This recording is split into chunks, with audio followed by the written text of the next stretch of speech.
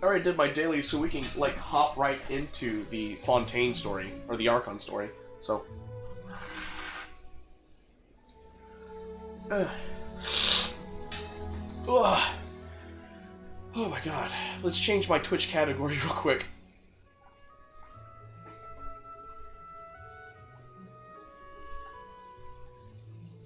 There it is.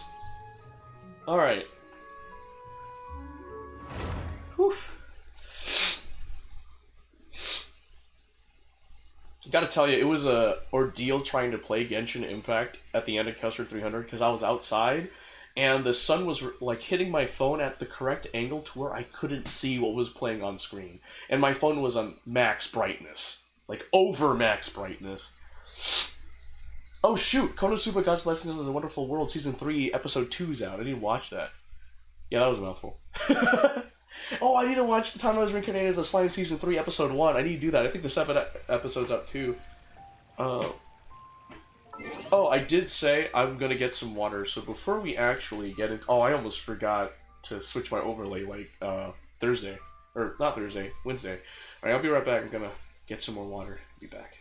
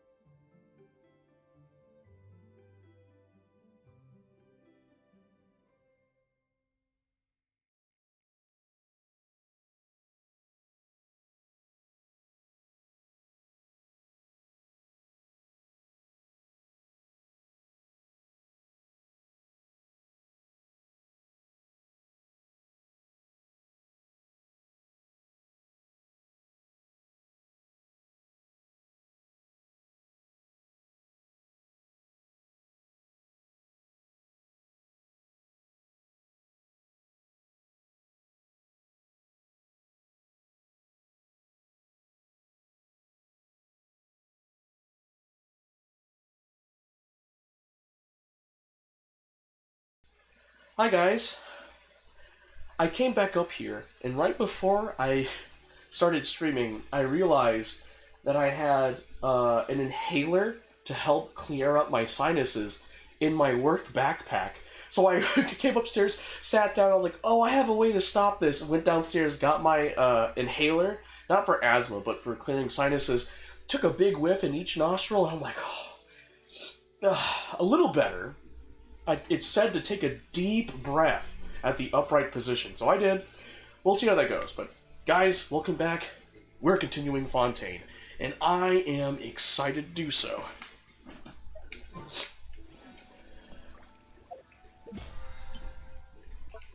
I may be sneezing and sniffling a bit, but I have my box of tissues, and I took an inhaler, so we should be good for right now.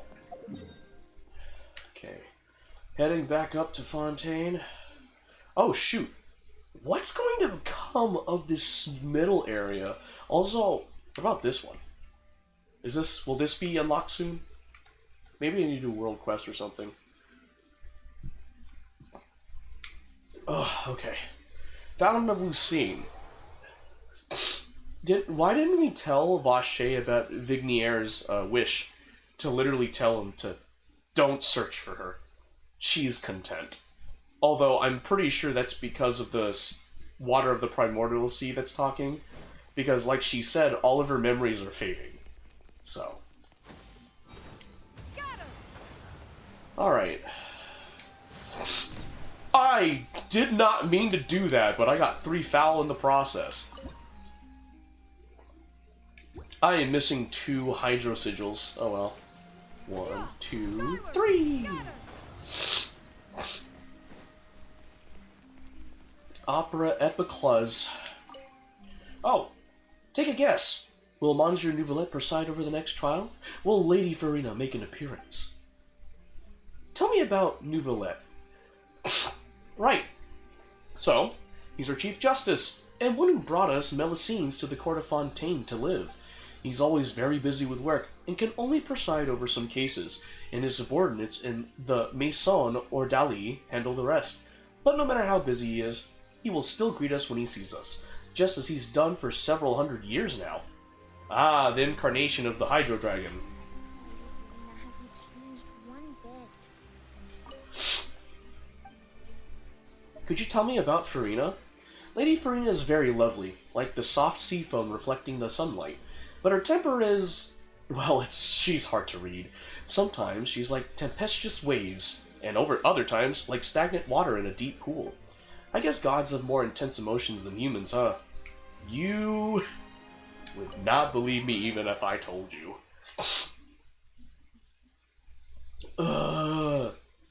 Allergies. Leave the opera house? What? But I have to get in the opera house. Hey, what are you doing? Quick, stop him! Traveler! Hey! Traveler! Marcel! What are you doing over here? Stop resisting arrest! Cease, or we'll add another charge to the list. No, wait! I just want to ask the Traveler something. I'm not looking to run away. Please, just let me ask this one small thing. Go on. Thank you. I was being led away when I finally realized something. Where did you first hear the name Vache? I erased all records of that name. So, unless... Are you still trying to prove your innocence? Give it up. You've already been convicted. I met her. Really? You did? You're sure? You met her? But how could that be? How did you manage to do it? Something to do with my sensitivity to the hydro element. The Fountain of Lucine? Then she's been so close to me all along. And I just never... Please give me a chance to talk to her again. Just let the Traveler take me to the fountain to see her one last time. This is the last request I'll ever make in my life. You can do whatever you want to me afterwards. I don't care. What? Give an inch and you want to take a mile? Do you think serial killers get to make requests like that? Paimon agrees. Why can't we give him what he wants when he's only done a ton of super terrible things? Because it's the main reason why he turned into a villain. This request, is it worth as much to you as your life? Of course! Wait, no. It's worth even more than my life. Humans, will they betray the instinct to live just to satisfy spiritual needs? There are some things that are just worth it, man. Very well. I will grant your request. Your Honor, I fear that... I will go with him. You do not need to worry about any escape. In that case, I shall leave him in your most capable hands, Chief Justice. Thank you, Your Honor. Alright. Honestly, I think Vache deserves this. If Vignier didn't dissolve, he would be a happier man in a happier place. Like, I honestly think it's worth giving this man this last request, because he's done horrible things, don't get me wrong, just, this is the reason why. You gotta get the evil from the source. Is this the place? You said she's here, but what do I need to do to see her? Back then, I drank water from the primordial sea. Yeah, and even Paimon could hear her after drinking that thing. Didn't you just drink a lot of it on the stage as well? Oh, in that case... Vache. Yes, that's it. So you heard it too. Vignier, it's me! It's me, Vache. Vache? Vache. I'm here! Where are you, Vignier? I'm coming for you. I'm finally here for you. Hey, wait! Be careful! Hey, wait! If he dissolves... Vignier, is that you? It's me, Vache. Vignier. Vache. Why did you come? Didn't I say? You don't need to look for me. You look a lot older than I remember. How long has it been? It's been more than 20 years. I've suffered for over 20 years since the day you left. All this time, only the thought of bringing you back has kept me alive. Nothing else mattered to me. I must be dreaming. Who would have thought I'd get the chance to tell you all of my feelings like this? Vignier, you are my everything. I really don't know how I could live without you. But Vache, if you ask me, this world would be better off without you. What are you saying? If not for you, I would have finished my law degree and probably become a top-tier attorney one day. If not for you, I would have continued to pursue my love of the arts, and my works would have been displayed in the Palais Mermonia itself. If not for you, I would at least have been able to take care of my mother. And she would not have grown old and died alone, with nothing but the tears on her cheeks. It's all because of your selfishness, Vache. It's all because of you. You... Wait, you are not Vignier. Who are you? You're right. I am not Vignier. I am the sacrifices. Oh! Every woman who died by your hand, as our bodies dissolved, our consciousnesses flowed back to the primordial sea. Our thoughts circulated endlessly within the primordial sea, and we were no longer individuals, but we became one. Just as streams of water come together in the sea. I'm Cressy. I'm Lemony. I'm Azine. The only one I am not is Vignier. Why? But then, where is Vignier? She doesn't want to see you anymore. Every tendril of her consciousness is avoiding you. This is what you get for your selfishness. Your selfishness robbed us of our lives and our futures. You said time and time again that you'd do any and everything for her. But did you ever consider whether she'd want to see you do the things that you did? If she would despise you for what you became? You are a liar, a heartless murderer, and a cowardly narcissist. The only thing you are not is Vignier's beloved. From the moment your first victim died and her consciousness merged with Vigniere's, she has had nothing but pure hatred for you. It looks like I didn't meet Vigniere back then either. They must have wanted me to lure Marcel here from the very beginning. No! Yeah! She can't hate me. Let me see her, please. Mercy. You still don't understand. When I said don't look for me, that came from the real Vigniere. She really doesn't want to see you anymore. But on top of that, she also said that because it's her final drop of pity for you. She said that because she knew that if you did come here, we will show no mercy to you. Vache. Vache? Vache. Vache. Vache. Vache. Drown.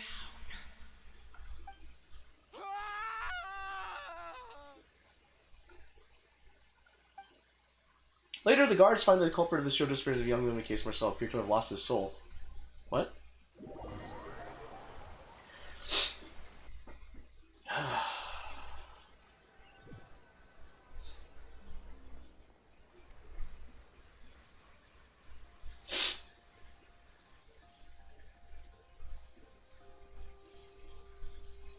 Finally, we have some time to do shopping. Gosh, it's really been a long time since we've been able to relax. Shopping is stressful in its own way, though. My legs are killing me. Huh. Well met, partner. I knew something great was going to happen when I woke up in such a good mood today. That's me.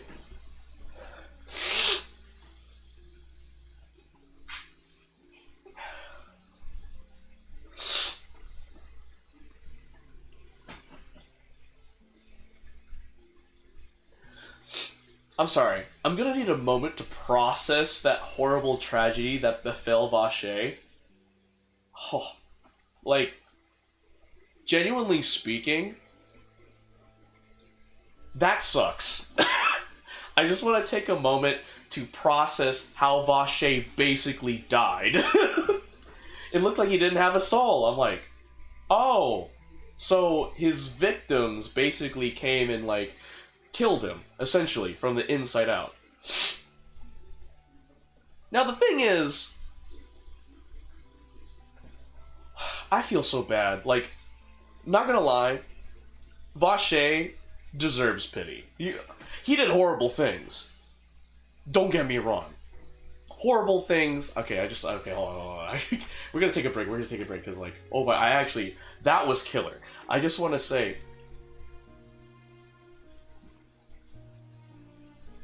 I think Vache deserves pity. Like the saying goes, villains aren't born, they're created. Whether it be from some accident or from something intentional, they were made. Like Vache turned into a serial killer, essentially, because he lost his beloved to the waters of the primordial sea. Now, Vigniere's reaction to all of this is valid. I do not blame her for avoiding Vache ever. Like, after the first victim, the consciousness, like, the freaking, like, Oceanid said, like, that sucks. I still think that Vache should have been able to see Vigniere one last time. I still think that's the case. I still think Vigniere should have just showed up and then let the victims kill Vache. Like, I feel like that's... I feel like, don't get me wrong, this story is amazing. I'm not saying change it. I'm just saying, like, in my personal opinion, I think Vache had the right to see Vigniere one more time before succumbing to his punishment of killing how many young women? He did a lot of horrible things. Oh, no, he deserved to die. He honestly, like, he deserved to suffer and then die. But the thing is that, why did Vache do this? Why? Because his beloved, his everything, went away and he had nothing left. Like, that's the thing. That's the thing, is just like, why did he die? Why did he become a villain? It's because he lost his beloved. And love makes people do crazy things. So, Vashey's reaction and what he did is understandable. Is it good? No, it is bad. The way he went about it was horrible. He should have collaborated with like-minded individuals and found a way to, like, you know, converse with Vignette without any sacrifices. That's what he should have done. But because love makes people do crazy things, and sometimes love takes out the logical and ethical reasoning out of it, I am not surprised that Vache did this. I've seen a bunch of stories that portrayed it really well. When you lose a key thing, your foundation for living, you kind of start grasping, trying to find a reason to live, or find something to work towards to. And this was Vache's choice. Was it the right choice? No. It was the wrong choice. But all in all, the thing was, Vache became a murderer because he lost his everything. And he was trying to get back what he had lost. Now, what the ocean did, the combined consciousness of all his victims, did have a point. Because they said, Vache, did you ever think that Vignette did you ever think about Vignette's emotions, like her thoughts on this when you killed your first victim? Did you think she wouldn't, did you not stop and think, oh, she'll hate you for this? Those are valid questions. And I get that. But I have to give Vache the win here. Because Vache, literally, he's so narrow-minded. When you're trying to get back something, your very foundation back, I'm pretty sure you throw everything out the window. You are all in. And that is an understandable, thing. Because there are humans that have been through that. Vache literally was like, I want to get her back, so I'm going to do whatever it takes, no matter what. Love was blinding him. He had no logical or ethical reasoning. The correct way, if he was going to do about this, in my personal opinion, would have been, hey, I need help. Fontaine, Institute of Knowledge, please help me. I want to see my beloved again. Can we work together with this so that we can avoid sacrifices? We don't need to sacrifice anyone. I want to be able to talk to my beloved again. If he was going to go down that route, that's what he should have done. But because he was blinded by sorrow, hatred, and love, oh no, he was all in. He was like, no matter what, I'm going to figure this out. So, I understand why Vache did what he did. It is wrong, but it is understandable why he did. And then, the fact that the consciousness is Vignette doesn't want to even see you anymore. And I'm like, Vignette has every right to say that. Her feelings are valid, but I'm gonna say this. She should have, actually talked to Vache and said something. I feel like Vache deserves that. He had suffered for how long? Taking countless lives because of his suffering. And they can't even Vignette can't even give Vache that? I'm just like, this is one of those gray cases. It's the moral gray area. But in the end, personally, I think, at the end of the day, Vignette should have met up with Vache, and then after they had the talk, then let the combined consciousness of all the victims kill Vache. That's what I think should have happened. Because now this man is just, dead. Why? I genuinely feel pity. Of course, there's also the My Hero Academia Season 6 talking, but it's like I said, villains aren't born, they're created. Vache became a villain because he lost his beloved to the water of the primordial sea.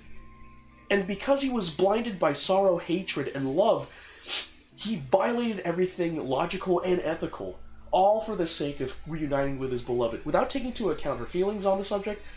And also, there was no way he would have known, because 1, he is not from Fontaine. And 2, he was not sensitive to the hydro element until he freaking drank, the drug that he created. Literally, it's one of those situations where if you don't tell them, they'll keep doing it until you tell them. Because it's clear that Vache is not a horrible guy at heart. He did horrible things for his beloved.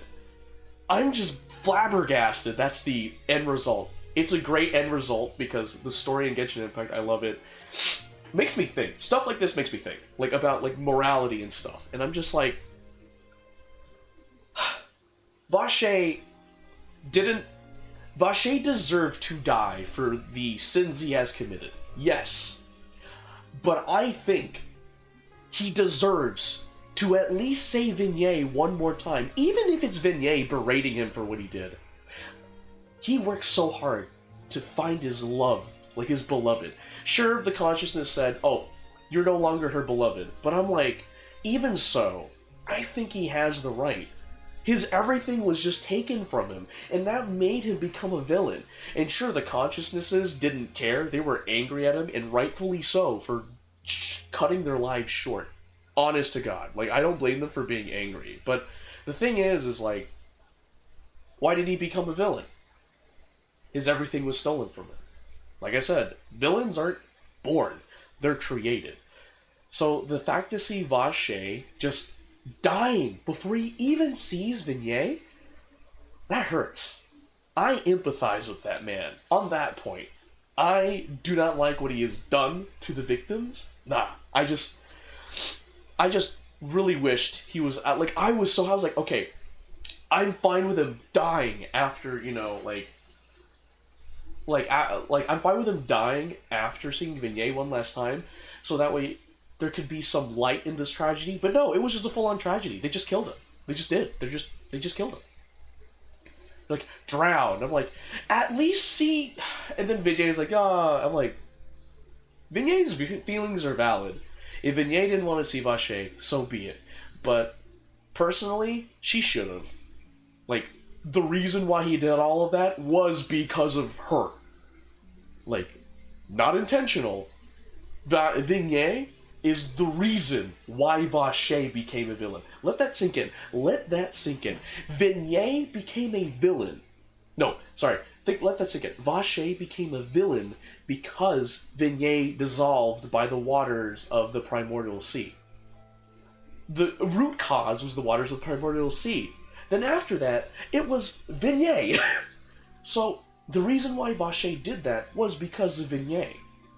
It's not Vignette's fault, but she is the reason why Vache resorted to this. I just wanted to vent about it, because I was like, bro, the story is great, no need to change it, but I just want to put my personal thoughts out there. Man, I feel bad for Vache. I personally think he should have had the chance to see Vignette one last time before he died. Like, I personally think he deserves that.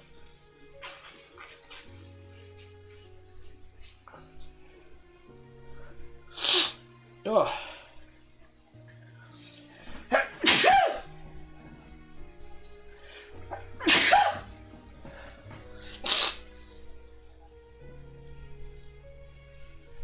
Oh shoot, I'm bleeding. Uh-oh.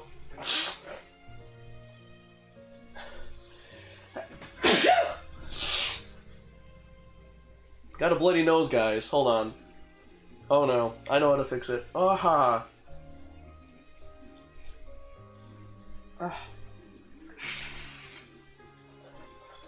Uh-oh, it's in the nose that isn't stuffed up. Ah! My eyes!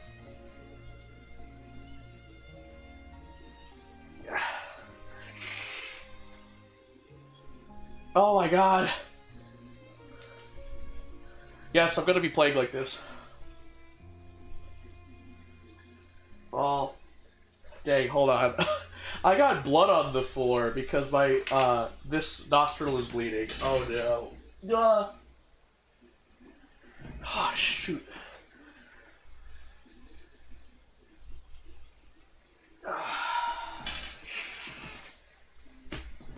Okay.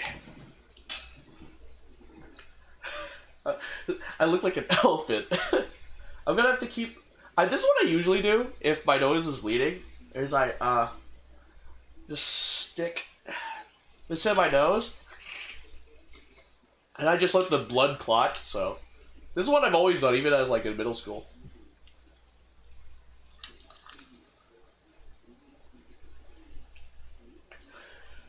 can't breathe through my nose. I have to be a mouth breather.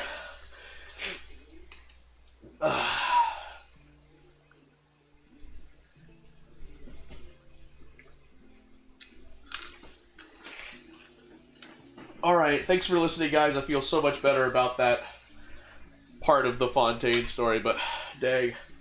Poor Vache meeting his end like that. Every ounce of her consciousness is trying to avoid you. I'm like, bro, you do realize that the reason why he became a villain is because you dissolved, right? At least take responsibility and talk to him before he dies. I'm just saying, that's my personal thoughts. Again, the victim's consciousness had every right to kill him right then and there, but I'm like, at least let him see it.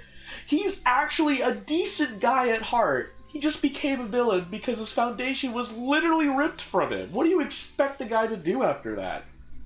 It's not easy getting back up from something like that. It's really not. Alright, anyway. I just wanted to take a moment to talk about that. Alright, let's continue. Let me get off my, my moral podium. Just play this game. Even this weather can't put a damper on the demoiselle's mood. It's a pleasure to see you both again. Oh, yeah, it's a pleasure to see you again, Silver. It's been a few days. Paimon's already started to miss you. Oh, now that I believe. I'm easy to work with and always bring home the bacon. Who wouldn't treasure having a partner like me? I thought of actual food. Sounds like you're really enjoying life these days, Navia. What have you been busy with since the trial? It's just been one thing after the other. I've been making non-stop trips between Poisson and the courts in Sen. Everyone from Spina di Rosula organized a memorial for my father. We never held a memorial when he first died, since everyone knew that even if we held one back then, no one was going to come. This time, though, everyone in Poisson, and even many people from the court, all attended. So his name's definitely been cleared now. That's what we like to hear. It's been the dearest wish of Demoiselle all along. That blasted stubborn fool. I was right to put my faith in him. I'm so glad I didn't give up on the case all those years ago. Things turned out as well as they could have. Oh, by the way, I ran into Charlotte just after I left the memorial service. Well, maybe it'd be more accurate to say I knew she would be there, and there was no way she'd just let me go. Huh? So you know Charlotte too? The Charlotte? Journalist from the Steambird? Yeah, way back when I first became the president of the Spina di Rosula, she was all over me. Wouldn't take no for an answer. I believe the story was called The True Heart of Darkness. Secret Tales of the Yellow Rose. Oh, shoot. To be fair, though, it was a really flattering feature. So, we've been on pretty good terms ever since. She was trying to lean on our friendship to get me to do an exclusive piece on the serial disappearances case. Oh yeah, she told us about that. She's always been super interested in that case, so now her wish has finally come true too. Anyway, I told her to make sure that when she writes about you guys entering the opera house with the critical evidence, that you both sound really cool. Yay! Now that's another thing to look forward to. We trust Charlotte's skills with a pen for sure. Oh, and in other news, I also took Clarand out for a meal. Oh, what? For real? Are you two on better terms now? While you were investigating Vache's headquarters, Clarand gave testimony on my father's behalf. It was thanks to her that we were able to turn the tide. I wanted to thank her. I mean, there's also no point in being awkward all the time. So we took the chance to reconcile with each other. Oh, that's great. Paimon also thought Clarand wasn't actually a bad person. It's always good to have more friends. Yeah, Chlorine was never a bad person. Now that the case has finally been solved, perhaps it will slowly begin to fade from the public consciousness. Oh, actually, there's still one last thing I need to do. What is it? I should pay a visit to my father's grave and tell him the truth of what happened, as well as how it all ended. And on top of that, just how much people still look up to him to this day. That includes me, too. Miss Navia. Indeed. Can I come too? We want to go too! We also think Callus is a really admirable person. Sure thing. I'd like you two to share the moment with me. After all, without you, there might not have been such a positive ending. And in that case, everyone, let's be off. Considering the recent weather, we'll be lucky if we can reach Poisson before dark. Yeah, you're right. It's been raining non-stop for a few days now.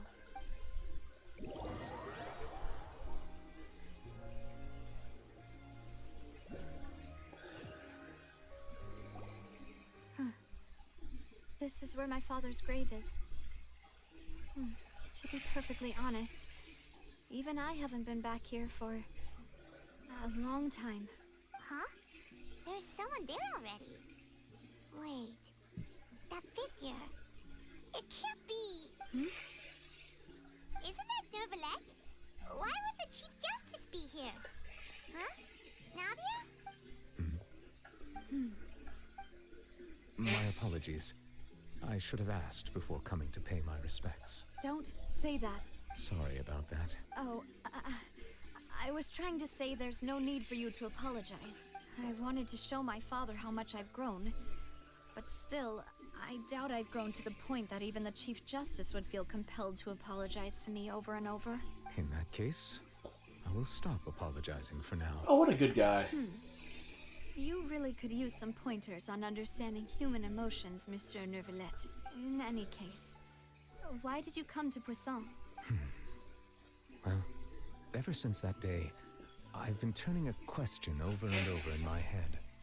Just what is justice anyway? There was once a time when I didn't want to believe that there could be anything more important to humans than life itself. No, rather than that, it's probably more truthful to say I didn't believe humans were capable of resisting the most basic instinct of living things. That they could rebel against their own nature, or consider certain things to be more important than their own lives. Which is also why I didn't stop your father from beginning that fateful duel. I believed that a truly innocent man would never throw away his life like that. That there was nothing, should have been nothing more important than one's own continued survival. But Mr. Callus proved me utterly and decisively wrong. If not for his sacrifice, the serial disappearances case would have remained unsolved to this day. Mr. Callus made the choice he did for his daughter, for his associates, and for many people completely unrelated to him. And in the end, from a certain perspective, one could say that he did it all for the sake of justice. Justice that's higher than life itself. So, you asked me why I came here. I just wanted to say my apologies to Mr. Callus in person. I should have noticed all of this much sooner. This regret has filled me with a sadness that has haunted me for days. That high and mighty chair in the Opera Epiclese indeed insulates one from many important things. Spina di Rosula, thank you so much for your hard work and perseverance. I'm sorry for being mad at you before. So, you're actually one of those types that's cold on the outside, but pretty thoughtful on the inside, huh? That reminds me of Silver, one of my guys. Sorry about that. Self-expression is not one of my strong suits. Didn't I just say you don't need to apologize? So Navia and Nervalette seem to have made their peace as well. Let's not disturb them for now. We can wait till after they're done. I just forgot. Oh, following Navia and Nervalette, you also pay respects to Callus. Nice. So the... Whoa! Ah! Ah! Before. Green, thank you so much for the raid. Oh my gosh. Well, you're not usually supposed to fly around someone's grave. Whoa, bro. I like that. That's... I like that raid message. Hey Green, thank you for joining. Thanks for raiding with a party mate. Oh my gosh. Hello everyone. My name is G-Force Filipino. Hi. As you can tell, I have a bloody nose, and I have plugged it with a tissue. I am playing Genshin Impact, and right now I am learning languages, and I stream Genshin. Yay! Captain Coolio 15, thanks for the first time chat. From Raider Green Crayon. I appreciate the raid message. I'm okay. I'm pretty sure this bloody nose was due to allergies. because I was at the Texas Motor Speedway to watch the Andes Custard 300. I was outside for like 5 hours, and I guess the allergies finally kicked me in the nuts. Ugh.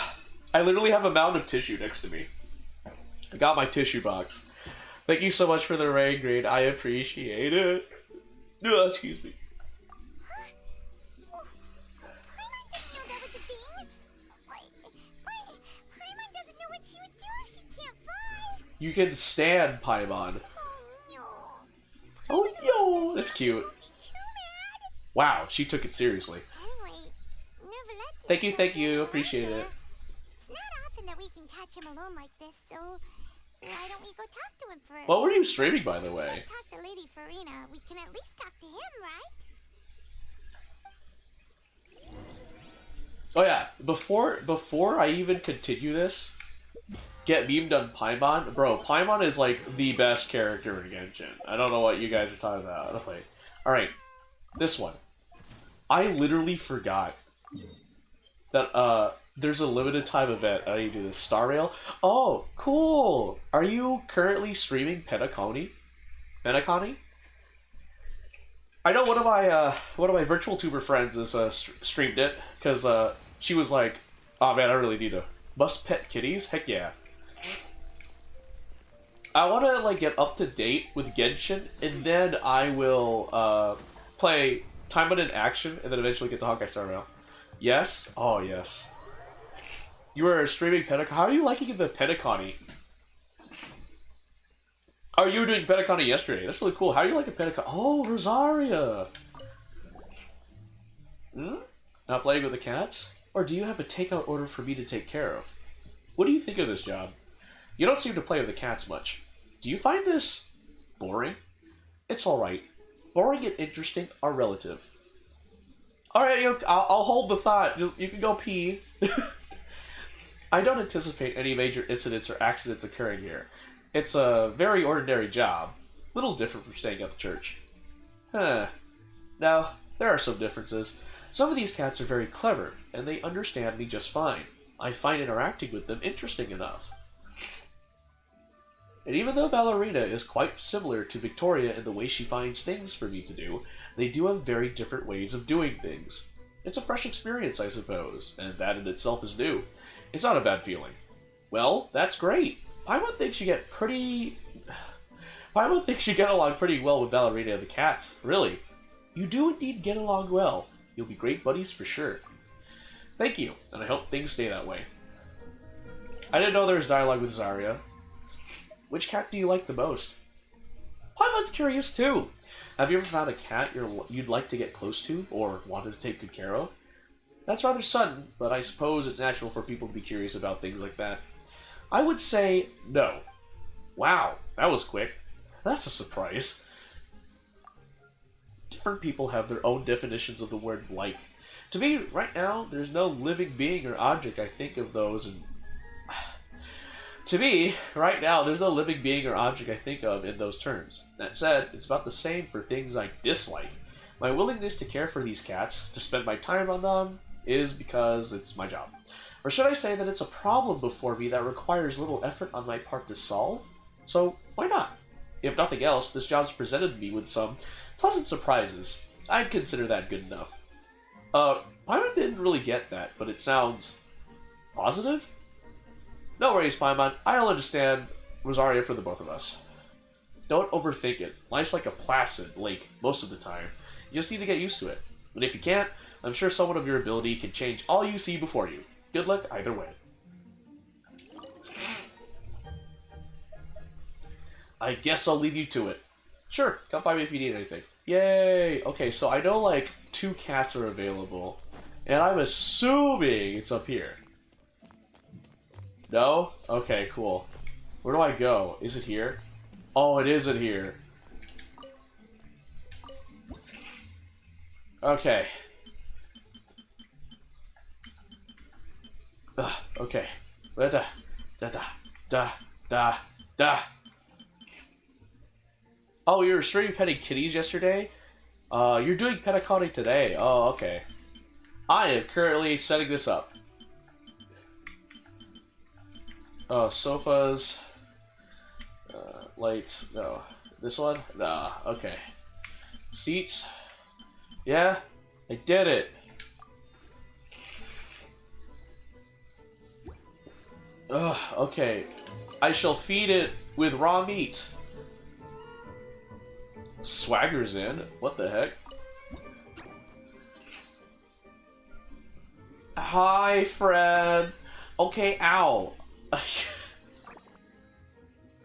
Jeez, bit me. What a jerk. I'm just saying Genshin Impact does cat animations very well. Alright, what about your back? Do you like your back? Oh, you do like your back.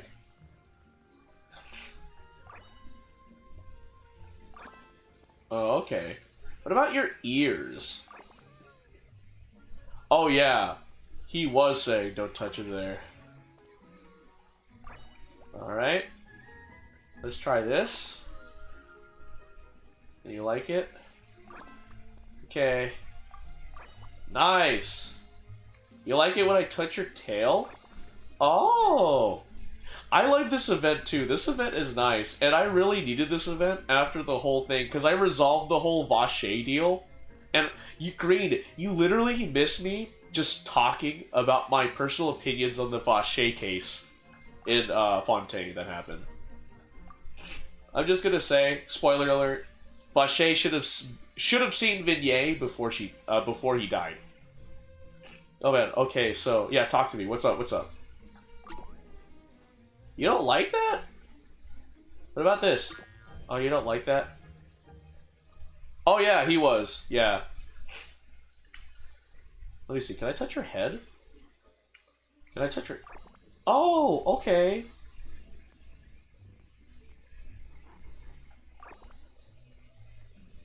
You really did like me touching your chest, huh? Yay! Friendship level. Okay, leave. I just wanted to get it up to inseparable. Oh, official.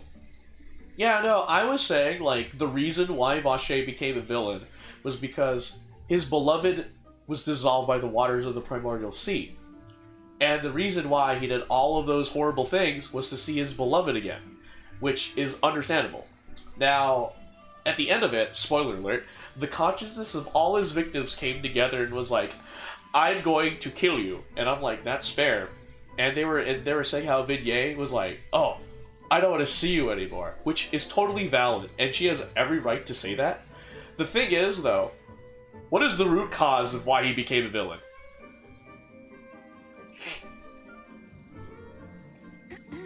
Wait, what happens if I do that? So, in my personal opinion, I think Vache had the singular right to see Vignette before he died. Like, she could come in and berate the heck out of him, but at least he'd see her before he died. I still think Vache should have been able to see Vignette. For better or worse, because that's what he worked towards. And also, if he wanted to do that whole experimental thing, he should have been more logical or ethical about it, but because he was blinded by, like, sorrow, hatred, and love, he did bad. So. Oh, but why must the listener be weary whenever I begin to divulge them? Oh no, that's fair. That's fair, Green. I still think he deserves to see Vignette before he died. For his sins. We don't reward crazy? Oh, that's fair. I'm just saying my personal opinion on that. I was just like, Vache should have been able to see Vignette one last time before he paid the price of his... Before he took the consequences of his actions. Because the reason why he became a villain was because his beloved was gone. The very essence that... The very thing that kept him going in life was taken from him. So what do you do then? I'm sorry, it's Crayon. You told me. Forgive me, Crayon. Sorry, forgive me. But yeah, no. Crayon, your messages are absolutely valid. I don't know, man. Huh? Oh, yeah, no. Yeah, you shouldn't. You shouldn't. But I understand where Vache is coming from. I understand it. That doesn't mean I do it.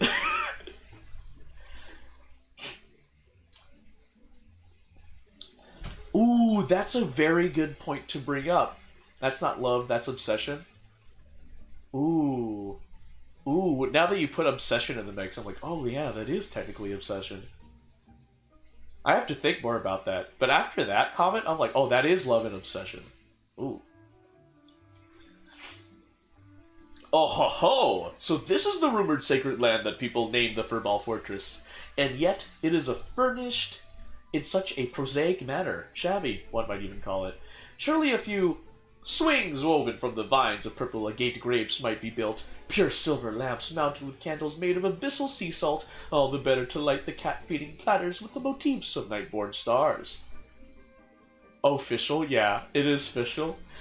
And, yes, statues forged in the image of cat familiars by melting the venerable coinage of lost dynasties and adorning them with strange pearls and dewdrops from the depths of the fjord. Surely, this would make for an amenable choice. You surely must agree, do you not, dear familiar? Huh? You have yet to declare your name to your princessin? Think on that, then, and know that it shall be your utmost honor to be known to her. Meow? His name is Dopey, esteemed princessin. Dopey isn't the brightest, and he can't really understand or appreciate your exquisite choice of words. Please, show him clemency, princessin. Hey, wait, no, that's not right. Why does Paimon get like this whenever she sees Fischl?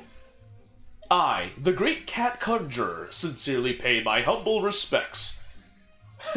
As I anticipated, cat conjurers, thou hath once more been brought before august person by the weavings of the threads of fate. 'Tis a most pleasing reunion. What a title! Looks like Fischl heard about us from Valerina.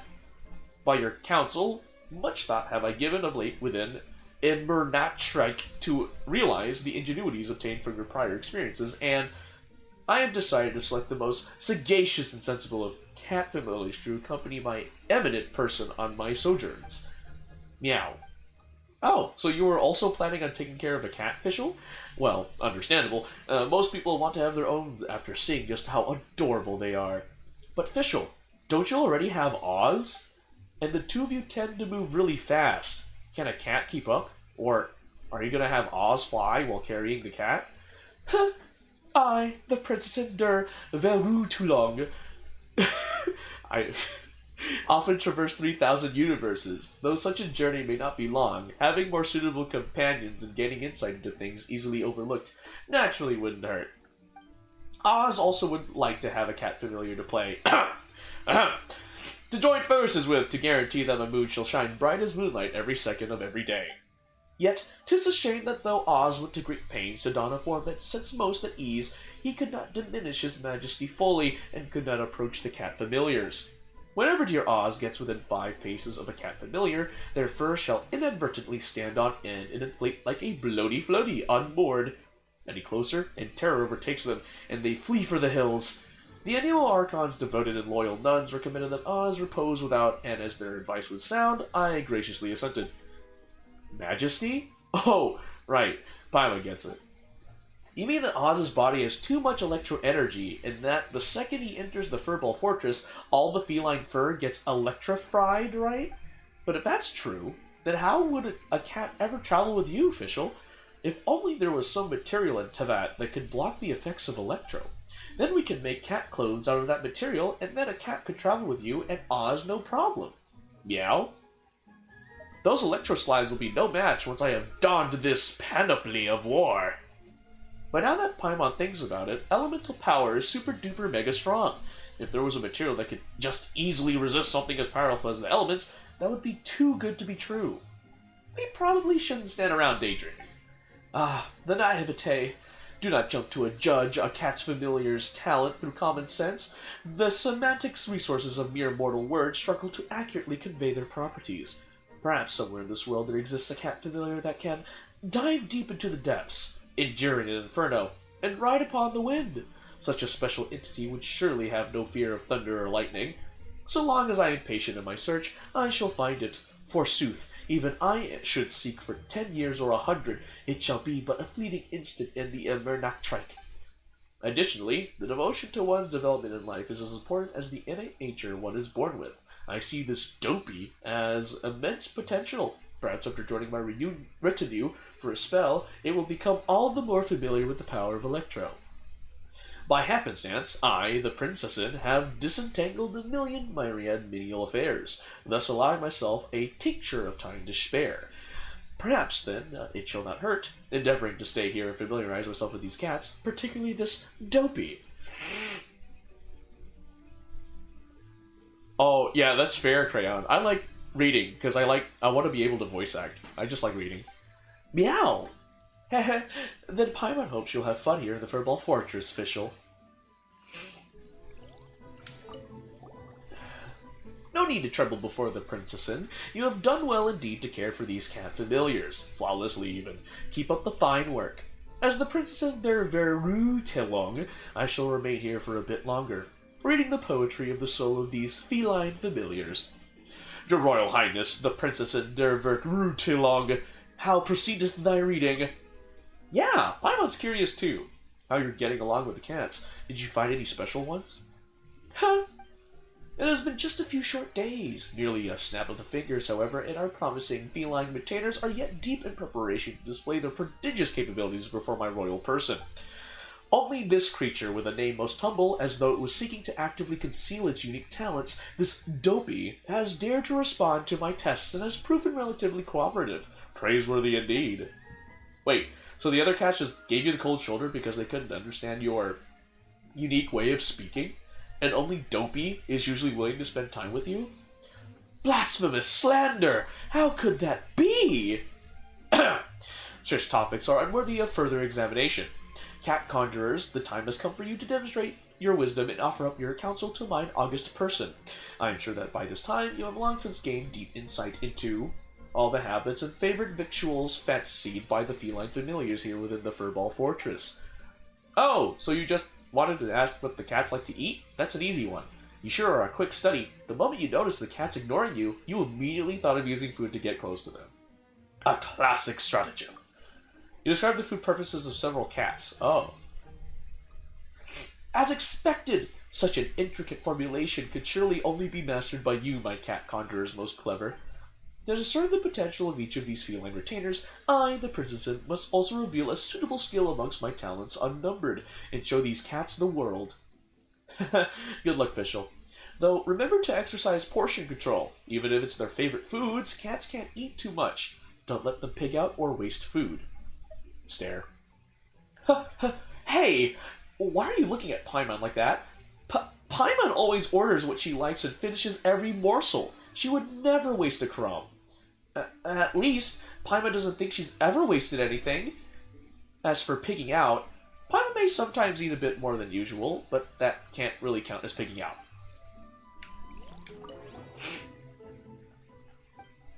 How has Oz been lately? Oh, right. What's Oz been up to while you were playing in the Furball Fortress? Is he just waiting by the door? Or did he go outside the city by himself? Could that be dangerous for him? Oh, do not jest. This Oz we speak of. Osvaldo Horafnevins, the being who reigns supreme over 3 universes. Surely you are not concerned for his safety. Hardly necessary, I do say. Even at 100 paces, 1,000 paces, any harboring treacherous intent would be overwhelmed and overawed by the mysterious depths of his gaze, and would never dare to act rashly. In our journey through the ages, it is inevitable that Oz and I will sometimes act separately. When Oz is not at his place at my side, he prefers peace and quiet, and will actively conceal his person rather than chat with mortals. Simply by observing the placid surface of the lake, Oz can sift through millions upon millions of memories, and from them allow entirely new philosophies yet undreamt of to bubble up. This is one of his favorite pastimes. Paimon thinks she gets it. He should be by Cider Lake right now, somewhere we can't see, resting and enjoying the breeze. So you get to have fun in the Furball Fortress, while Oz gets to treat himself, resting the way he likes. Seems like a good deal for all. Very good indeed. Congratulations are in order. Naturally, I, the Princessin der Verrutelung, cannot longer belong here in this Furball Fortress, for the pressing matters of many different worlds await the attention of Oz and myself. The next time I see you two, my good cat conjurers, I shall surely have sought out a cat familiar who fears not Oz's might and majesty.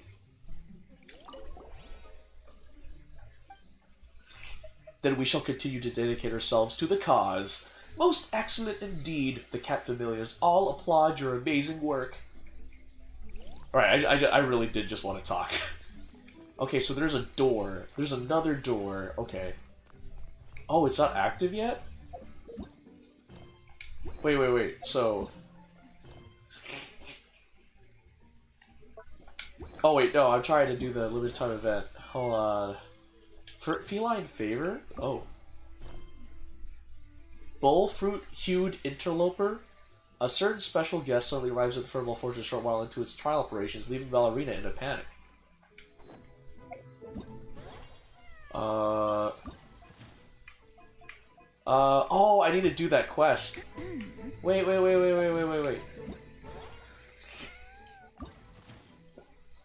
Oh shoot, I didn't mean to do that. There. Let me get this. Let me get some rewards, and then do this one. Go to quest. Okay, that's the quest I need to do. Okay. Wait until 8 to 12 the next day. Alright, I'll do that. Okay, there.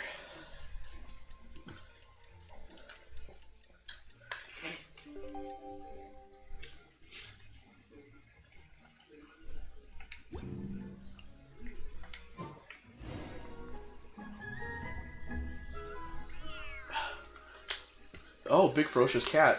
The cat is hissing at me, Miss Rosaria. Oh shoot, my earbuds. You should probably give him some space. Get too close and all that swatting might catch you in the face. Oh no, seems like Ballerina has run into some more cat-sized trouble. Looks like the shelter has a new stray. There's something almost dignified about him. Honorary Knight, Cat Whisperer. This big cat just barged in here after Snowball. He must have spotted her when she went out for a walk and followed her all the way back here. Easy, easy. No one's going to hurt you here. All those evil things. Oh, that's a chunky cat. That's people big. Who forced you to do whatever it took to survive? They can't find you here. You're safe within these walls. You're surrounded by good people now. Their constant hovering might get a little annoying, but it's all for your own good. Just relax. A life of leisure isn't a bad thing, you know. You just have to get used to it. Oh, that's cute. He understood all that? Looks like it worked. Smart cat. Whoa, this cat is way bigger than the others. Right? His coloring looks like fresh squeezed buell fruit juice. And he's wearing a scarf too. Huh? Looks like there's some sort of design on it. Oh, it's the symbol of the Knights of Avonius. He deserves a name fit for a knight then. He is pretty feisty. How about Sir Pansalot? You really do have a way with cats. He looks way more at ease now. Paimon thinks you deserve to take the credit this time. Sir Pansalot seemed to calm down right after everything you said to him. You're getting much better with them, Rosaria. Hopefully you're finding this gig a bit more fun too. It doesn't matter to me either way. Although, the fact that they're cute doesn't hurt. Let Paimon show you how to put Sir Pansalot completely at ease. Paimon just needs to work a bit more of her magic and he'll be as happy as can be. Alright, now we have unlocked it, right? Okay. We got stools, sofas, round tables, flowers and plants, cabinets.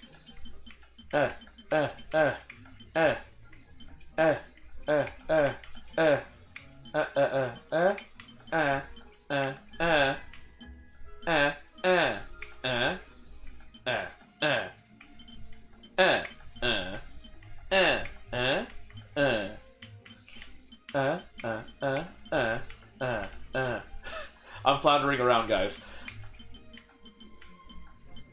You need more comfiness, but you need durability and aesthetics. Maybe comfiness, durability. Okay, no comfiness, no aesthetics. Okay, so we got that. What about this? Durability, durability. Oh no. Oh wait, here. This one. Durability. No, here. Oh. Oh shoot. Ah! So that doesn't work. Oh! It literally, the columns means... Okay, I just realized.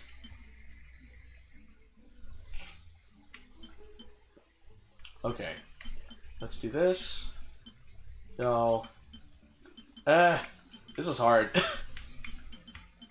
I get durability. I just don't have aesthetics or comfiness.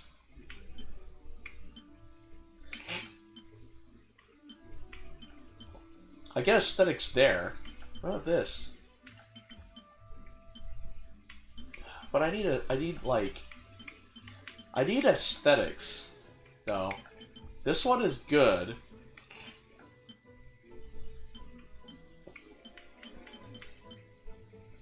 I need comfiness. Durability. Durability. Comfiness. No. Comfiness. No. Durability. Oh shoot, okay. I have a reminder. Let's see. Oh, so there's no hints. I have to. This one was very hard. Oh, I bet crayon. It's hard for me too. Do I even have the right selection? Ugh. I'm kind of like the way I've been doing it is just randomly. So I get comfiness there. Okay, cool.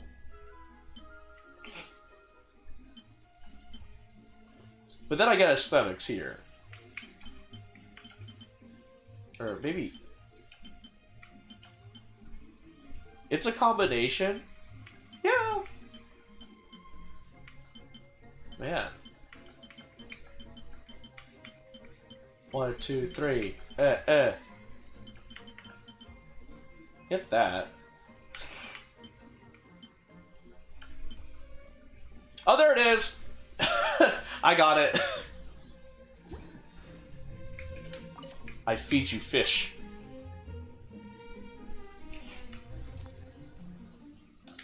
Okay.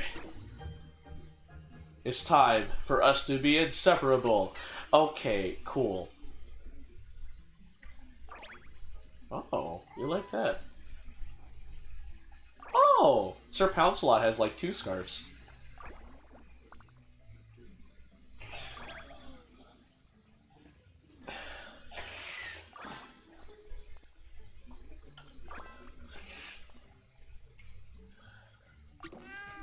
Okay, fine. You don't like being touched on the chest. What about the back?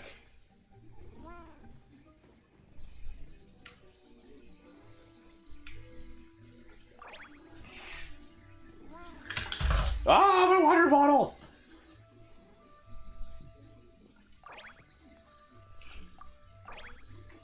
Alright, so I got your back. What about your tail?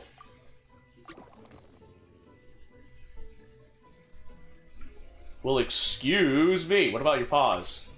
Okay. Rude.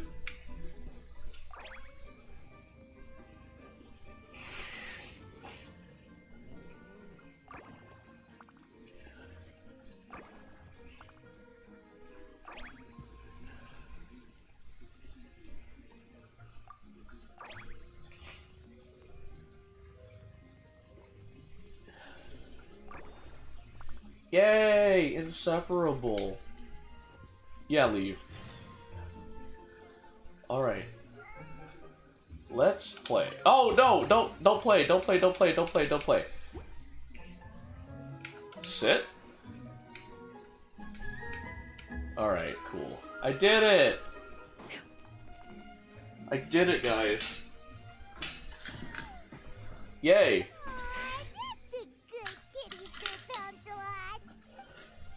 Better be on your best behavior from now on, okay? Don't go causing trouble now. Paimon knows you're a sweet, happy little cat. You'll get along with everyone just fine. He's so adorable. I just want to scratch his head and pinch his little cheeks. He does have a certain endearing quality about him. When he's not causing trouble, that is. I wonder how he got that injury around his eye. The traces of restorative potion indicate that Sir Pouncelot should be in the vicinity. Hey, Albedo. I have never met you before in my life. Creed the Prince Albedo. Albedo is chief alchemist and captain of the investigation team of the Knights of Favonius. His groundbreaking achievements in the field of alchemy has earned him a reputation as a genius. Not one to socialize, the genius researcher is usually seen wearing the same calm, cool expression. Only when he is buried in his research does his more energetic and enthusiastic side seem to emerge. Soil and chalk. Albedo spends much time alone, pondering profound alchemical conundrums, but there seems to be no end in sight to his research. Huh? Oh, it's the traveler Paimon and Sister Rosaria. And you must be an adventurer. I don't believe we've met. It appears Sir Pouncelot has taken quite the liking to you. So his name is Sir Pouncelot. It's been such a long time. It's super great to see you. But are you sure you're in the right place? Wait, yeah. I'm assuming the captain of the investigation team is here for some important reason. Captain? He's a captain of the Knights of Favonius? An important officer just showed up without warning. And I don't even have any refreshments or snacks to offer. Please, allow me to explain, sir. I assure you, this shelter is operating under a legitimate business license. All proper procedures have been followed. Assuming that Albedo has arrived to investigate her business, Ballerina frantically searches for the relevant documents while explaining the purpose of the shelter. Ballerina appears intimidated by the identity of the visitor, unaware that the investigation team doesn't handle such inspections. There's no need to worry. I was simply in the area helping my team address a small issue. Namely, the location of this cat right here. Not too long ago, Interim Team Feline Treatment Case number 3, Sir Pouncelot, knocked out the weapons officer who was watching over him. He then fled and disappeared into the city. We knew we had to recover him as fast as possible. The cat belongs to the investigation team, and even bears the insignia of the Knights of Favonius. If he were to wreak havoc across the city, well, that would hardly be a welcome result for any party involved. So, he actually belongs to the investigation team? That would explain the Knights of Favonius symbol. You're saying Sir Pouncelot is capable of knocking out a knight? And what's with all those official-sounding titles you added to his name? Interim treatment case something or other? Is there something else you're not telling us? Well, I suppose I should explain. 2 months ago, Sir Pouncelot got lost in the wild and accidentally ingested whopperflower nectar. Due to certain effects that are not entirely understood as of yet, the nectar caused him to triple in size. Triple? Even regular-sized cats can get pretty bold when they're upset. A cat triple the size? Oh, Paimon bets even a hilly churl wouldn't be enough to scare off a cat like that. So that's what happened. No wonder he was so anxious. For cats, or really any animal that lives in the wild, a larger size doesn't exactly confer many advantages. What it actually does is make their appearance more noticeable and their movements less nimble, which in turn means living in perpetual danger of exposing themselves to attacks from predators. In other words, it means living in a constant state of fear. Exactly. When Sir Pouncelot stumbled upon our encampment, he looked quite worse for wear. His entire body was riddled with scars, and he appeared exceptionally anxious. That's awful. I guess he had a good reason for all that swatting earlier then. If all that had happened to me, I would be afraid of new people and strange animals too. You don't need to worry too much. The problem has already been solved. I administered a restorative potion to eliminate the alchemical effects of the whopperflower nectar and help him return to a normal size. Although he still might appear a bit larger than the average cat, his current size, at least, should pose no more threat to his quality of life. While in our care, various knights have been taking turns watching over him. In light of his feisty demeanor, Klee decided to call him Sir Pouncelot. We all thought it was quite fitting. We even made him that little scarf as a testament to his time among our ranks. Whoa, Klee and Paimon were totally on the same wavelength with this one. We thought of the exact same name. Great minds really do think alike. Dang, Aether actually applauded that. Sir Pouncelot's extreme level of anxiety and caution around people may be a result of residual trauma from the time of his transformation. You could say he was less than friendly towards the weapons and signals officers on our team. Klee wasn't around that much to entertain him either.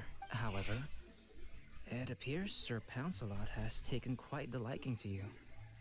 The knights on my team would never have imagined he could warm up to people like this. Well, they are our dear cat saviors after all. The famed honorary knight and Paimon the cat whisperer. No matter how feisty or frightening the cat, after a few minutes with the traveler and Paimon, they'll be as sweet as can be. If that's the case, then I have a question for you both. Would you be willing to adopt Sir Pouncelot? Wait, really? But doesn't he belong to your team? Well, we did take him in, but it was simply out of necessity. We were always planning to find him a permanent home after his condition became more stable. The investigation team is no place for a pet. We are a combat unit after all. Any knight he got close to would have to go on assignment eventually. It's hardly appropriate to just leave him at camp. And bringing him on our missions would only frighten him further. All good points. He's been through quite the ordeal already. For a creature like that, it's best to keep him away from potential triggers.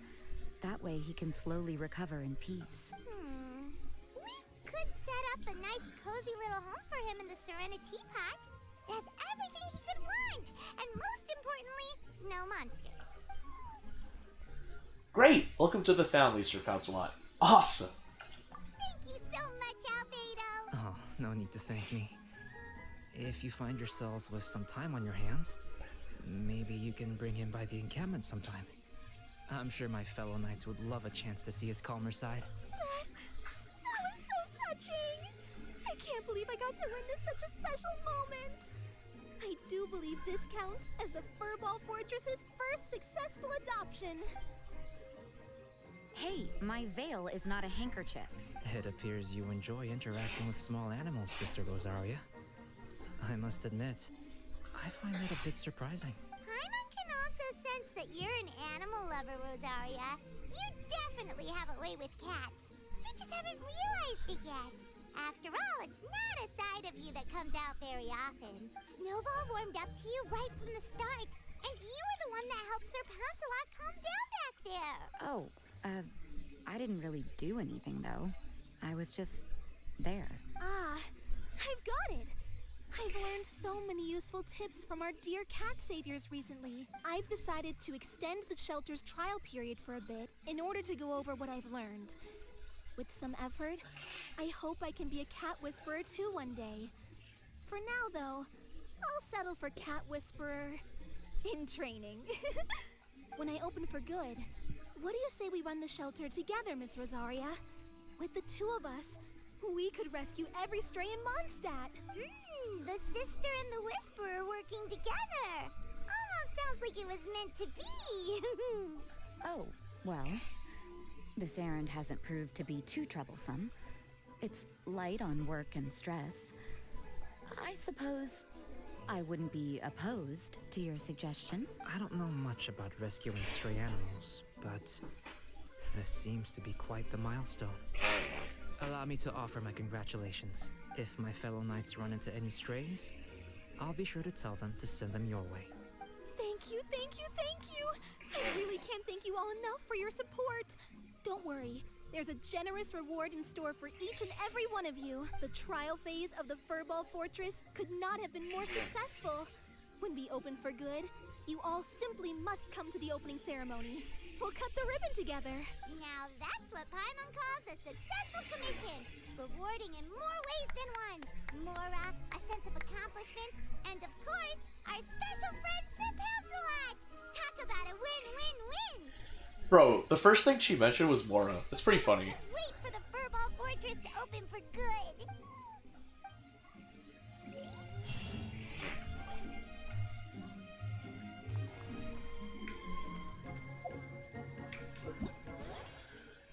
That's just Paimon? Yeah, it really is just Paimon.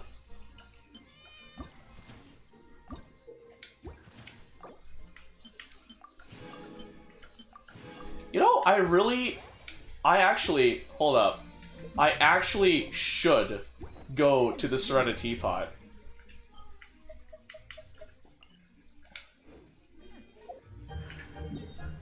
Check out my Serenity Pot. And, Tubby.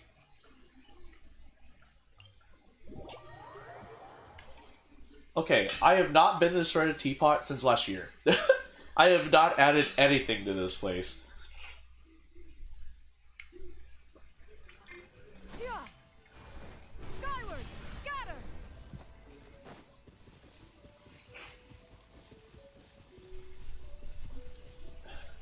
Well, it's been a while since I've been here. Hey, Tubby. Maybe you're not used to the place at the moment, but once you've materialized enough rooms and furniture through subspace creation, it will feel just like home. Realm Depot. Furnishing. Special, I don't have anything. Trust rank. Already full. Oh!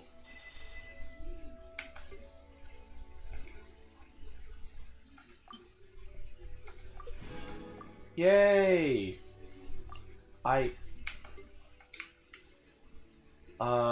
Okay. How do I...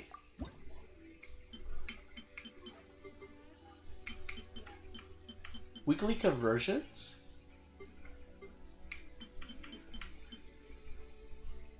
Let's do... Court of Justice merchandise? Oh. Oh, what? Sure. Yay!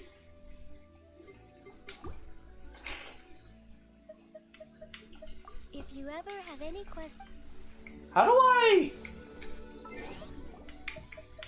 Like, genuinely, how do I deploy my cat? I want to deploy my cat. Is my cat already... Get out? Of the menu? Okay. Alright. What else do I do, Crayon? Do I go inside the mansion? Would, You know, I'm gonna go inside. Will... Where's Sir Pounce-a-lot? Whoa. You see the pointing hand in the upper... Yes, I see it. What is that?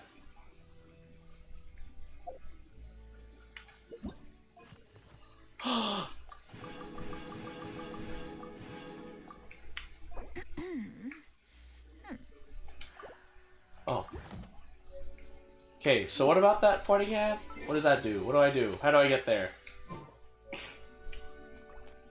Use that to place things? How do I... I don't see the... Because I'm playing with controller. How do I even access that? With controller.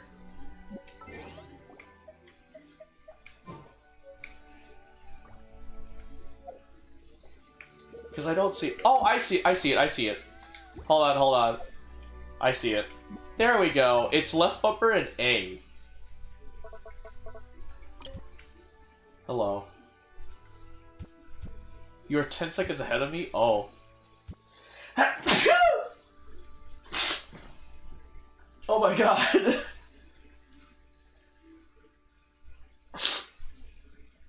I don't know if you guys saw it, but I sneezed the thing out of my nose. Oh my gosh. I sneezed the tissue out of my nose. Does it? Yeah, thank you. Thank you for helping me, Crayon. I appreciate it. Doesn't seem like I'm sneezing a whole lot now, so, or bleeding a whole lot. It's just like sneezed it out right out of my nose. Okay, I'm gonna put the cat right there. Place. Wall decor. What do I have? Oh, there's nowhere to place? Oh, wait. Nowhere to place furnishing from this angle? Oh, I have to adjust the... Oh! Guys, we are decking out my Serenity Teapot. Let's freaking go. Ornaments. Nowhere to place? Okay.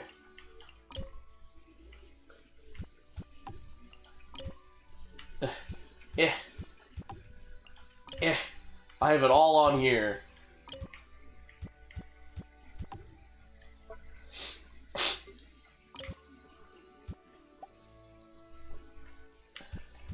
This is gonna be like a museum.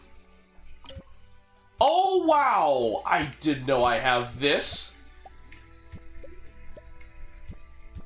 There.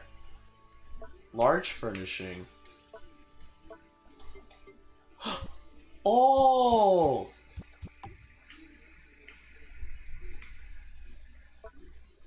You got that in the kitty event. Yeah, I was like, oh! Wait, so how do I pick that thing up? Oh, hold on. How do I pick that up?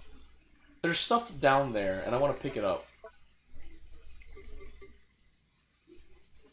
Well, anyway, I'm just gonna put the rest of the decorations. Oh, shoot. Okay, and save. You always forget? Oh, that's fair, dude. Oh, it's placing the furnishings.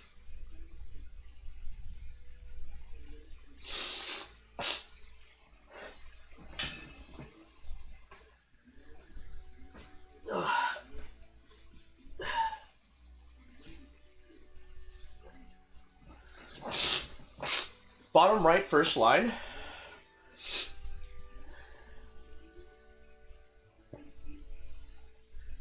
Tells you how.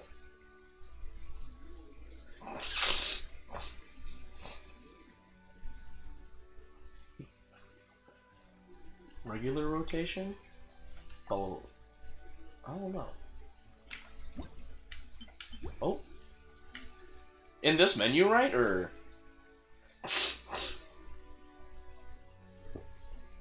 Whoa, it's crazy.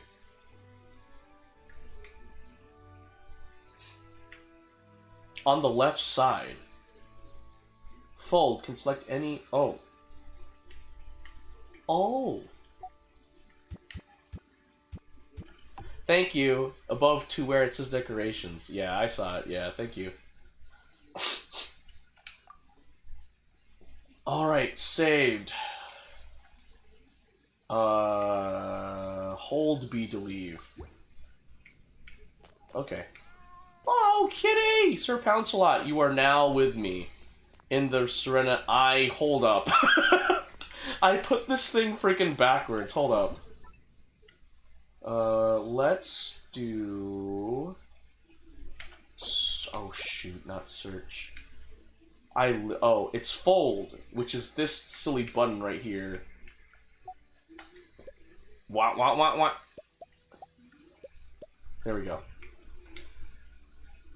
Save. Thank you for helping me, Crayon. I appreciate it. Okay, cool. It's there. Let's leave. No! I need to leave the mansion. I need to leave the mansion. Thank you so much, Crayon. I appreciate it. Oh my gosh. And I'm free! Fontaine. Oh shoot, I need to talk to Nuvolette. You have left the current... Okay. You will return to your home world. I mean, that was the plan. Wait, does going to the Serena Teapot immediately put you in, like, co-op mode?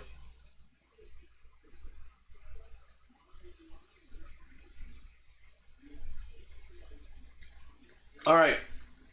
Let's continue the Fontaine story. Meanwhile, I turn on my light. What the... Wait, what happened to Vache? I just know that, like, Vache looks like his... Okay, before we continue, sorta, it's weird. Oh, with the co-op? Let me see. I shouldn't be on co-op mode right now. Nah. Vache!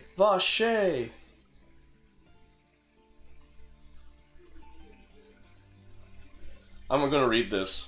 Marcel! Okay.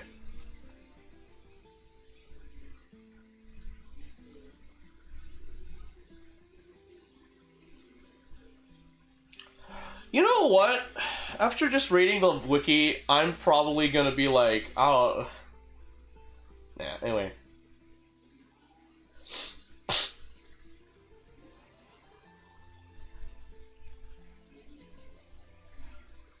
Okay, what happens? What happened to him?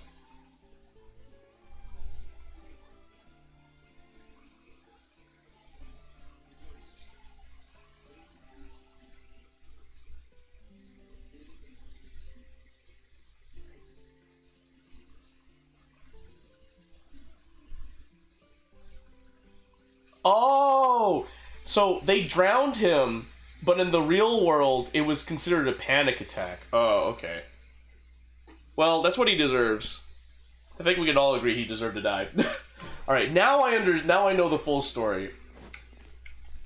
I still think he should have been able to see Vignette. Call me crazy. That's fair. I just think he should have been able to see Vignette one last time. I'm just saying. Although, I will agree with Crayon, it was an obsession. It was definitely an obsession when you pointed that out, Crayon. It definitely was an obsession. I think there was still some love in there, but still, genuinely, you were right, it was an obsession. Oh no, I know she did want to see him, and her feelings are valid. I'm just saying my personal opinion is that I feel like she should have still showed up in front of him. I feel like that's what... Oh, she had the right to say no. I just feel like she should have talked to Vache. Crayon, I'm not even refuting what you're saying. I'm going to tell you, Crayon, that what you're saying is right. I personally still think that Vache and Vignette should have met up and talked before Vache died for his sins. Like, literally, that's what I think. That's me personally. If you disagree with that statement, that is totally valid, because, again, that, in my eyes, that whole situation was like a morally gray area. I would have been all for it had it not been for the root cause of he saw his beloved die. We are very different people, and that's fair. I mean, yeah. Hey, what's up? Oh, it's you two. Did Miss Navia invite you to come pay your respects to her father? Mm-hmm. We ran into Navia on the streets today, so we just followed her here. I see. Then is there something that I can help you with? Well, it's pretty hard to run into you like this, since you're usually super busy. So we figured we could try to ask you a few questions, if that's okay. Please feel free. Though outsiders, you helped us solve one of the greatest mysteries in Fontaine, and it would be my pleasure to return the favor. About water from the Primordial Sea. So, at court, the bad guys referred to that special water as water from the Primordial Sea, but what is it really? Truthfully, that name is already quite accurate. I can only surmise that Vache and his ilk only learned of its nature and existence after extensive research. There used to be a special sea on the surface of this planet. The nature of its seawater was rather different from that of the sea we know today. Most of Tevat's life forms were first born in that special sea. You could say it nurtured much of the life on this planet. Huh. So it really was where everything began. It makes sense to call it primordial then. But today, the primordial sea no longer exists on the planet's surface. What Vache discovered must have been some kind of special case, or a remnant from a truly ancient age. Huh. So that's how it is. Oh, you really know everything, Monsieur Neuvillette. But if that's the case, then why would people, at least people from Fontaine, dissolve in that kind of water? Indeed. Why would the primordial sea, which was known to engender and nurture life, suddenly reverse itself and devour life instead? To be frank, that also doesn't match my understanding of this world and its laws. There must still be some unknown secrets around the people of this land. Is there anything else you'd like to ask me about? About the prophecy that has been circulating around Fontaine. That the sea levels will rise and everyone will be dissolved in water, leaving Farina crying alone on her throne, but the sins of the people will be finally washed away for good. Does that appropriately summarize the version you've heard? That's right! It was Linny that told us back then. And that about covers the main points. Yes, up to the present, I think we reached a point where we have no choice but to confront this prophecy directly. Rumors have it that this prophecy is rooted in the last words the former Hydro Archon left to the world before she passed away. A prophecy? Of the former Hydro Archon? Wow. This is the first time that we've ever heard of it. 2 parts of the prophecy have already proven correct. The rising sea levels and the ability of the people of Fontaine to be dissolved. We should be more vigilant and stay on the watch for further signs. Speaking of the prophecy, Farina has also always taken it quite seriously.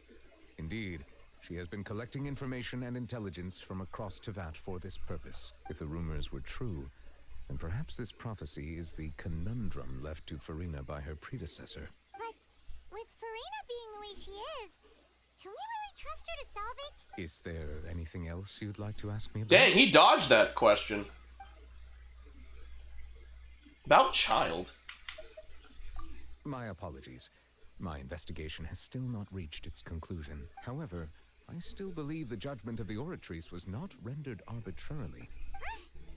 But you also said you thought he was innocent. For many years, I have been quite aware that the Oratrice does not simply mechanically repeat the verdict that I give on each case. As a divinely created mechanism, the people's unified faith in the concept of justice is integrated into it. Not only can it produce the incredible power of indemnitium, but it likely also possesses other traits, such as self-awareness. Which is all to say, I have been prepared for a situation like this for a long time.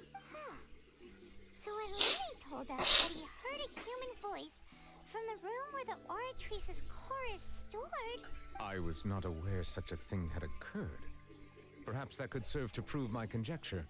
I will add that to the list of items to investigate. In any case, I am inclined to believe that the Oratrice does have a methodology of its own. We just do not have enough information.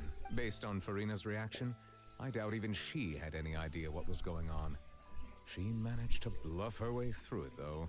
The time-tested twin tricks of bravado and drama. While we do intend to get to the bottom of this, for now, we regret to say that the Fatui Harbinger will just have to bide his time in the fortress of Meripede. If we did incorrectly convict him of crimes he did not commit, we will most certainly compensate him to the fullest extent allowed by the law. If you ask Paimon, the only compensation he'll want is a no-holds-barred fight with you. Is there anything else you'd like I didn't mean to cut off Paimon.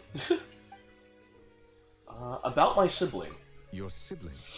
Another blonde-haired traveler. I'm sorry, but I've never seen anyone who matches that description. If she ever stepped foot in Fontaine, I'm sure she followed our laws to the letter, and had no reason to appear on the stage of the opera Epiclese. Is there anything else you'd like to ask me about? I have no more questions. Very well. It was my honor to provide you with what answers I could. I very much enjoyed conversing with you.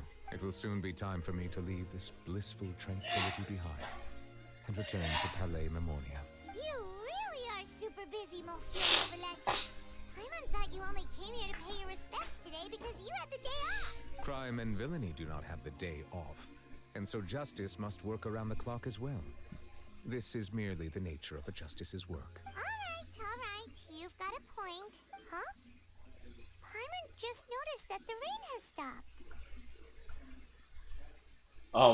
I still hear rain, Paimon. Oh, we finished Act 2 of Chapter 4. Oh. You know, we've been walking around for a while now. Why don't we go back to the Spina di Rosula base in the court of Fontaine and have a rest? Nadia said something about having a place ready for us there, didn't she? Come on, let's go! Alright, if that's the case, the Spina de Rosella we go. Skyward! Scatter! Over there? On this fine day, the view from the heavens must be magnificent. Oh, don't fret. Scatter! What? Huh? Oh, over there! Oh, okay, hold up.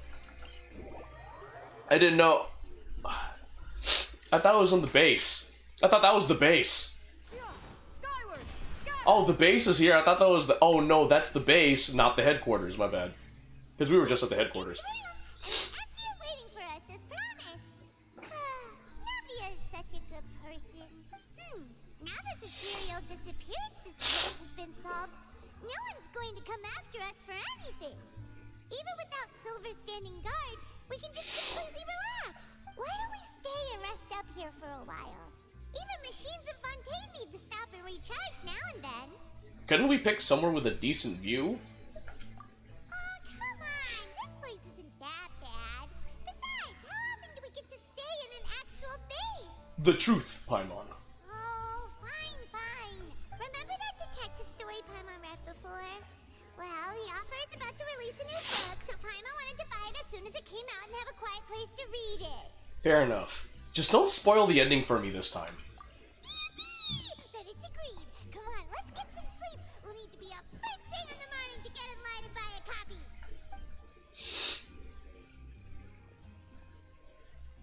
You and Paimon relax for a while at Spina di Rosula's base in the Court of Fontaine.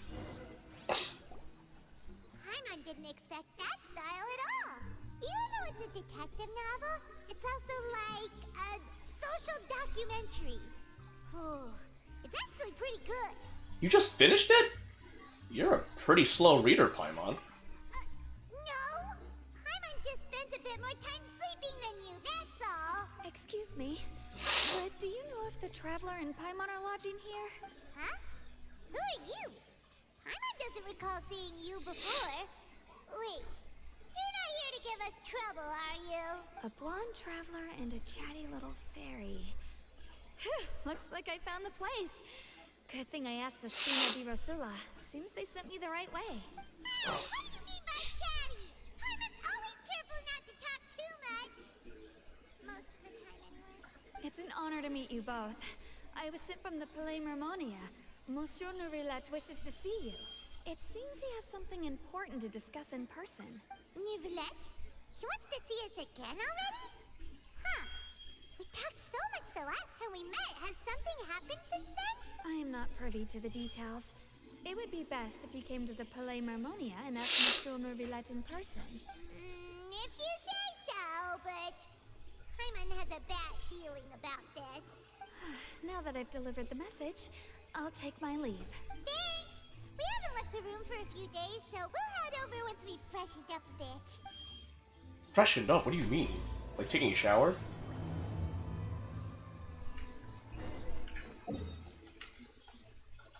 Okay. Let's head on right over. Skyward!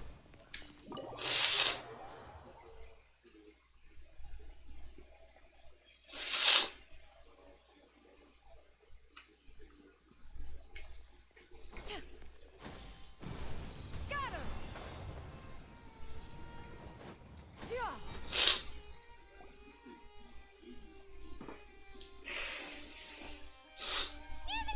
We're here! Did you want to see us about something? Huh? Why were you just standing there? You daydreaming or thinking something over? Yes, I did send someone to fetch you. But as for what I'd like to discuss next, well, I still have some reservations. Given that we've already made the trip here, you should just tell us. Bet you need us to help you with something, right? I do indeed have something I'd like to ask you to do. However, you should wait until after I tell you the details, then decide for yourselves whether you'd like to help or not. The situation is this. A while earlier at the Palais Mermonia. If I'm understanding you correctly, the Snezhnayan Harbinger known as the Knave has essentially requested a diplomatic meeting with you, correct? I heard that she was originally from Fontaine, but for her to suddenly arrive here and abruptly request such a meeting like this, I sincerely advise you to refuse her invitation outright.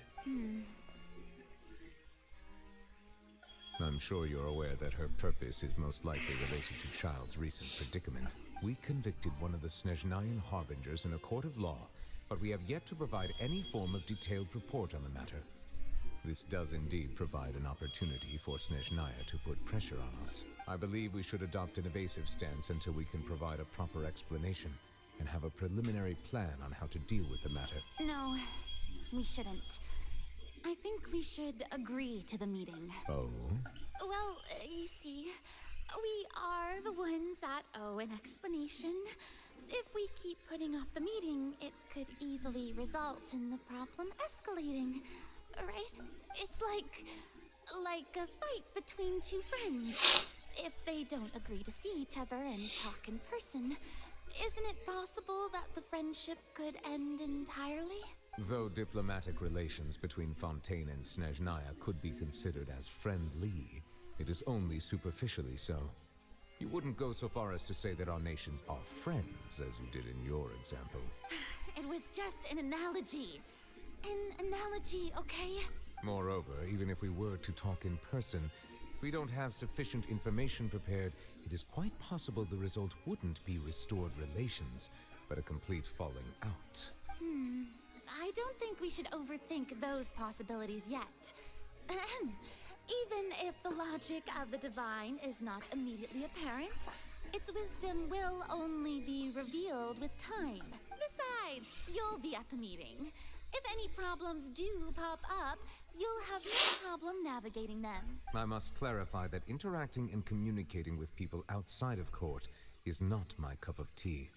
It seems you think too much of me. But more importantly, when did I agree to join the meeting with you? You mean you won't come?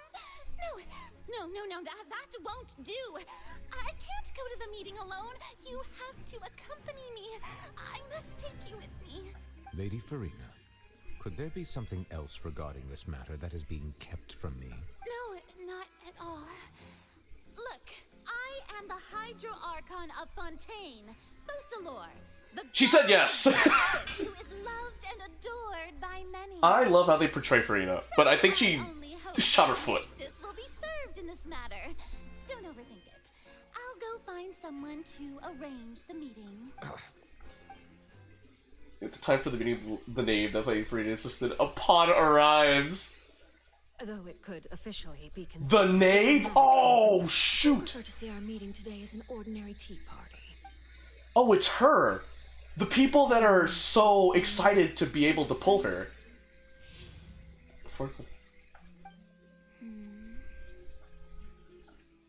Lady Farina? Oh, yes, that's right. Just like you said, a tea party. I should thank you for providing the pastries. They look delectable. To make this tea party even more lively, I've invited someone. Neuvillette is not happy about this. Today. It's a pleasure to meet you, Monsieur Neuvillette. I was born in Fontaine, so naturally, there's no need to introduce the nation's revered Eudex to me. Hello. The pleasure is also mine. First, I would like to thank the two of you. I'm often away on business outside of Fontaine, and I'm told that the children of the House of the Hearth have been well taken care of by you. Oh. Okay, I mean, sure. I mean, I don't mind if you spoil it for me, though. Like, legit, I want to know. I'm way behind. I spoiled myself to the ending of the Fontaine arc. I know what happens to Focalors and where Farina is. I did the limited time event. Oh, I'm not referring to when my children, Mimi and Lynette, were falsely accused by you. Please don't misunderstand. The knave knows! The children of the House of the Hearth are often misunderstood.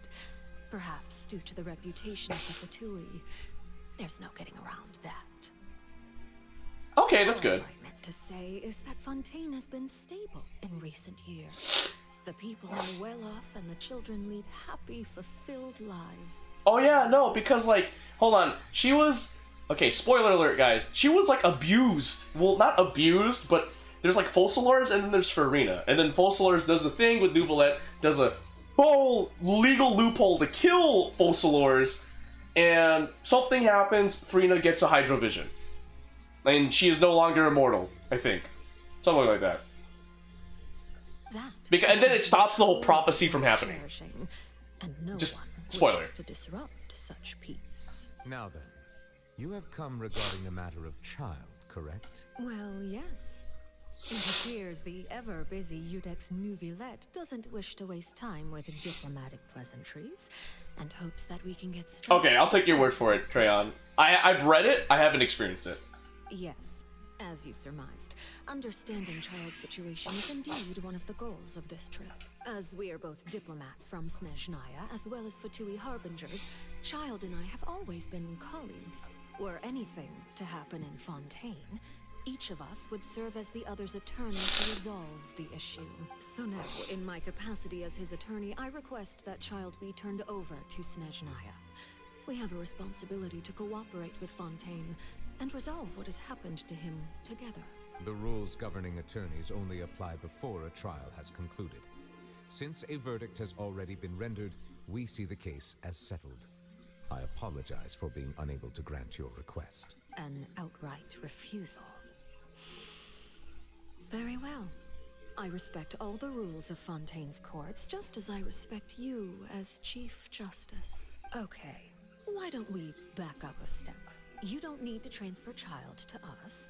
I only request to enter the fortress of Meripede to see Child and confirm his condition. It's not like you couldn't even manage to fulfill a simple request like that. Right, Miss Farina? About that. The fortress of Meripede has always been completely autonomous. Even we have no authority to interfere there, and diplomatic issues do not suffice as an excuse. However, if you absolutely must confirm the situation of the Harbinger, I have a proposal. Nouvellette is the goat, I'm just saying. Well, Lenny did say that Father will be returning soon. We didn't even know that Lenny was from the House of the Hearth at the time, so we kinda overlooked that information. Please be careful, Nouvellette. The knave won't be easy to deal with. Yes, thank you for your kind advice.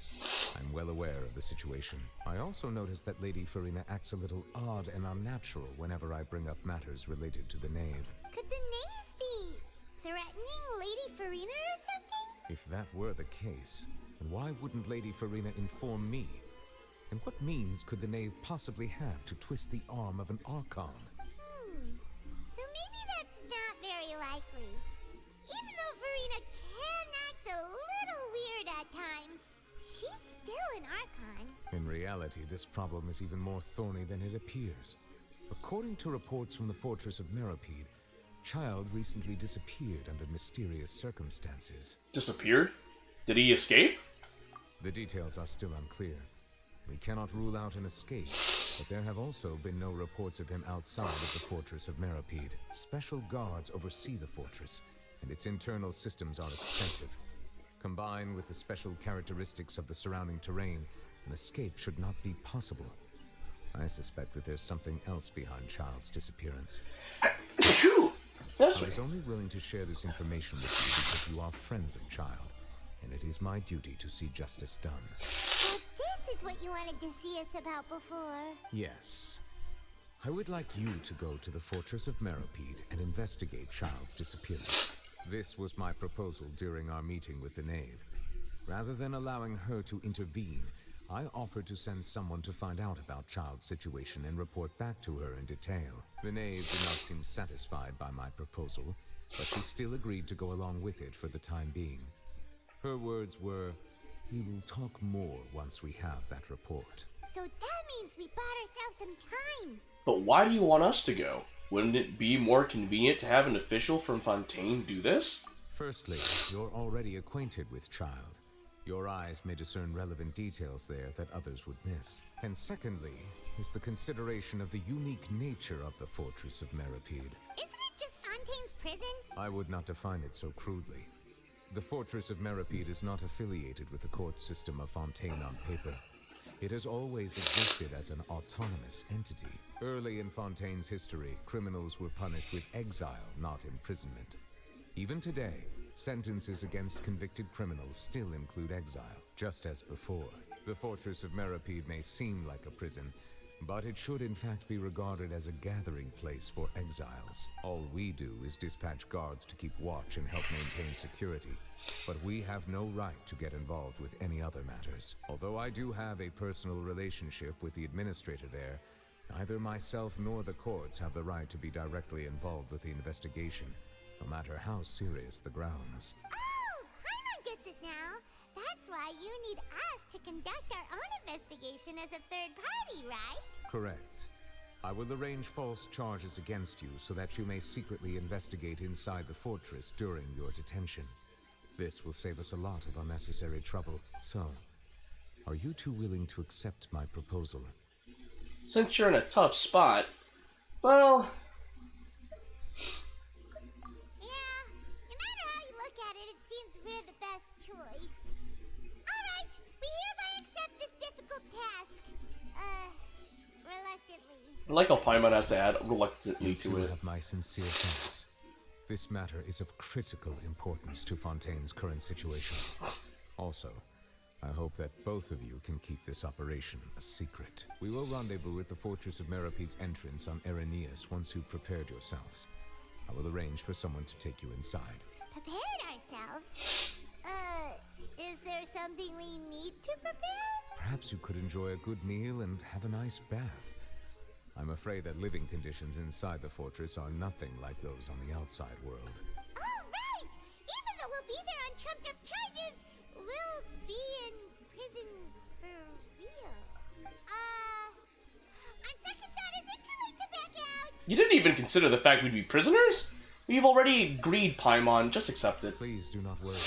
Since you are sacrificing both your time and quality of life for the sake of delivering this report, you will be compensated according to the highest standards permitted to legal staff, regardless of the outcome.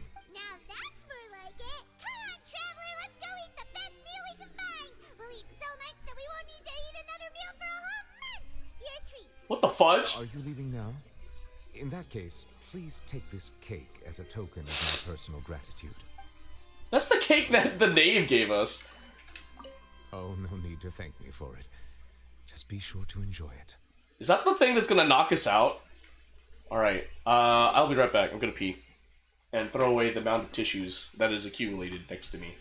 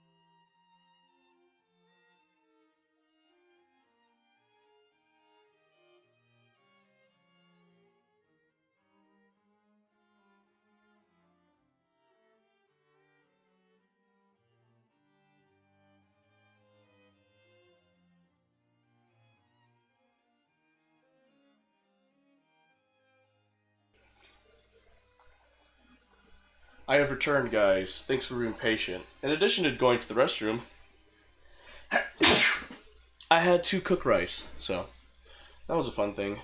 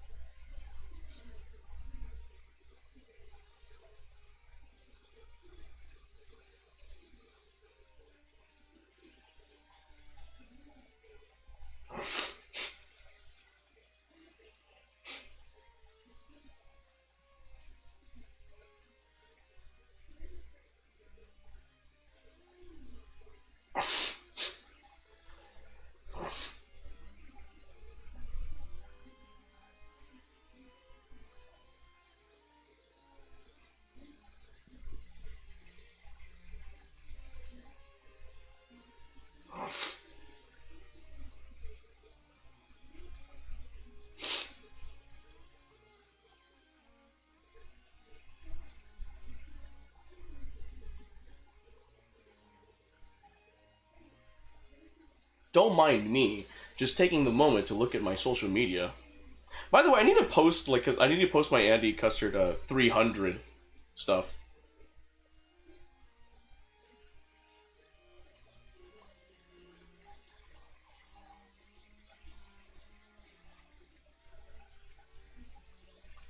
So give me a moment.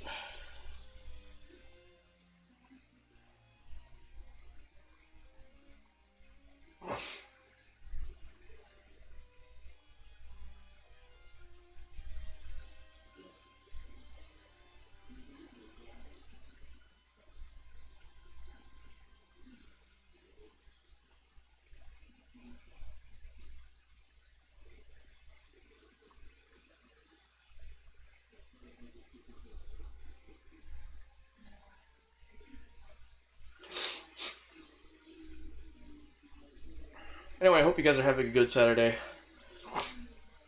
Just me being irresponsible as a streamer, just, you know. Oh, shoot!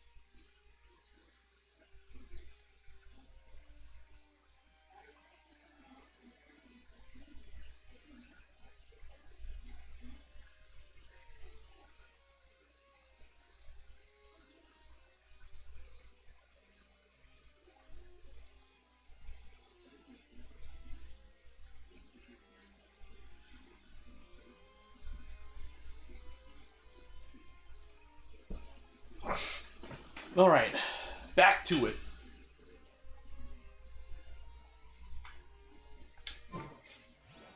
Go to Cafe Lutece?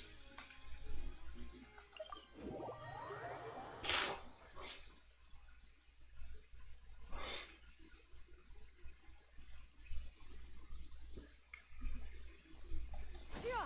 Skyward! Scatter!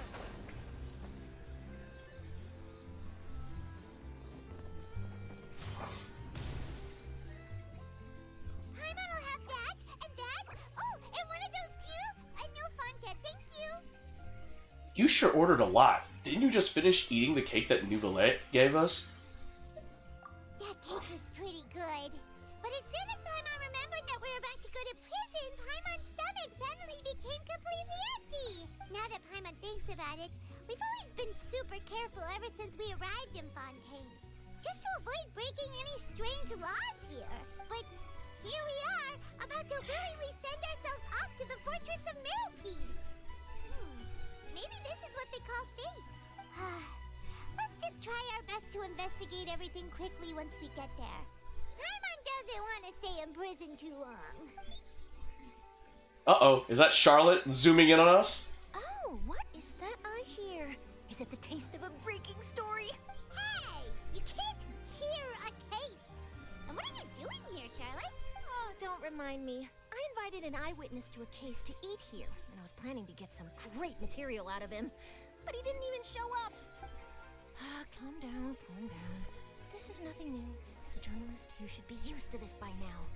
And as long as you can score some juicy tidbits from the traveler, you might still be able to recover the cost of the meal. You know we can still hear you, Charlotte. Never mind. It's nothing.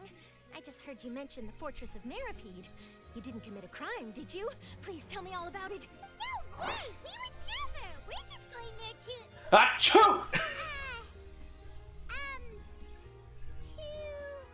Oh no, Paimon almost forgot that Nouvellette told us to keep it a secret. We're going to serve our sentences and redeem ourselves for spoiling the end of a detective novel in public. Huh?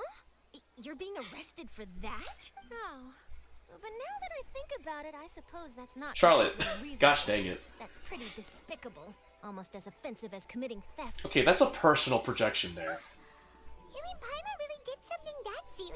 See? I told you, Paimon. You didn't even think anything of it at the time. Sorry, Paimon really messed up. Well, in that case, it's nothing particularly newsworthy after all. Oh, how disappointing. Nice save, Aether. Oh, right. There's still a chance. Since you're going to be at the Fortress of Meropide, would you be willing to help me gather some material for a story? About that, Paimon doesn't think we'll have any time. No, it's nothing difficult. All you have to do is think of a way to get some time face-to-face with the warden of the fortress. He was awarded the honorary title of Duke in Fontaine. Sounds really cool, huh? Only those who have made significant contributions to the nation have been conferred this title. It's incredibly rare. On top of that, the Fortress of Meropide has never been under the jurisdiction of the courts. Practically nobody, including journalists like me, knows anything about the person in charge there. Oh, if I could write an exclusive article about him, I bet it would sell a boatload of papers. You make it sound easy, but it really depends. Of course. I wouldn't ask you to do it for free. So this meal is on me. All right, you got a deal. We'll do anything you want. Then it's settled. The food should What a be pushover. second, right? Huh? Wait, just how much did you order? Dang! Dug an old grave! After completely stuffing yourselves, you prepare to go to the Fortress of Meropide. Oh my god, Charlotte was not prepared for the orders that Paimon did. Well, guess we have nothing to regret now, so let's get going. Wait. Paimon just said something really ominous, didn't she? You did. I had no idea you could eat so much. That didn't go according to plan. Please, please, don't forget about the material for my news article. Dang, she's downright begging because of Paimon. Paimon, you've brought a reporter to her knees with your appetite. How dare. Alright. Wait, hold on. No, I didn't mean it. Find Nouvellette at the entrance of the Fortress of Meropide. I mean, there is a way to get there. I know there is. Do I?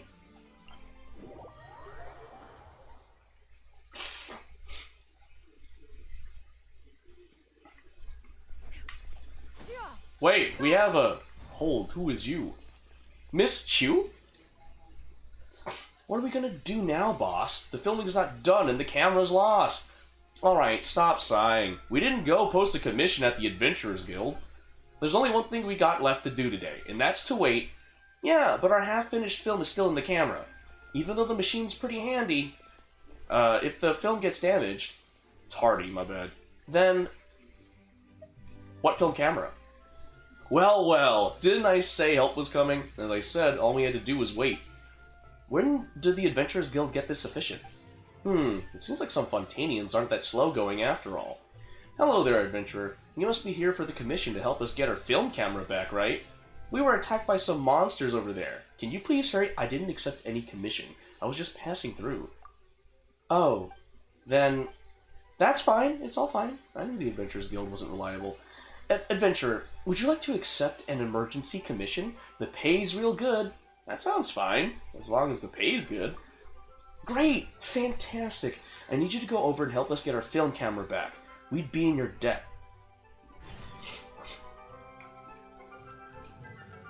Alright, cool. I just wanted to accept that.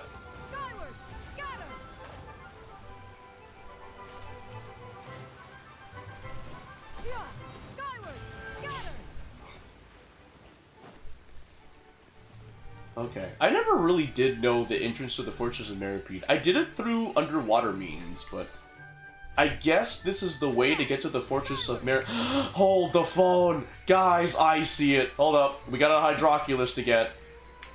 Okay, maybe I shouldn't... Hold on, let me... Ah!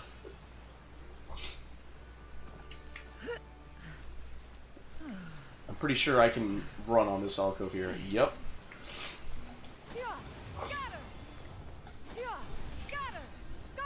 Oh, shoot! Oh! You know what? You know, I'm gonna cut my losses. I'm gonna cut my losses. I was like, there's no way I was getting out of that.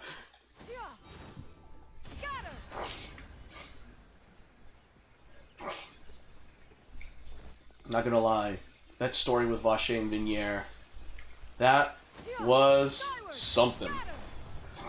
It was a good story.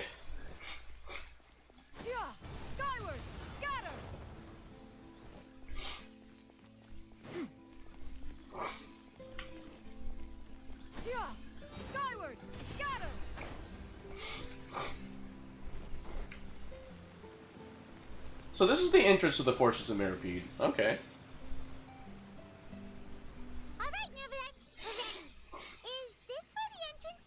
You have come, just as promised. Yes, this is the one and only entrance to the Fortress of Meripede from Irenaeus. Not true. Careful. You may want to step back a bit. Ooh, so you have to go down from here? Is the prison underwater? Utilizing both the barrier of the water as well as the fear humans have of the depths, the Fortress of Meripede is naturally the perfect place to confine and guard criminals. But do not worry. It is not nearly as frightening inside as you may think. You will see for yourselves once you are down there. Paimon hopes you're right. Don't know about you, but just thinking about being at the bottom of the sea like that gives Paimon the heebie-jeebies. Oh, and there's one more thing. I mentioned that I have had personal dealings with the administrator of the fortress, Wriothesley. He's a very shrewd fellow. Yeah, we heard about him too. He's that Duke, right? Correct. He is the highest-ranking manager of the underwater prison. Even though you are going there to investigate at my behest, it would behoove you to avoid any confrontation with him or any of his subordinates. The Duke rarely ever leaves the Fortress of Meripede, but that does not mean he is not privy to all that is happening inside and outside the fortress. He is quiet, but not unaware, so please bear that in mind. The Duke Wriothesley. I'll keep that in mind. All right. It's about all the time that we have to talk privately. I'm counting on you two. Don't worry, we won't let you down. Madeline. I'm here, Monsieur Nervalet. These two are the newest convicts, I presume? Don't worry, they won't escape on my watch. Like we would try. Please follow me, you two. I'll process your paperwork for entering the Fortress of Meripede. Oh, so she's in the dark. Okay, cool. Ride the lift down. Woo! Wait, can I... Hold on. Yep, there we go.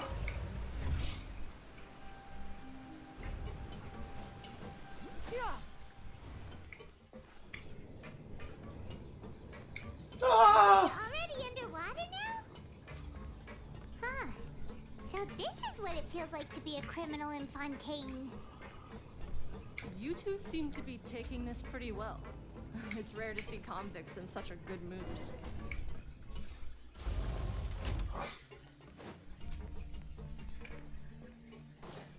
I remember this place. Whoop.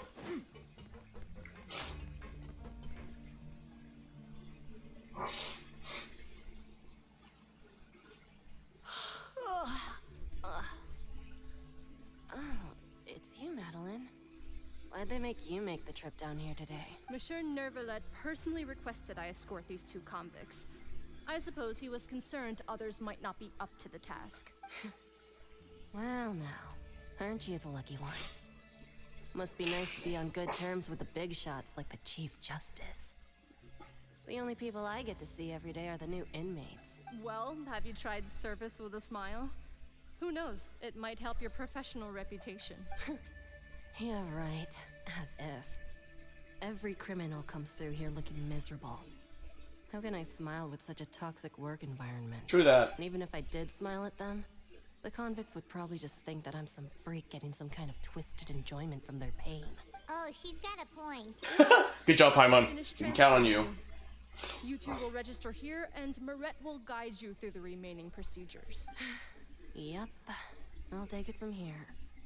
You head on back to that bright and sunny world above. Okay, let me see.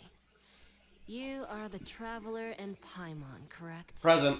That would be us. Let me confirm your charges and sentence. Let's see. You two are charged with eating a cake specially prepared for the Archon by a Snezhnayan envoy without the Archon's permission, thereby incapacitating the political center of Fontaine for a brief period. Sentence: 45 days? Bro, the man set us up. Huh? Wait, you mean the cake that Nervalet gave us was... Oh, so it's so he didn't lie. Just looking at the charges, it seems you two are capable of causing some serious trouble. And considering how fond Lady Furina is of sweets, this crime is tantamount to trying to assassinate the Hydro Archon herself. You flatter us. Now I've seen everything.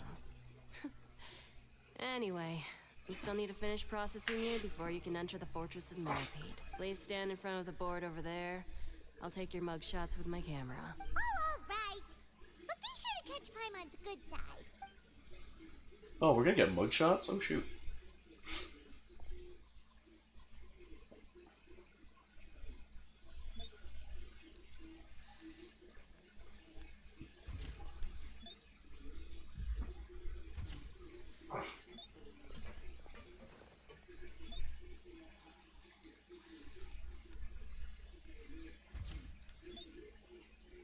Oh, that was a quick that was a quick turn under Marette's guidance. Okay.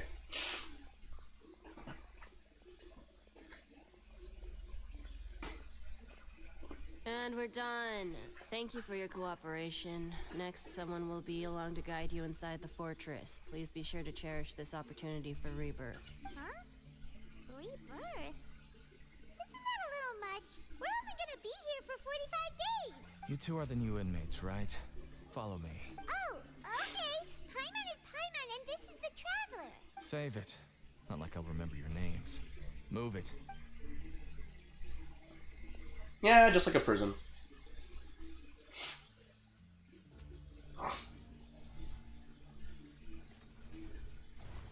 Oh, wow. Oh, wow! I didn't know that existed.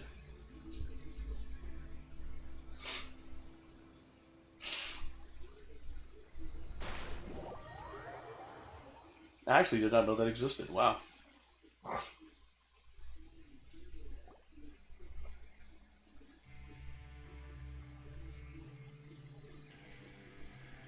So, are you one of the guards here? Is there anything we should be careful of while we're here?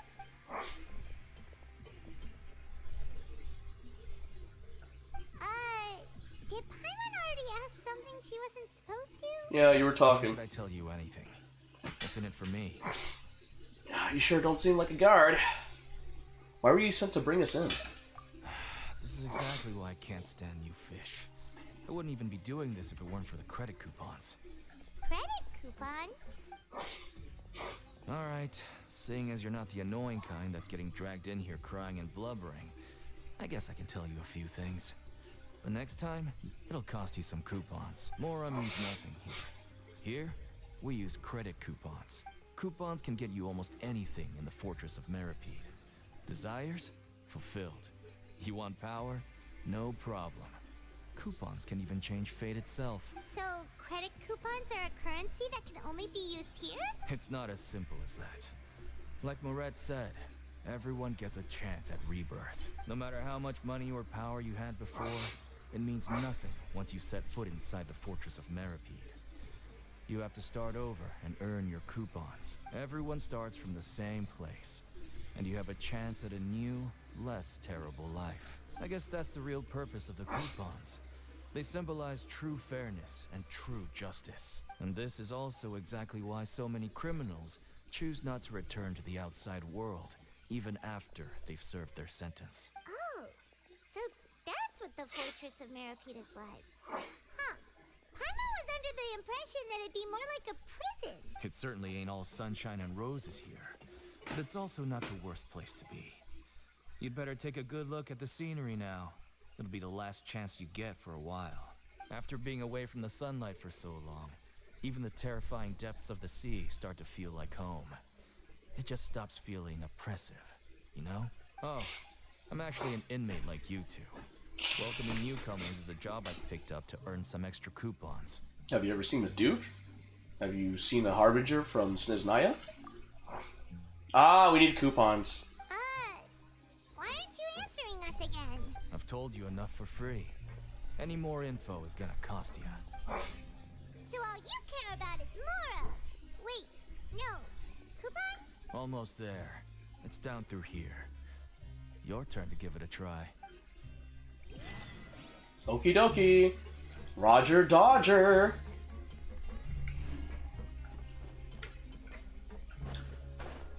Oh, I need to go down? Oh, wait, hold on. There we go.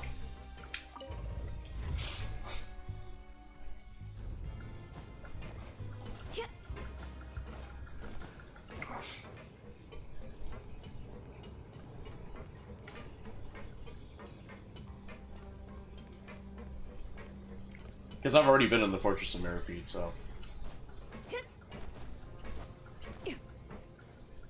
So, we're going even deeper now? Just how deep down are we?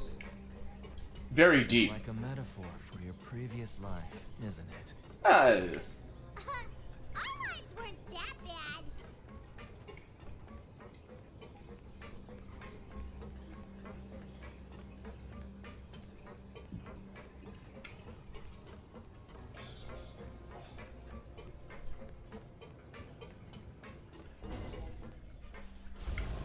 There we go. Heyo, back in the Fortress of Meripede.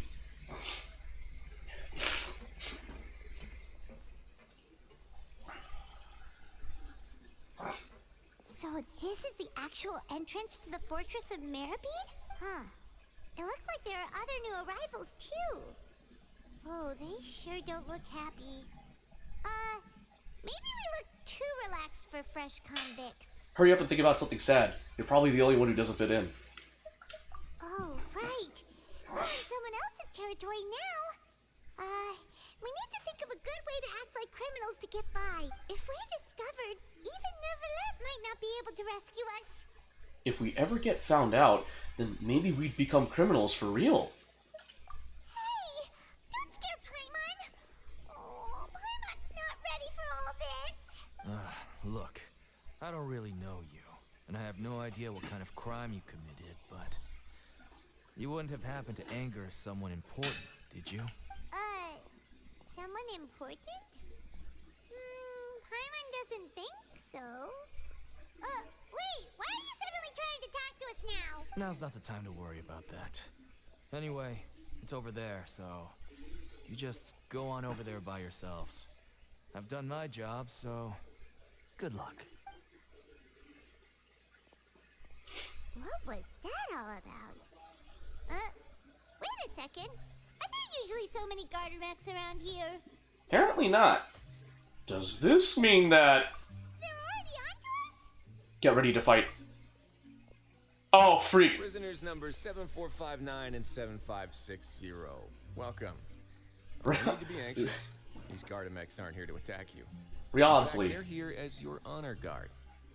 When I heard that you were friends of Monsieur Neuvillette, I had the Gardamex come and wait in formation. Wait, you know about our connection with Neuvillette? Ridesley? It's It Ridesley. isn't as cut off from the world as you might imagine. However, I'm afraid that I know nothing more than that you are friends of the Udex. And as you can see, committing a crime means being sentenced here, even if you're friends with the Chief Justice. Quite fair. So, you must be... The Duke! Greetings, Your Grace. Lovely weather today, isn't it? Oh, greetings, my good fellow. Well, I'm willing to imagine that the weather is as good outside the sea as you say it is. How great it would have been if only the Fortress of Meripede had been built on the coast, huh? It would have been so convenient to enjoy a nice chat in the sunshine. My profuse apologies. I just got so nervous when I saw you, So this is the Duke. He sure looks a lot younger than Paimon imagined. The Traveler and Paimon, correct? Mr. Deacon here was responsible for your welcome. I trust you were satisfied with his guidance? It was okay. His attitude could use some more work, though. I'm gonna do this for him. He's taking great care of us. Splendid chap, really. I'll do you a solid.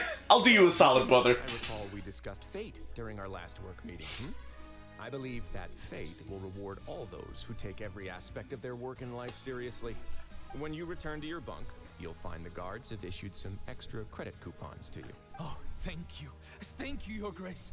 Oh, and you too. I can't believe you gave me such praise. If you need anything in the future, anything, please, come find me anytime. No credit coupons necessary. Bull. Well, I believe that concludes the introductions. We've already taken enough time here. Deacon, if you would. Yes, Your Grace. I'll take my leave now. Dang, Deacon's really kissing his butt. Please, follow me. To make you feel more welcome, I'll show you around the various facilities of the Fortress of Meripede. I hope it'll help you adjust to life here. He's going to personally give us a cure? Huh. Paimon can't figure out what this guy's thinking at all. Let's just roll with it for now. But I hope he doesn't know too much already. No wonder Charlotte's so interested in him. He's one of those mysterious types.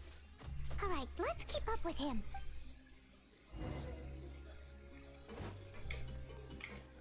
Yeah! Skyward! Scatter!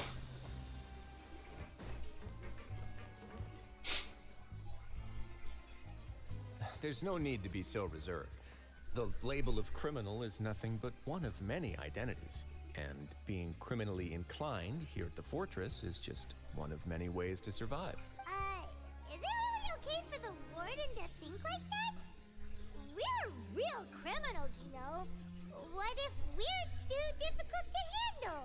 Well, then maybe you'll be able to carve out a name and a place for yourselves in this underwater world, But before you go in swinging, please remember that in the Fortress of Meripede, it's better to not cause trouble for yourself or for the guards. Now, we've arrived at a very important place, the Coupon Cafeteria.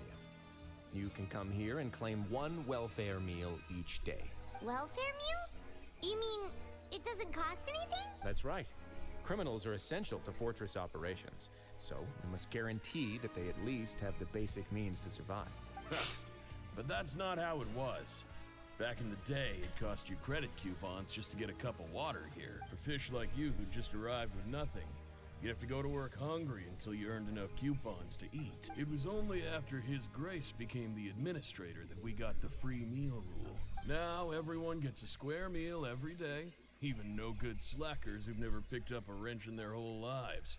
Nobody starves to death here. In the Fortress of Meripede, credit coupons are the only currency, and everything must be purchased. In some sense, you could say using the coupons is a form of trade. But trade is always conducted by people. So if we want trade here to prosper, we need everyone to work hard and live their lives. If nobody could even afford a meal, then the whole fortress would be up in arms. And that would only make things more difficult for me. So, Rather than saying that we're giving everyone a free meal here, you should say that everyone's hard work has improved the living conditions in the Fortress of Meripede. Your Grace's reasoning is correct, but what I said is also true. Whatever the case, hard work is rewarded here. You'd be hard-pressed to find anywhere else as fair and reasonable. Right! Paimon sees your point. By that logic, this place doesn't seem so bad after all. Oh, wait, no. We shouldn't drop our guard so quickly. But it seems the inmates really respect the Duke because of his attitude, right? We should still try to verify the truth with our own eyes. Let's continue this way.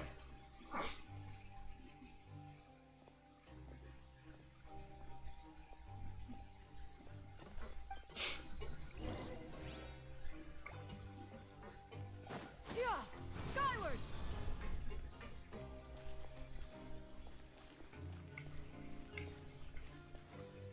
Oh, that's a different thing. That's not from the Archon. That was like from another story quest I picked up. Hold up. I said, either find a way to remove it or figure out who's behind it. Easy for you to say. I've tried all kinds of cleaners and none of them worked.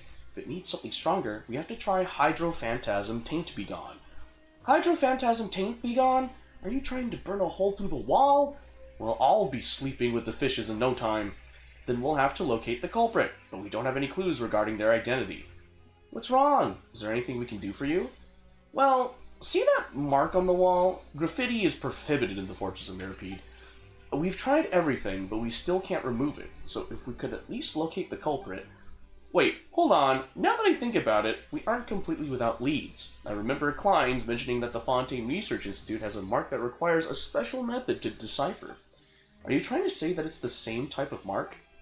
I wasn't interested in the slightest back then, so I didn't bother asking for more information. Maybe he could give us an answer if he was here? Shall we go get him? I have no idea where he is, though. Haven't seen him all day. And are we really going to ask for his help?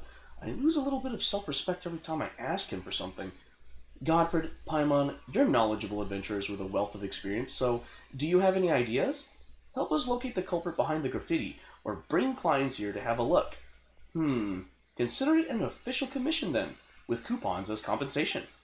Alright, if it's an official commission, then we'll give it a go. Thank you. In the meantime, I'll try to find other means of removing it.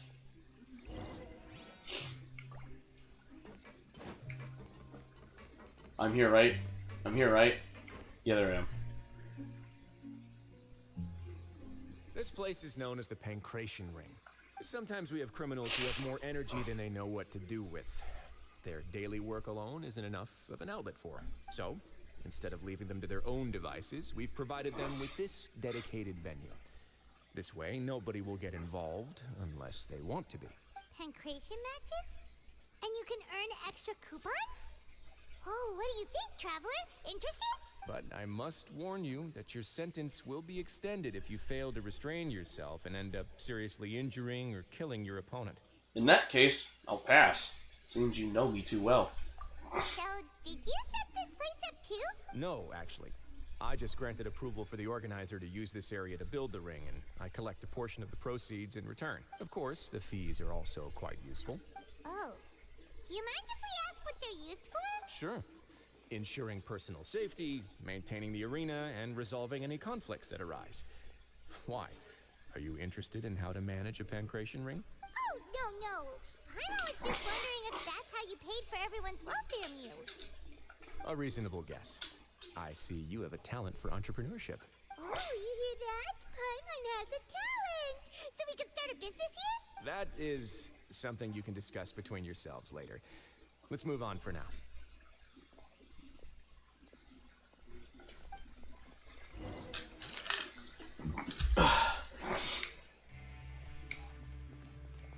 Dormitories? Oh, no. Where is it? Bro. Huh? Oh wait, there's a lift. There's a lift system. If I remember correctly, there's a lift system here. Not here. Somewhere else.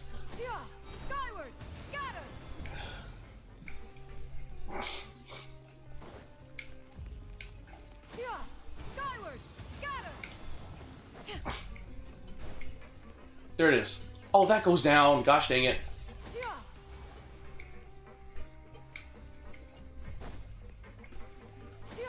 Skyward!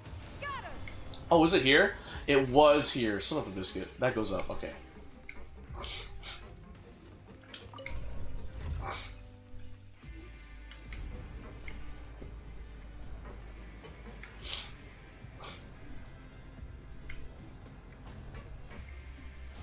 Oh, wait! I could have been using the teleport waypoint. Ooh, my bad. Skyward! Scatter!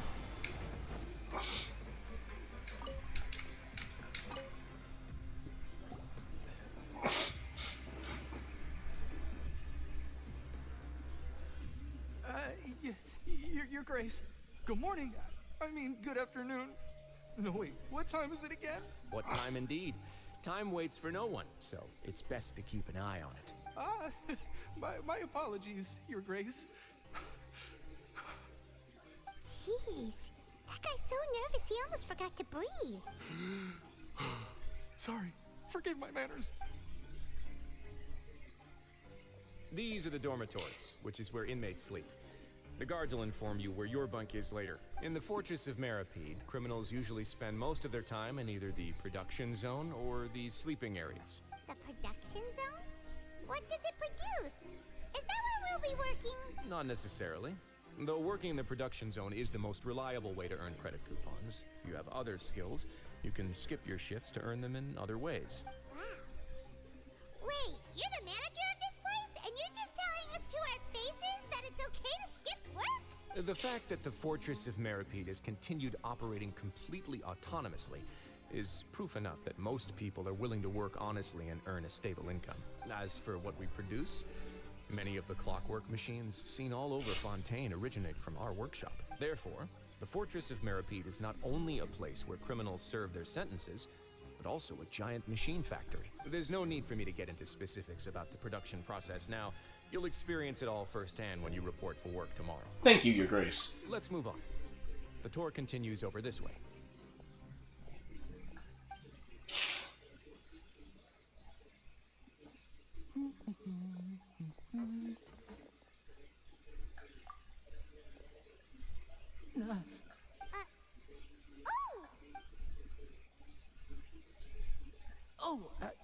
You really scared me there. I didn't expect to see you here, Your Grace. I thought maybe I was so tired from work that I was starting to see things. The only thing you should be seeing is the work in front of you. Stay focused and keep up the pace. Oh? Is something the matter? It's nothing. Paimon's just worried about how hard we'll have to work tomorrow.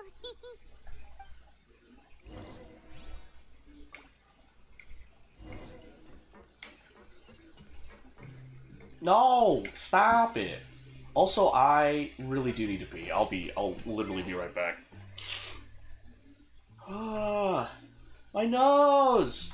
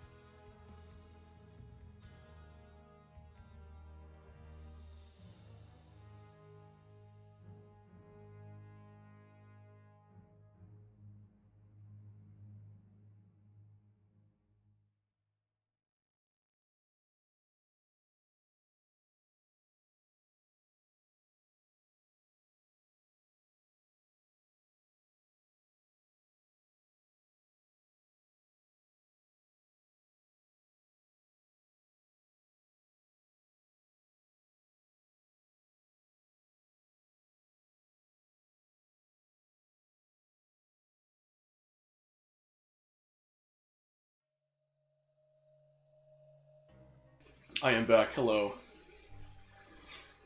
Peace prevails throughout the land, and all things are made new.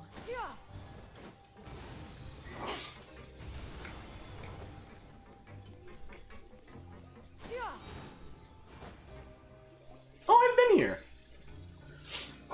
A Melusine? Oh, it's this chick. I remember seeing her in like the character trailers and stuff. Your Grace? What are you doing in the infirmary at a time like this? Oh no, you didn't injure yourself, did you? Not yet, unfortunately for you. But thank you for your concern, Sigewin. Then you must be here for those two. Allow me to introduce you. This is the infirmary, and Sigewin here is the Fortress of Merapede's head nurse. Hello, new faces. They call me the head nurse, but I actually handle all the nurse-related work all by myself down here. Since you seem to have some rare downtime with no patients, perhaps you could find the time to join us for dinner? Oh, then these two must be some important convicts. Sure, I'll join the welcome party. Thank you. Your presence will be the pièce de résistance for today's tour. Oh, so the tour part is over now? I believe I've already covered the primary aspects of life here in the fortress. As for your work, there'll be someone else to guide you through the details. Is there anything else? I seldom conduct tours, so why don't you just ask if you have any questions? Well, this is our first time here. Paimon's not sure what to ask. Then let's head back to the coupon cafeteria. Maybe a meal will help you think up some questions. You should at least try to be excited. Our free meals are actually pretty good here. Take your word for it. I know Paimon would just spend all of her credit coupons for food from the coupon cafeteria.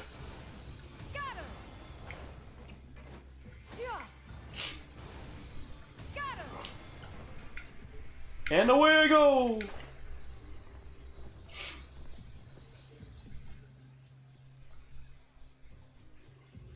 What do you think of the food?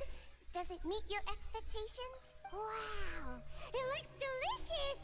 Neverlet made it sound like living conditions in the Fortress of Meripede wasn't very good. Who would have guessed that criminals get to eat tasty food like this every day? The main thing is that it's free. Mine's pretty good too. Oh, isn't that the meal box that only super lucky people manage to draw? Seems like you two are quite fortunate. It actually has nothing to do with luck in this case. I had a word with Walsey, so you didn't have to draw lots like everyone else. Oh, you mean the meals are random? Yes, what you get to eat depends completely on your luck. You could say that it's a distasteful little game that Chef Walsey likes to play here in the cafeteria. I knew it! If criminals got to eat tasty food like this every meal, the crime rate in Fontaine would skyrocket for sure. Excuse me, did I hear you mention Nervulette just now?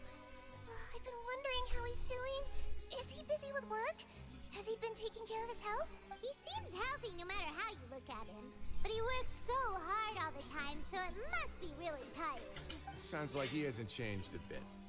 Looks like you can stop worrying so much, Sigewin. Oh, that's good. But I still feel like it's been too long since I've heard any news about him. No news is good news. Maybe next time I've got something to discuss with him, I can invite you to accompany us. But isn't the Fortress of Meropede independent from Fontaine's court system? What do you two have to discuss? Well, we provide all kinds of mechanical products for official use, and some essential goods have to be obtained from the overworld, so we naturally have to stay in touch about this and that. Monsieur Nervulet's character is unimpeachable. No matter the question, you can discuss it openly and freely with him. Talking with him feels quite effortless. In light of that, I am quite willing to go out of my way to show respect and accommodate him. In fact, right now, I'm treating you two as guests invited by Monsieur Nervulet. But unfortunately, I can only do so until the end of this meal. After this, you two will just be inmates here. Understood. Thank you for your hospitality. You're very welcome. Well, your new life awaits. Are you finished eating?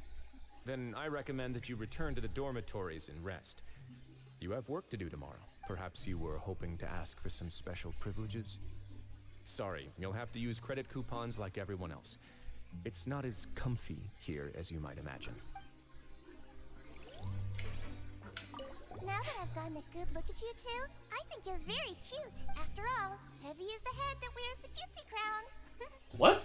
I guess I just want to say, just take care of yourself and don't get hurt. At least there's a little ball of sunshine right there. Okay, so now I can use this teleport waypoint.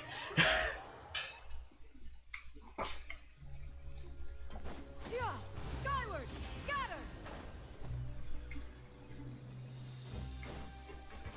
Skyward, scatter.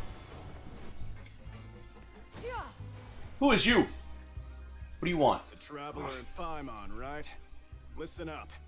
As new inmates, the only thing you need to worry about is what to do and when to do it. Don't make any extra trouble for yourself. Your bunks are right over there. Follow me.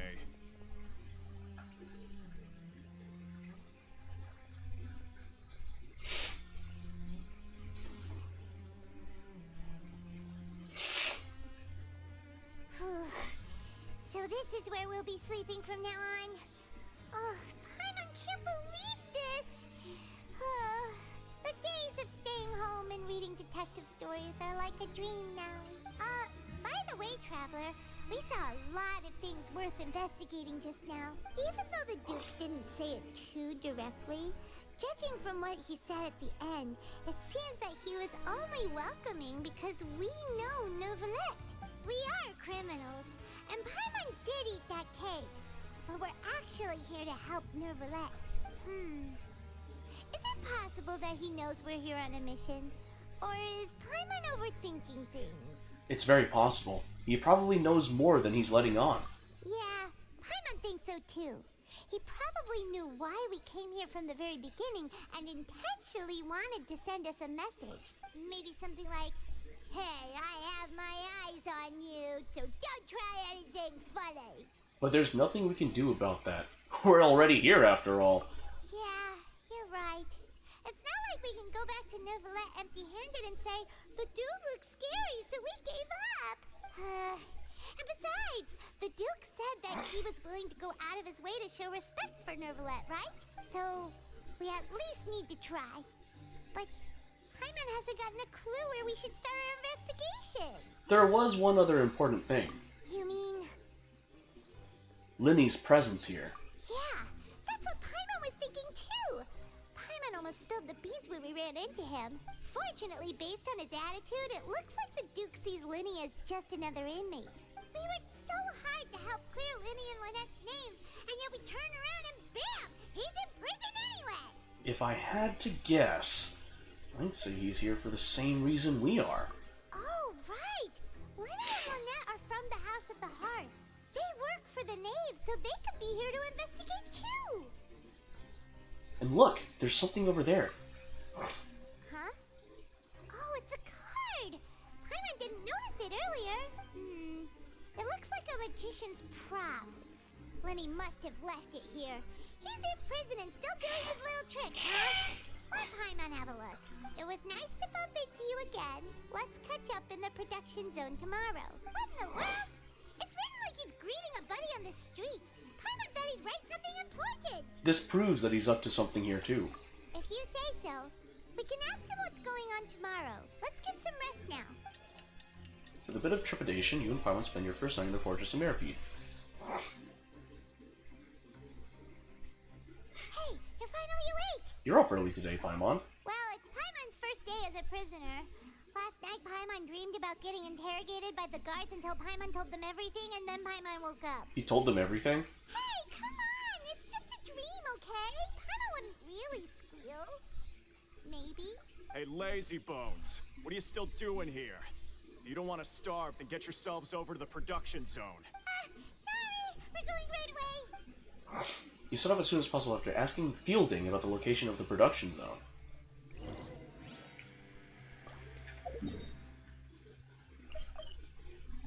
Oh, wait, hold on. No, hold on. I'm trying to get to the teleport waypoint. It's on the lower floors, right?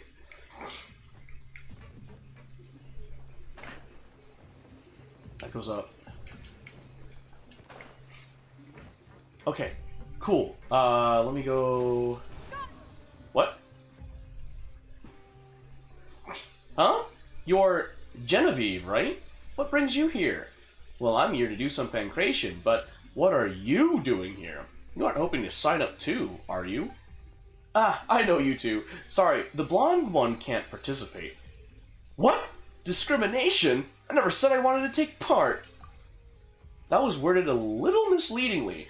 I think what you mean is that Godfrey specifically is banned from taking part, not blondes as an entire category, correct? Because I'm blonde and you let me sign up. Let me put it this way. A pancration match is a spectator sport. Entertaining the audience is more important than who wins and who loses. I've heard all about your past deeds. If we let Godfrey into the ring, the outcome is a foregone conclusion, and all the anticipation is removed from the equation. No one wants to watch a match with a predictable outcome. If I let you take part, I might as well hand you the trophy right now and save everyone the trouble. Sounds like a plan. Hand it over. That's not very sportsmanlike. How about I let Godfrey join as a coach? You can coach her. The strongest coach paired with the weakest contestant. Yeah, that should be a nice gimmick. Nice touch, I mean, for the audience. Also, although it's mostly for fun, there's a pretty generous prize for the winner, all thanks to her colleague. Or should I say, former colleague. The winning team will receive credit coupons as well as a fantastic Fanta trophy. Show it at the Fontaine Research Institute and you can drink all the Fanta you like for free. An endless supply of free Fanta? Godfrey, Paimon wants that. Well, if Godfrey is willing to coach me and parade to victory, I'll be more than happy to give you the trophy. Are you sure? You're really willing to give up an endless supply of free Fanta? Of course. I've had more than my fair share of Fanta in my time. Awesome! Anyway, you're teaming up with Poiré again, right? Uh-oh. Are Rave and Darcy competing this time too? Darcy isn't, as far as I know, and Rave, I doubt he'll feel the need to. He did take all our coupons after all. Didn't he return them to you after the results were announced? Nope, and I haven't seen him since. It's possible that he's left for good. What? There are multiple factors that may have contributed to my previous losses, but we can't change the past, and from an efficiencies perspective, competing in the Pancration tournament may prove to be the better choice now. Especially with Godfrey's help. That would be perfect. For the sake of unlimited Fanta, I'll do it. I'll coach you. So, you'll help? Fantastic, Coach Godfrey Paimon. Let's go find Poiré. I wonder if he has recruited any new teammates. No! I'm not doing that. I'm focusing on the Archon quest, and then I'll move on to the story quest, and then we can move on with the world quest. Until then, I'm having fun with the Archon quest.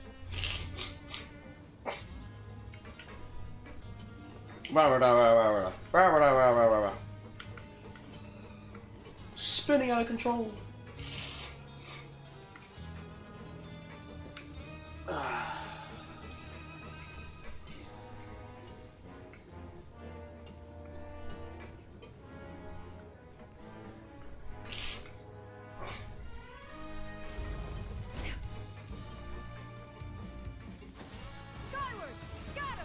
Do I still need to go lower?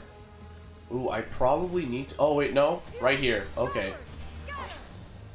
Grainville. Ah, you must be the catch of the day. Looks like you've got some luck getting assigned this space. Yep, we just arrived yesterday and... Don't interrupt me when I'm speaking. Yes, sir. Listen carefully to my instructions. I don't want any mishaps. Every machine here is worth more than the both of you. Working around these machines can be very dangerous. Do your job well, and you can eat in the cafeteria after your shift. Get sloppy, and you dine in the infirmary. Anyway, the Fortress of Meropide doesn't want to lose a single one of its machines. And it also doesn't want to waste the production potential of any inmate. You got that? Got it! Your job is to use the machine over there to process widgets. Watch carefully, and make sure you step on the pedal at the right time. If the machine gets jammed, then give it a little maintenance with your fist. Here, take this. Bring me the process widgets, and I'll give you some credit coupons in exchange. For the modeling process, you must place the unprocessed parts into the machine, and then interact with the machine to start the challenge. Process operation, widget processing. Oh, cool. Little minigame. When some parts get stuck with rotating, you will need to attack the rotating part to resolve the machines, to restore the machine's function. When the part's base glows, jump to complete the modeling process once. When you finish, you must retrieve the successfully processed parts. Place unprocessed widget in. Okay, start processing. Once the widget is hot enough to blow, jump to step on the pedal and hit. So if the machine gets jammed, you just need to attack it to fix the problem.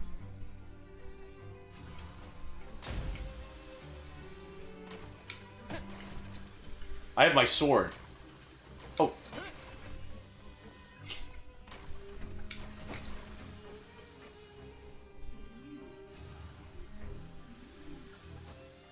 Oh!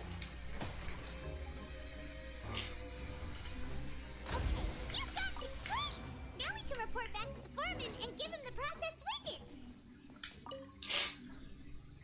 Oh, that was a bit fun. This one is tolerable. Though, since the processing is done by machine, the product is all pretty much the same anyway.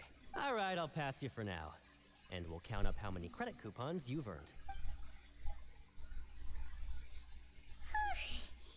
Paimon's exhausted. We're done now, right? Oh, that foreman. He's so scary that Paimon couldn't even speak. Ugh. Even though Paimon's starving and wants to head straight to the coupon cafeteria, we still need to meet Lenny first, right? He probably just finished up his work, too. He should be around here somewhere.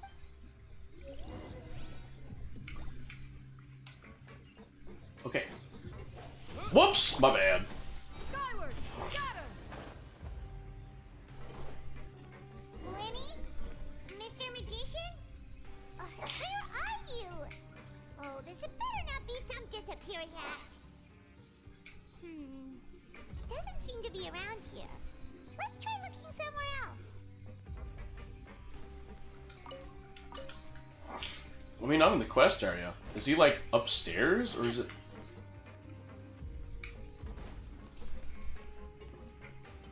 What's water? Alright, let me just go up. Yeah, he's upstairs. Alright.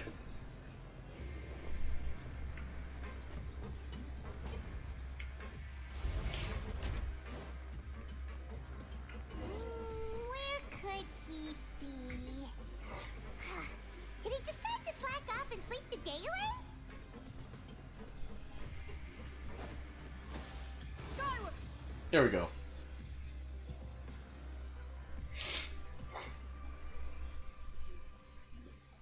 Hey, over here. Oh, you scared Paimon! How did you appear out of nowhere like that? Oh, you scare so easily now? Is there something worrying you these days? You little... The only thing we're worried about was trying to find you. Sorry. Come over here and keep it down.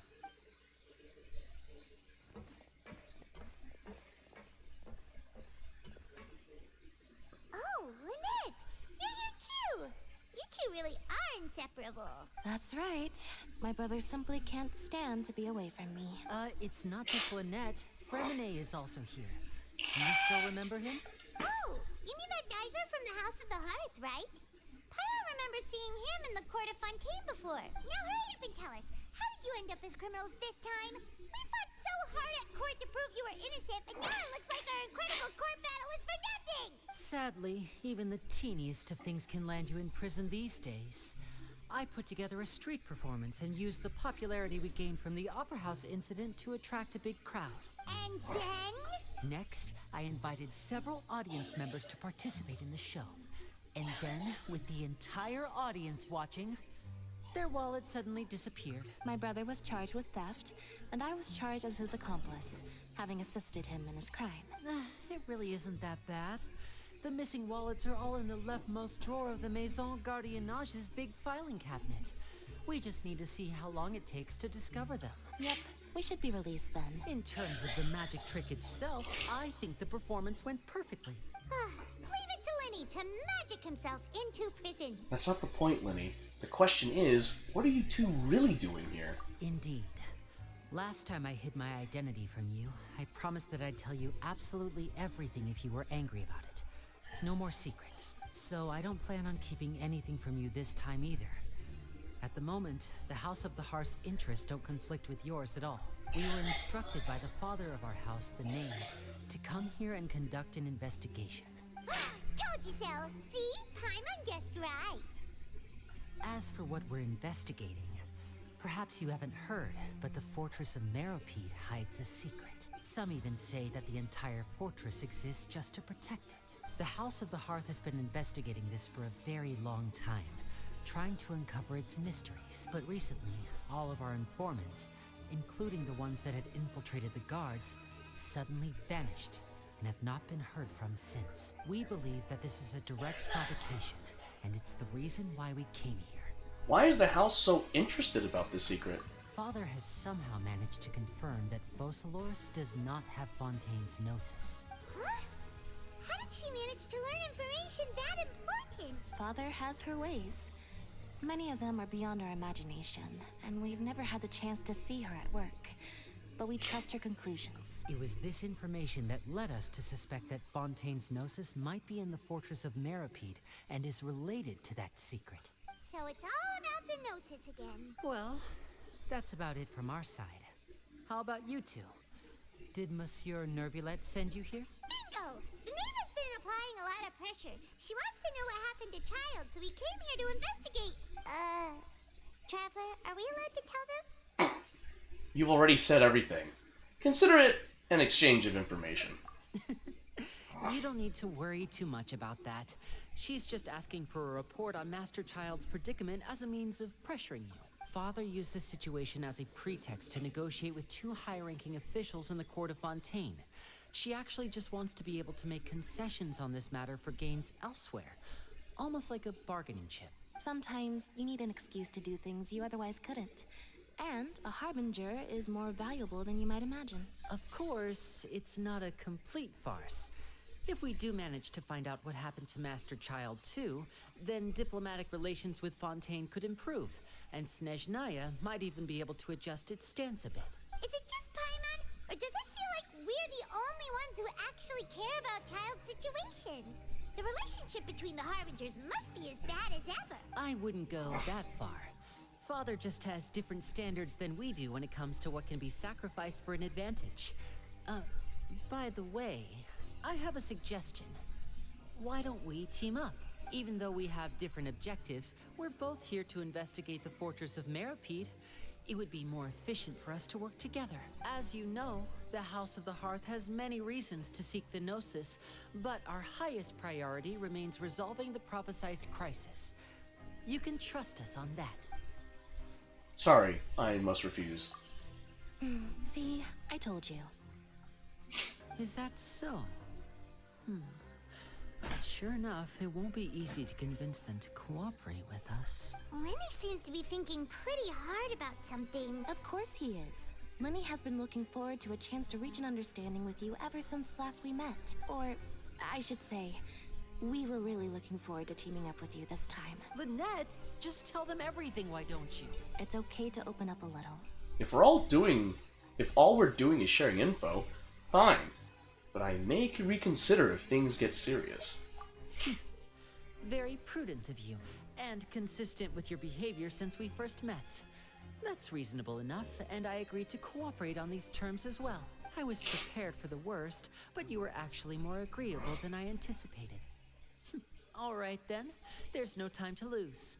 I have some information to share, so listen carefully. Since Lynette and I arrived here, our investigation uncovered the fact that the fortress of Meropide has a forbidden zone. Which I've been to. Most people just clammed up and wouldn't talk, but after asking the right questions, we were able to confirm the existence of the forbidden zone from the guards. You should be aware of that while you're investigating. A forbidden zone? Could that be where Child disappeared to? You're right, we'll definitely keep that in mind. Good. That's the most suspicious thing about the fortress that we know of so far. We have a few other unanswered questions, and we'll be investigating those as quickly as we can. Anyway, I hope you find our information useful at least. Oh, look at the time. You two must be hungry. You should go to the coupon cafeteria and get something to eat. I'll use my cards to get in touch with you again in the future. Oh, that's just what Paimon wanted to hear. Paimon's starving after all that work today. We can talk more about the investigation later. Let's go get some grub.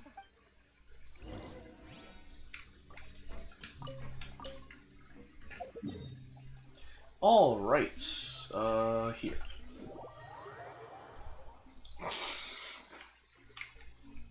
Yeah, skyward. Incoming Adeptus.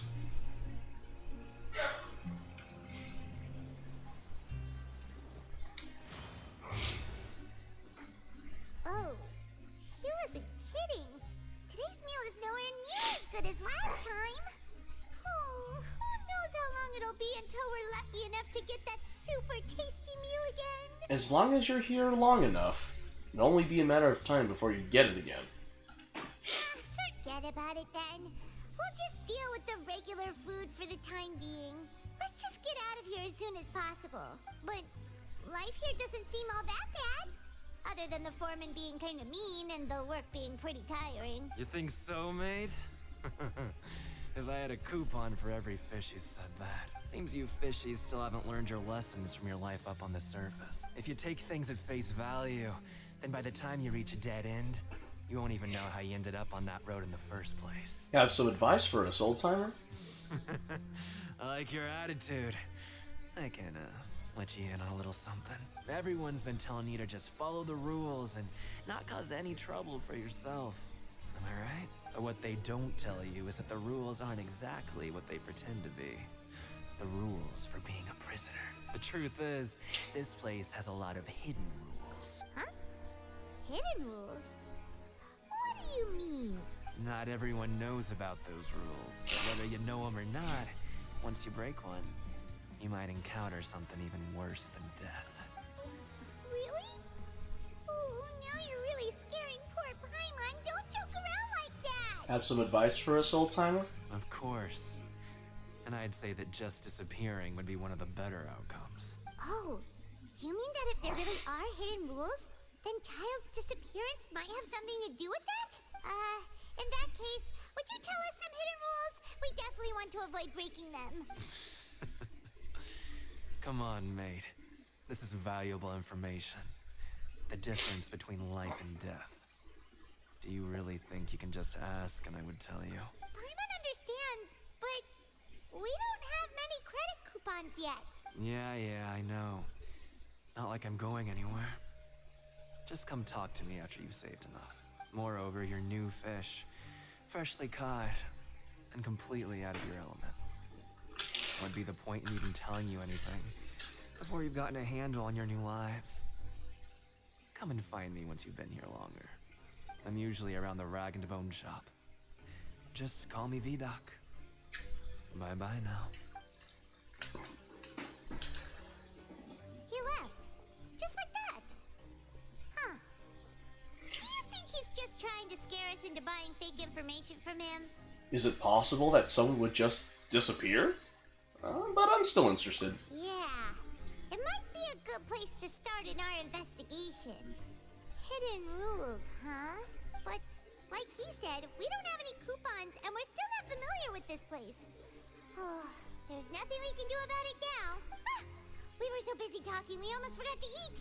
Even if it's not the best, it's probably better while it's warm. Come on, dig in before it gets cold. After your meal, you spend some time getting familiar with the fortress. Before long, it's nighttime.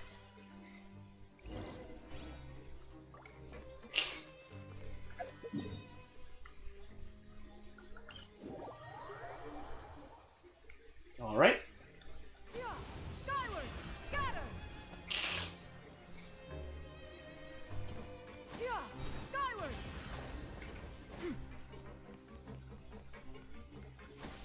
Skyward! Scatter!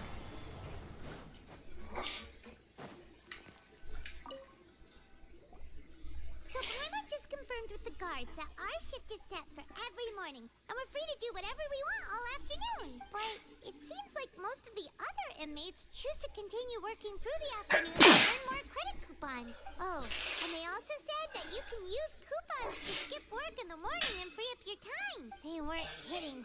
Credit coupons really can't be used to do anything here. Paimon's so tired. And we'll need to wake up and go to work in the morning. Without any credit coupons, it's not like we can really do anything else. Nighty-night, Traveler. Paimon hopes we can keep making progress on our investigation tomorrow. Yeah, man.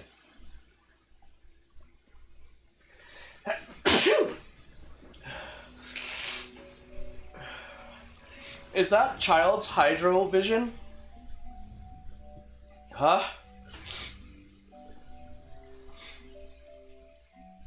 Oh, did I tap into his memories with the vision? Oh god, oof. I hear someone calling my name. These are probably memories from Child's Hydro Vision, if I had to guess.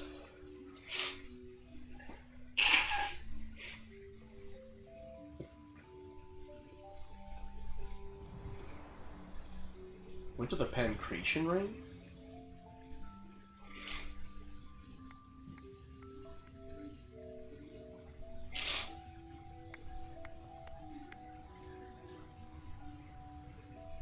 That woman just phased. Whoa! People are just phasing in and out. Oh. It's a time lapse.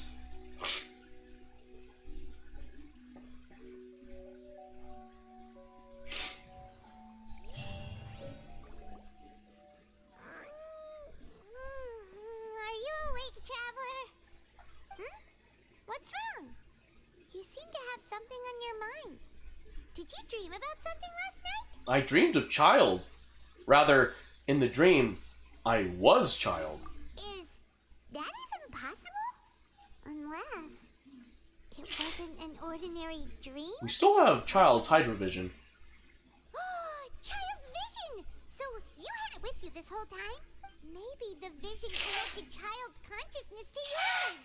Maybe I can use his vision to see everything he experienced from his perspective.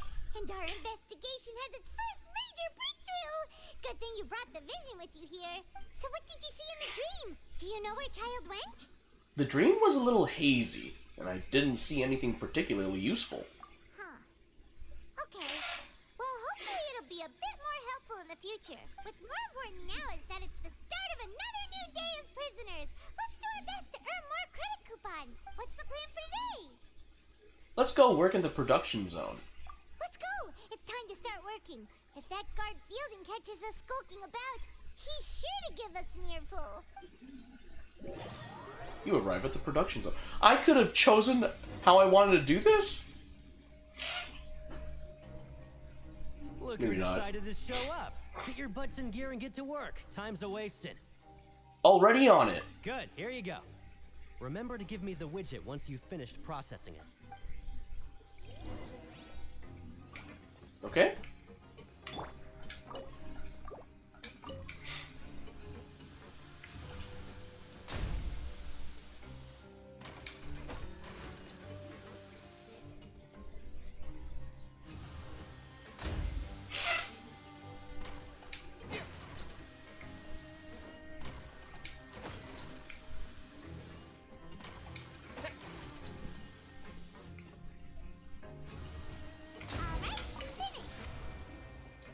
Challenge completed.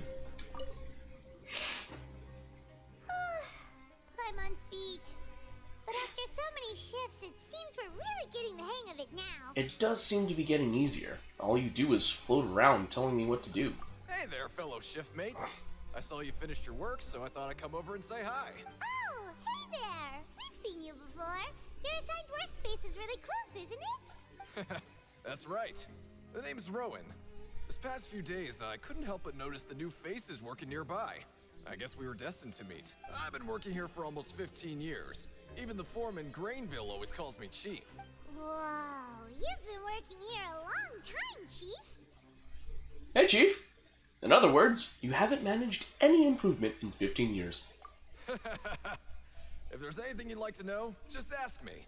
I know the work here in the production zone better than the back of my hand. All right, Chief. We'll be sure to come to you first. I think I've got the work more or less down pat. We just haven't quite learned all the rules. Did you just ask about The rules? Pretty sharp for newcomers. You've already heard about the rules, huh? Who'd you hear it from? I don't think you need to know that. The hidden rules. That's what they're called, right? Alright. Seeing as I'm the one who came over here, you're already calling me Chief. I guess I can tell you a little. Truth is, you two keep working like this, you might be putting yourselves in danger. Huh? Wait, there's even a rule about that? What would have happened if you never told us about this? Well, it's usually not that easy to break one on accident. The conditions of the hidden rules are usually pretty specific. But once you do break one, bad things happen. So the conditions in this case are... If you work continuously in the production zone for 3 days, and if all you do besides eating and sleeping is just work, then something bad will happen during lunch on the 3rd day. Huh? Like what? Oh, don't scare Paimon! If I knew that, then I wouldn't be standing here talking to you, now would I? You mean, even you have never tried working 3 days like that before? There's actually a legend about this rule. They say that there was a worker who worked way harder than me. He was both efficient and eager on the job, and most other workers couldn't hold a candle to him. One time, he tried to test his limits and worked as long as he could. Then during lunch on the 3rd day, he disappeared into thin air, as if he'd evaporated. Later, some people went and asked some of his past friends about him, but they said, never heard of the guy. What the? How could that happen? What did that worker look like? Did you ever see him? Unfortunately, we were assigned different production zones. I never saw for myself what he looked like. Wait, are you thinking that it was... Thank you very much for the information. We'll give it a try. Oh? You... Listen, kid. This ain't the kind of thing you should be curious about. Let me tell you, you're better off forgetting about it and looking after yourself. Now I kind of regret ever telling you. Yeah, I agree with Chief here. Do you really want to try? It sounds like a good lead to me. Like that one person in Attack on Titan. Nothing ventured, nothing gained. That's a quote from Attack on Titan, I remember that. I need to catch up. Like, I need to actually watch Season 3 and 4 in the final season of Attack on Titan. Because I've watched Season 1 and 2, I just never committed and watched the rest of it. Is this the super lucky meal? Looks like hard work really does get rewarded. Oh, I have 800 credit coupons. Paimon's gonna take her time and savor every bite. What would you like to do this afternoon? Let's go work in the production zone. Let's go. Credit coupons, here we come. You're right at the production zone. I'm gonna do the thing that that dude told me about. Look who decided to show up. Get your butts in gear and get to work. Time's a-wasted. Already on Good. it. Here you go. Okay, so it's repeating dialogue. Gotcha. All right. Yep. Start processing.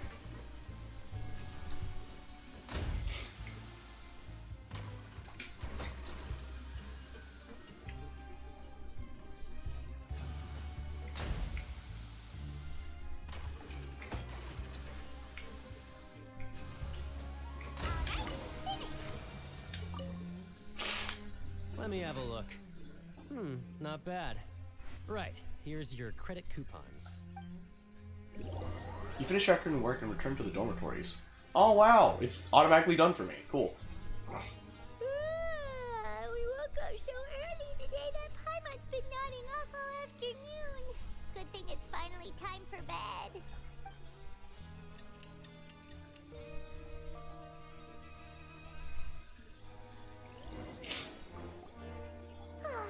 The dawn of a new day.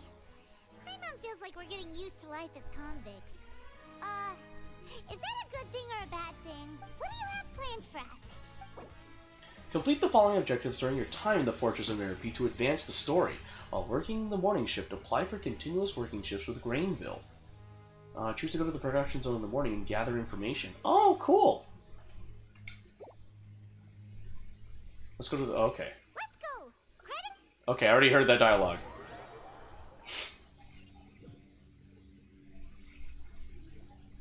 Look who decided to show up. Get your butts in gear and get to work. Time's a-wasted. If possible, I'd like to apply for 3 continuous working days. Oh? What's with suddenly wanting to work so hard? You need coupons that badly? Sure. Let's just say we really want to test our limits. To investigate the hidden rules, you and Paimon start working despite the lack of clarity.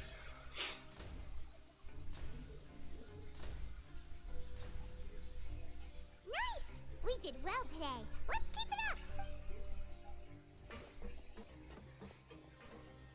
up. Gainesville is like, yeah, some good convicts here. Ooh, Paimon's had it. Who knew that processing these widgets would be so tiring?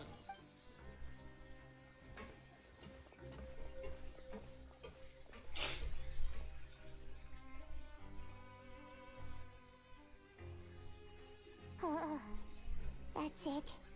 Paimon doesn't even have the energy to talk anymore. Is it time to eat yet? Come on. Lunchtime for Paimon. Dang, I'm so tired. Gainesville's like, oh no. You finish your morning work and arrive at the coupon cafeteria. Wait, I got a chest? Bro, I got a chest. Guys, I heard a chest. What the fudge? Paimon's exhausted. It's just work, work, and more work. Paimon's little body can't handle this much longer. Wait a sec. Now that Paimon thinks about it, haven't we been working non-stop for 3 days now? And now it's lunchtime. You're just realizing that now? Oh, Paimon feels a shiver going down her spine. What's going to happen? But it doesn't seem like anything's changed at all. And we made it to the coupon cafeteria safely. Are the so-called hidden rules only a rumor after all? Don't get your hopes up. That would be quite a disappointment. Well, there's no use to just guessing all day. Paimon's stomach has been grumbling the whole time. Let's just eat already. Paimon wonders what we'll get today. Maybe we'll get the super lucky meal. Wait, what? Huh? This is... What in the world is this? What's with Paimon's food? And yours is the same. Is this stuff meat? But it looks and feels so bizarre. What kind of chef would make food like this? I've never seen a welfare meal like this. There's something wrong with this meat. What do you think is going on? Is this the bad thing that Rowan was talking about? Someone went missing before. And now our meals have this strange meat. No, stop right there. Paimon gets what you mean, just don't say it. Hey, isn't that Woolsey over there? He must have made the food, right? So let's just ask him about the food and be done with it. Hey, Woolsey, have a moment? What is it? I'm about to go report the numbers for today's free meal, so you'd better make it quick. It's about the meat in our meals. Look, does it seem normal to you? The meat? Oh, that. Looks perfectly fine to me. Totally normal. You better hurry up and shout out. How could this be fun? Hey, don't leave! You barely even looked at it! Hey! What should we do now? Woolsey wouldn't even give us the time of day. Is he trying to hide something? Looks like we'll have to investigate it ourselves. The plot thickens. Yeah, looks like we have no other choice. Paimon was positively famished a minute ago, but now she's lost her appetite. The strange meat. The strange welfare meal received after violating the hidden rules of the production zone. What would you like to do this afternoon? Investigate the clues we discovered. Okay, let's see if we can find any new leads. Wait, are I supposed to talk to Vidocq later? Oh. Let me see. Okay, so I got find an opportunity to look around and collect clues regarding the strange meat. There's 3 places. So that means... I'm pretty sure... the prescribed hidden in plain sight? I'm pretty... Yeah, this is the production zone. Okay, cool. So, over there. Yeah! Skyward! Scatter! Skyward! Scatter! Deacon! Hey! It's the Traveler and Paimon. Oh, so now you remember our names? No need to tease me, okay? I won't trip on the same step twice. Listen, I feel ashamed about last time. Thank you for praising me in front of His Grace. Here are the extra credit coupons he gave me. I'd like you to have them. Huh? No, No, we couldn't take them. They're your reward after all. But when I was welcoming you, I didn't do anything but give you the stink eye. Come on, I insist. These coupons are nothing compared to getting the attention of His Grace. I won't take no for an answer.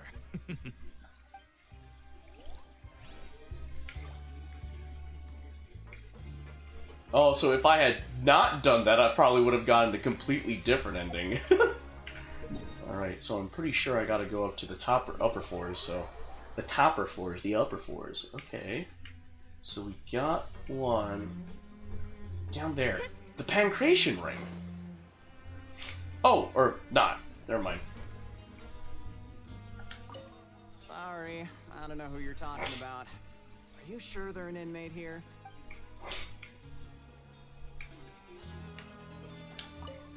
I'm not very good at remembering people's appearances. Anyway, no one comes to mind based on your description.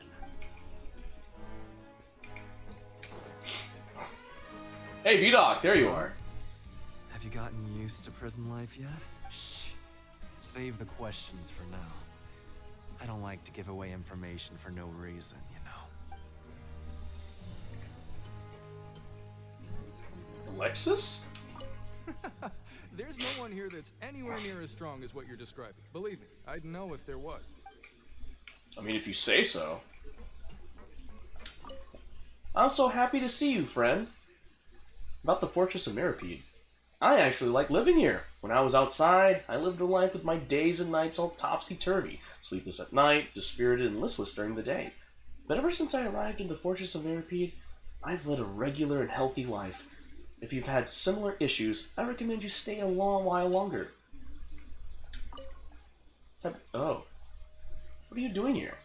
I'm here to help people like you, of course.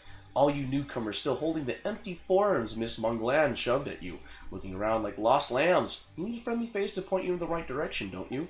And who better than me, the former pretty face, to perform this task? I'll tell you something on the down low. You can't repeat it to anyone else. Miss Monglan herself approves of my work. Not that she can admit it to the public, but I know. That's definitely what she actually thinks. About Estienne's game. Congratulations on winning! Now that I think of it, I never even saw Caterpillar that much. I didn't know he had that many coupons. I'm jealous. If only I had that many. I'd treat everyone in the entire fortress to new flavors of Fanta. No, I'd pay everyone's wages for a day and give them all a holiday. Or maybe I'd sponsor an invocation tournament? Oh, how can I choose between such good ideas? Oh, why would I even have to choose? I can do them all. Have it heard any interesting rumors? You mean apart from Pretty Face becoming Dirty Face? Oh, let me think about that for a moment. Just kidding. But honestly, I can't think of any rumors. It's all either big news you must have already heard, or little tittle-tattle you wouldn't be interested in. Hey, why don't you tell me some rumors? I have nothing to say. Bye. Well, no news is good news. Everything is so peaceful. I have something to do. Goodbye for now. So diligent. Take care. Okay, so I talked to like 5 people. Is there people?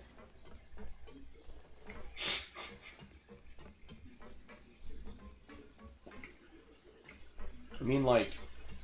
Well... Shh. Okay, like... Is there more than meets the eye? Because there's Alexis, there's Poirier, Leonide? Oh wait, there's people... Are there people in this area? Oh, here! Fitzroy! Oh, hello. You two are the ones who were with His Grace. No need to be so nervous. Sorry, I couldn't help but think of His Grace once I saw you, and I... Are you that scared of him? Oh, it's hard to say. Maybe I am. He's got a very overwhelming presence. It makes me feel like I'm just some insignificant little bug. Wait, seriously? Oh, I'm always indecisive, and I tend to make a mess of things. It's like a reflex. I just instantly start to tense up the moment I see a smart and capable person like His Grace. Oh, I get it. You want to take his place. What? Please, don't say anything like that out loud. How could you possibly think something like that? in the eyes of His Grace, I'm probably just a lowly, ordinary person. I guess I need to start working on my nerves.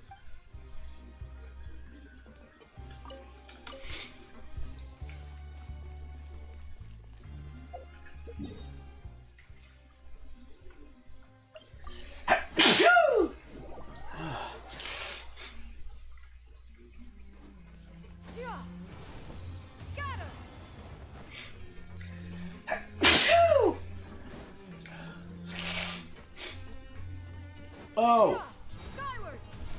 Siegeween! Oh, hey. Siegeween? Aren't you supposed to be in the infirmary? What are you doing in the production zone? Hello, traveler. Paimon. Everyone's usually busy around now, and we don't have any patients to look after in the infirmary. I thought I'd come here and enjoy the sight of everyone hard at work. Enjoy? What's there to enjoy here? It's really worth watching. I often stand here and observe everyone. She is a Melusine. So interesting and adorable. I like to watch your expressions while you work. Are you talking about pets or people? Do you also happen to be a veterinarian as well as a head nurse? Oh, I can see why you think that, but you shouldn't jump to conclusions. See, we Melusines are a different species, and we see the world very differently from humans. It's very easy for me to observe everyone's condition. All it takes is one look, and I can tell which workers are exhausted. Wait, Melusines can see that? Huh. That does sound useful for being a nurse. Yes. Running around tending to everyone's health is very fulfilling. But I'd much prefer it if you're all happy and free from exhaustion and pain in the first place. Take care of your body, make sure you eat well. Always rest when you're tired from work, and don't push yourself too hard. We'll definitely take care of ourselves. Thanks for the reminder. The supervisor, Siegeween. We often see Miss Siegeween observing the prisoners at work near the production zone. Seems like she can perceive the general state of a person's health just by looking at them. Was that it? Yep. So this one must be up here. Wait, no, I went in the wrong area. My bad.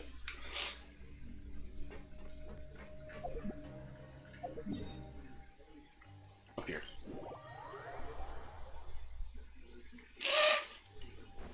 Yep. Skyward! Scatter! Skyward!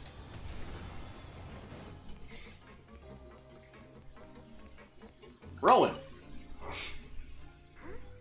Rowan? What are you doing here, Chief? Oh, I was injured a bit just now. Nothing major. I think I just pulled something. Little mishaps like this are unavoidable at work, you know? Huh. Paimon wouldn't have thought someone as experienced as the Chief would still get hurt on the job. Nah, it can happen. I just knew you would say that. This is pretty embarrassing. Where's Siegeween when you need her anyway? The one time I need to make a quick trip to the infirmary. Oh, you mean she wasn't in the infirmary? Yeah. The rumors say that there's never anybody in the infirmary in the half hour before lunch, and nobody knows where Siegeween gets off to. So, this isn't just a coincidence? But she's always absent during lunch? Huh. That's actually really strange. Siegeween's always super dedicated to her work. Where else would she possibly go? We literally just talked with her in the production zone. Forget it. I can take care of a small sprain like this on my own anyway. No need to trouble her. The empty infirmary. I've been told that the infirmary is always empty for the half hour just before lunch. But what could Siegeween be doing during that time?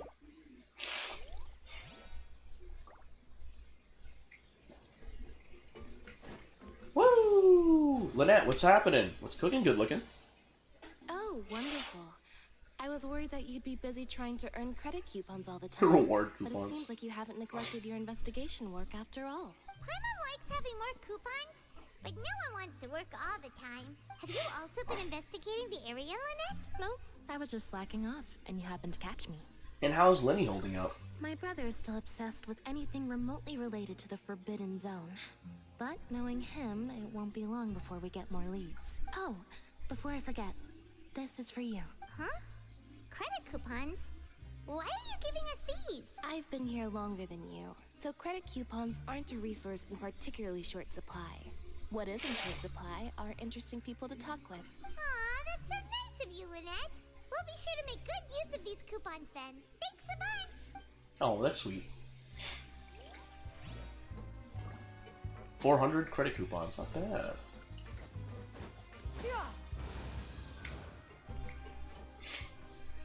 Hey, look! There's something here! Looks like a research notebook. That suspicious guy peeking into the infirmary just now. Is he a fan of Sea Dream? He must have dropped it. Let Paimon read it real quick. The Melusine perceive the world very differently from humans. There are significant deviations. As a result, their sense of aesthetics and beauty is also very different from that of humans. This must be taken into consideration when giving gifts. Ooh, this all sounds pretty serious. He sure did his homework. Won't he object to us looking through his notes? We should thank him for the intel. And as for the notebook, let's take it. Research about the characteristics of Melusines. The research notes that said that the Melusine race perceives the world very differently from humans. As a result, the Melusines also have developed a sense of aesthetics that appears rather strange and alien to humans.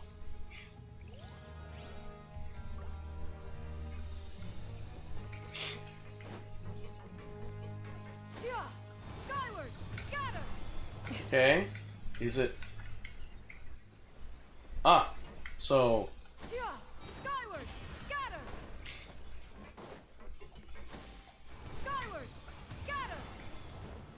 Okay. Time to sleep. Oh, you want to stop investigating and go rest? It's time for a rest. Okay, you should rest up. We'll be back at it tomorrow. So after working a few days straight, we got some strange meat in our lunch. What was that all about? Has our investigation turned up anything useful recently? I think I've got something, but unfortunately it's not related to child. Really? Then it looks like that part of the investigation has hit a dead end. Well, we'll keep searching for more clues tomorrow. Good night, Traveler.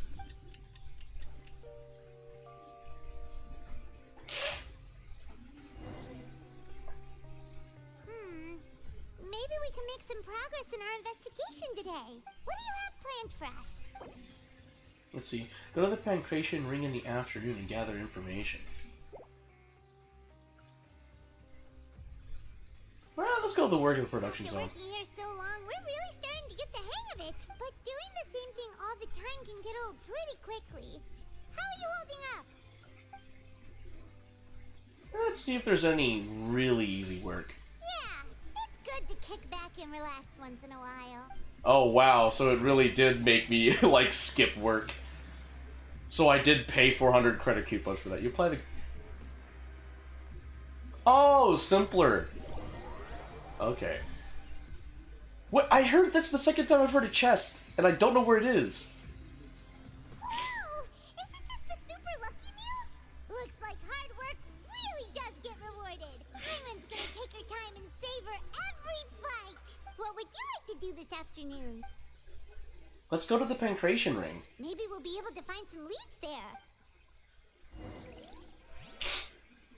Grab yourself a welfare meal. Ba-ba-da-ba-da-ba-da-ba. Skyward! Scatter! Yeah! Skyward! Man, I am getting there faster with just Shengen's triple jump. Alright, to the Pancration Ring, where there's no teleport waypoint.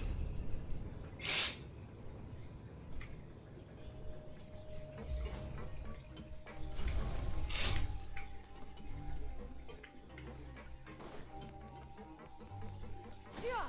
Skyward! Scatter!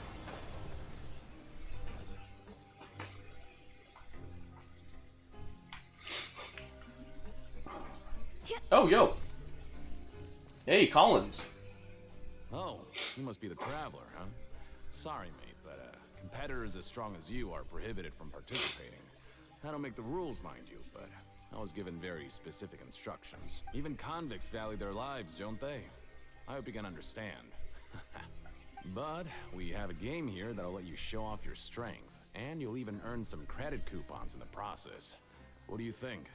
Interested? And if we lose the game, will it cost us credit coupons? Of course. That's the cruel reality facing every competitor in a place like the Pancration Ring. Alright, I'll give it a try. Okay, great. Let me walk you through the rules. The targets in front of you will pop up one after another. You'll need to hit the targets in the same order that they popped up.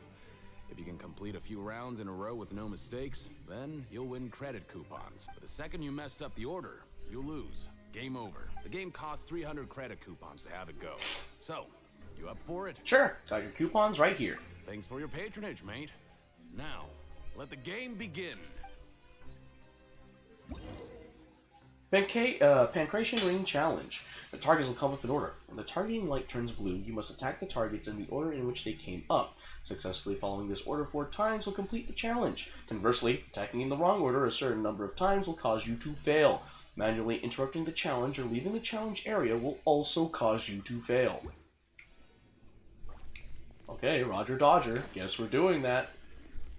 You old codger. Okay, do your best to hit the targets, just like Colin said. Oh. Whoops. I didn't mean to use the catalyst.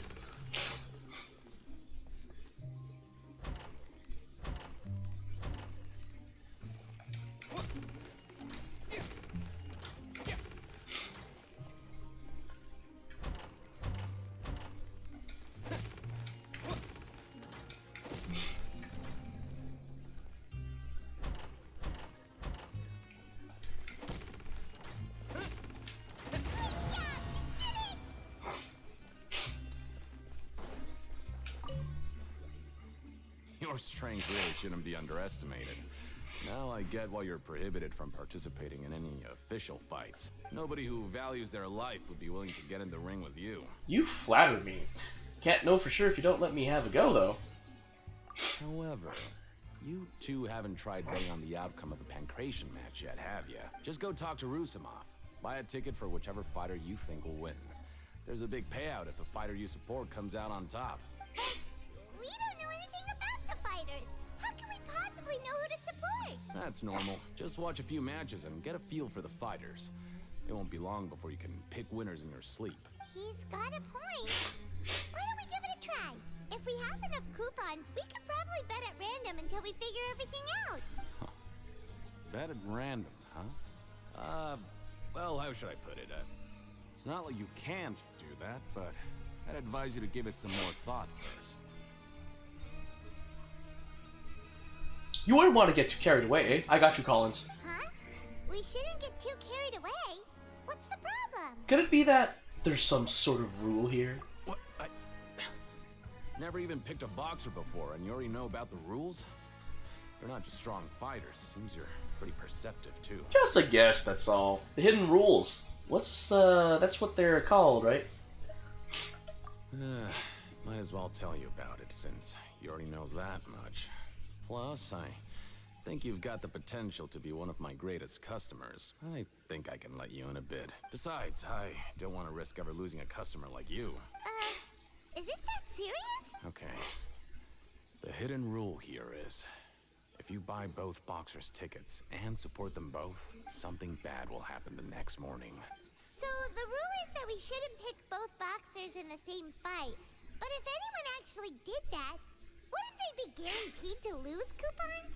Who would do that anyway? And what do you mean by something bad will happen? How would I know? Not like I'm stupid enough to do that, but I've heard a story about the rule. According to the rumor, there was a masked boxer who possessed incredible skill and power. None of his opponents even stood a chance against him. However, in the final match, the organizers told him to take off his mask. He refused and never showed up to the fight. And after that, he was never seen again. Some say he died, or that he was taken care of by the event's organizers. But everyone remembers that he was someone who cherished honor above all else. In his eyes, supporting both boxers in a match would dishonor the competition itself. So you mean it's like a curse? He'll take vengeance on anyone who does that? Do you know anything about him? Have you seen what they really look like? No, he was always wearing a mask, like he was intentionally trying to hide his identity. I don't even know anything about his past. I'm pretty sure it's Child. Do you think that boxer was... Thank you very much for the information. We'll give it a try. We will? You're not serious, are you? Look, here I was just trying to be nice and warn you, yet here you are trying to break it on purpose? Yeah, it sounds pretty scary to Paimon. It sounds like a good lead to me. Nothing ventured, nothing gained, after all. Seems you've made up your mind. Just be sure to protect Paimon, okay? Betting on both fighters will set you back about 3,000 credit coupons. If you have enough, then go ahead and give it a try. Just don't come running back to me if something happens. I have enough. You leave the pancreation ring and return to the dormitories. Aw, looks like we won't get a chance to sleep in as long as we're here. Let's get to bed early. Wait, so I wasn't able to bet? That's sad. I wanted to bet. Oh, Paimon doesn't want to get up. Paimon still feels completely exhausted from yesterday. What do you have planned for us? Okay, we're going to do this. Let's... I want to work in the production zone. After working here so long, but doing the same thing... Oh my god! Yeah, it's good. Bruh, you're making me skip work when I'm willing to work. Come on. So that means I have, like, 3,700 credit coupons. That's the third time I hear a chest. Where the freak is the chest? What is this garbage? Ooh, it looks disgusting. Oh, Paimon misses your cooking now. What would you like to do this afternoon? Time to go to the pancreation ring. Knowing Child, he must have been there all the time.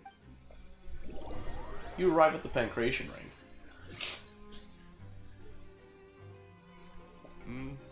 Are you two here to buy tickets? Better be quick about it.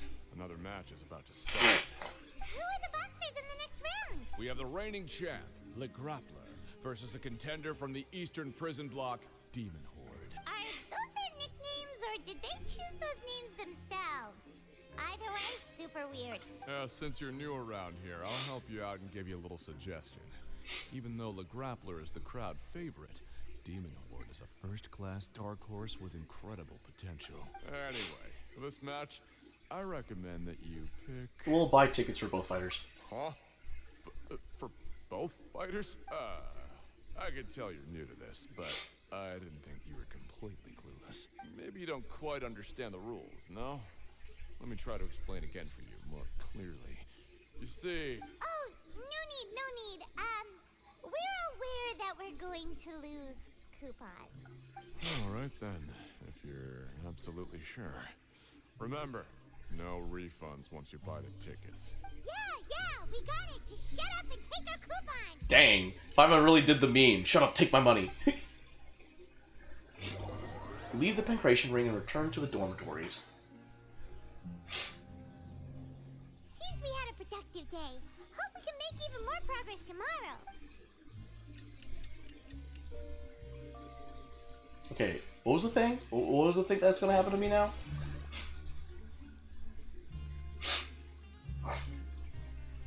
Hey, Traveler. Paimon.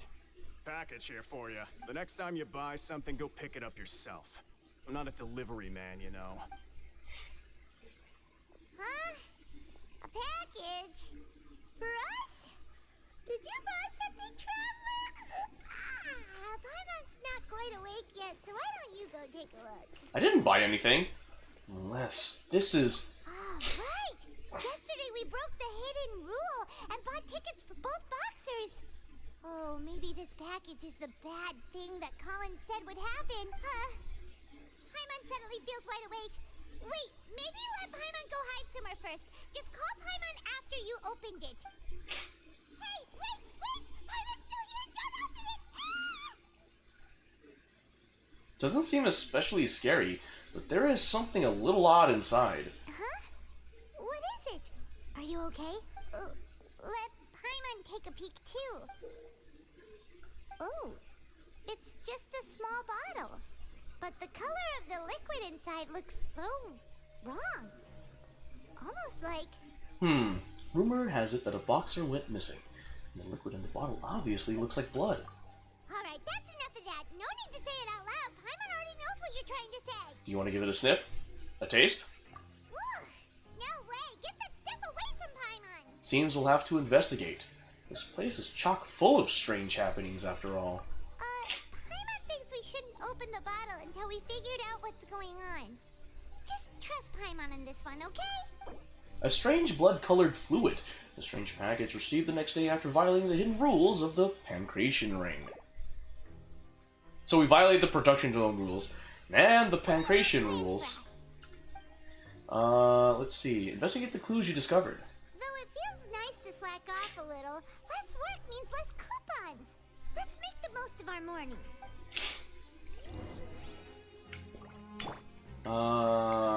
Walk around with the clues. Where are they located?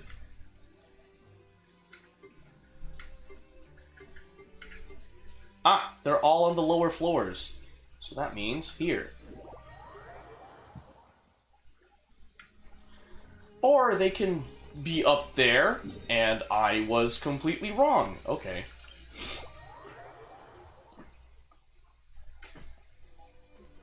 Where is it? Ah, over there.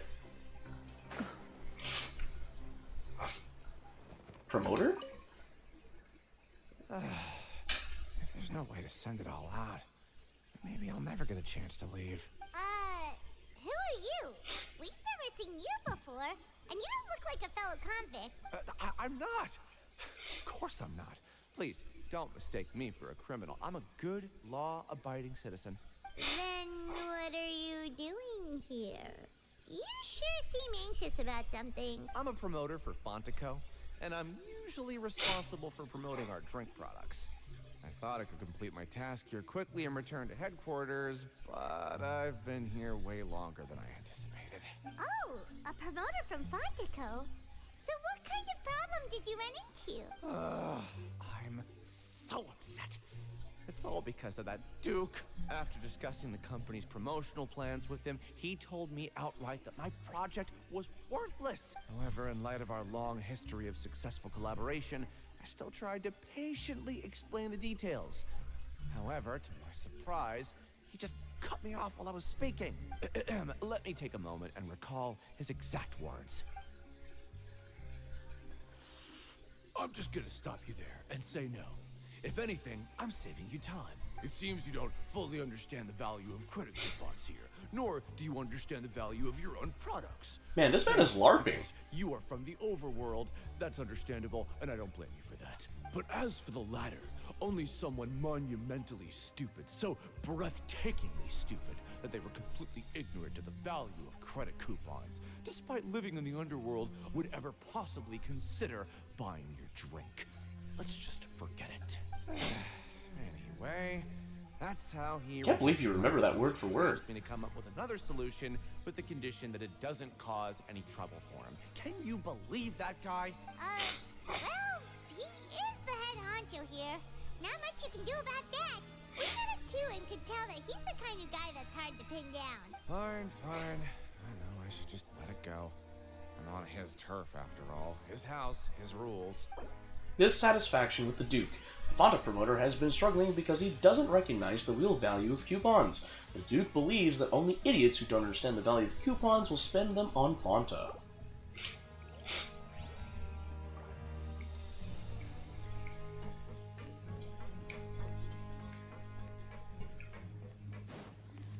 Is it? Skyward, scatter! Oh, it is. It is. Skyward, scatter! It's at the Pancration Ring. Glittery.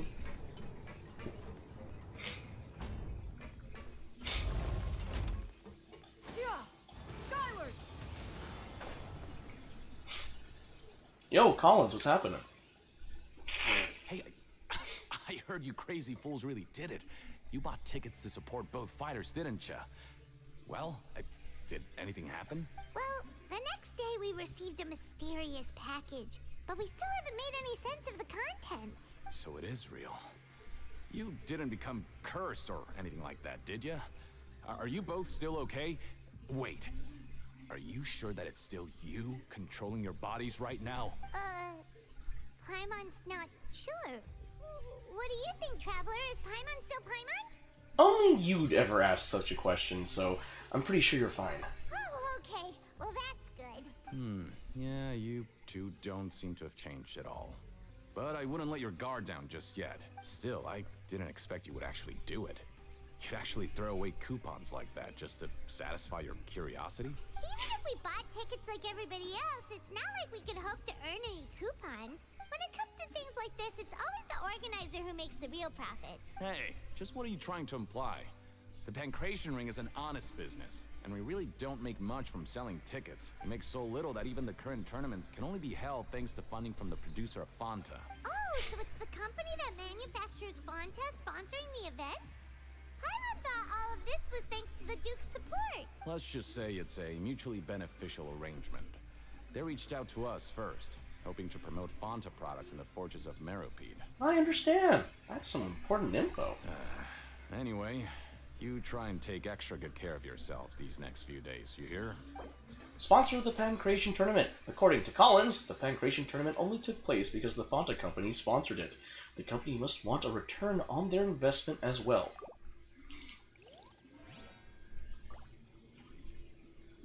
Okay, so there's still some more stuff for me to...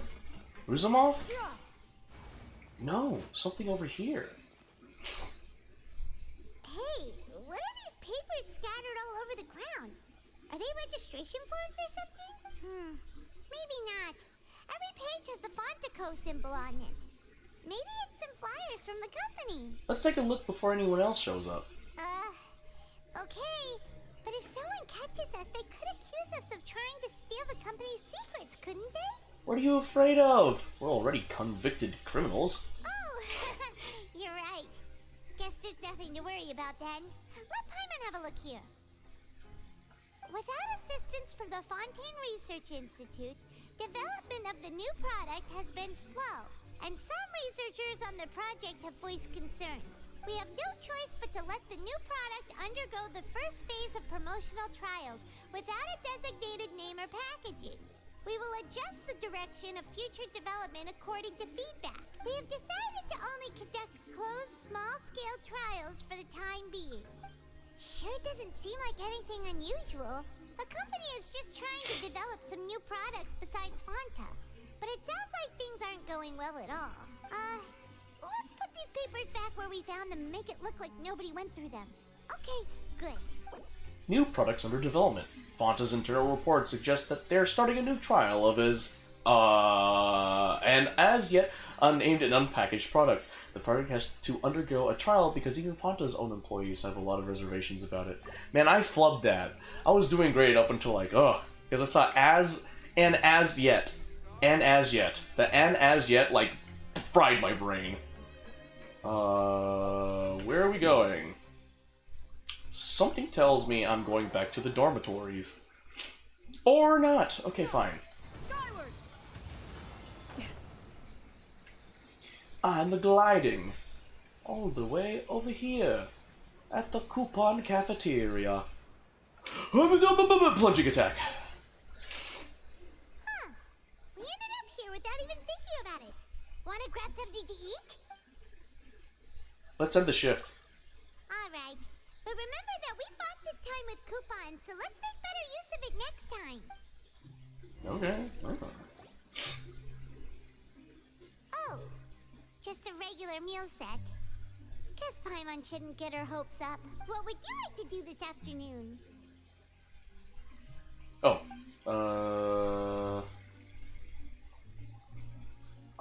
Let's go investigate. I don't think there are any more clues to be found here. Perhaps we should check the production zone or the Pancration Ring out. Let's go to the production zone? Here so long, we're really stuck doing the same thing. Oh my god, fine. Let's see if there's... Oh, wait. It's good to kick back and relax once in a while. Oh, okay, I forget. Choosing that, I will get coupons. I just don't have to do that exhausting work. Yeah.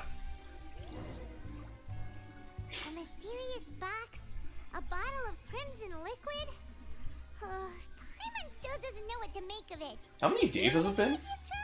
I think I got something. Really? Then it looks like that part of the investigation led us nowhere. Well, maybe we'll... Oh, that's the same dialogue. I was like, dude, I'm having a serious case of deja vu.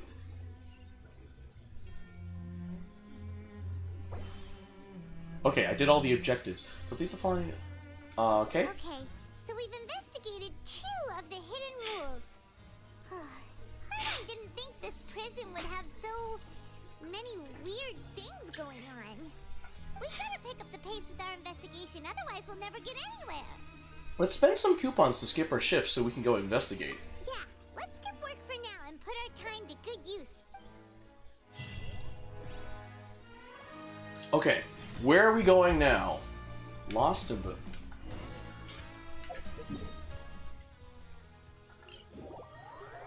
Is it in the production zone, or is it... Let's see, 50 meters. Hey, isn't that Vidoc over there? Huh. Is it just Paimon, or are there fewer people than usual here today?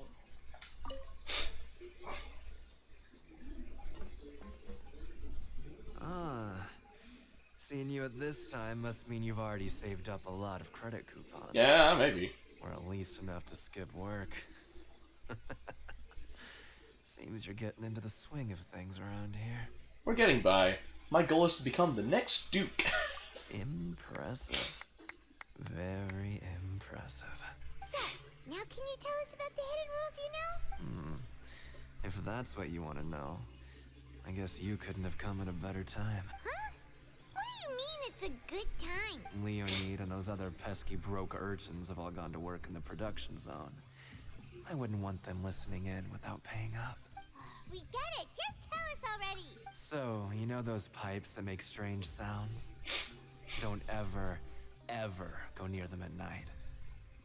Even if you manage to avoid the guards, you might find something even more terrible there. Something even more terrible? Like what? A group of cannibals. Cannibals? In the Fortress of Meripede? Every month, they meet a few times in the dead of night.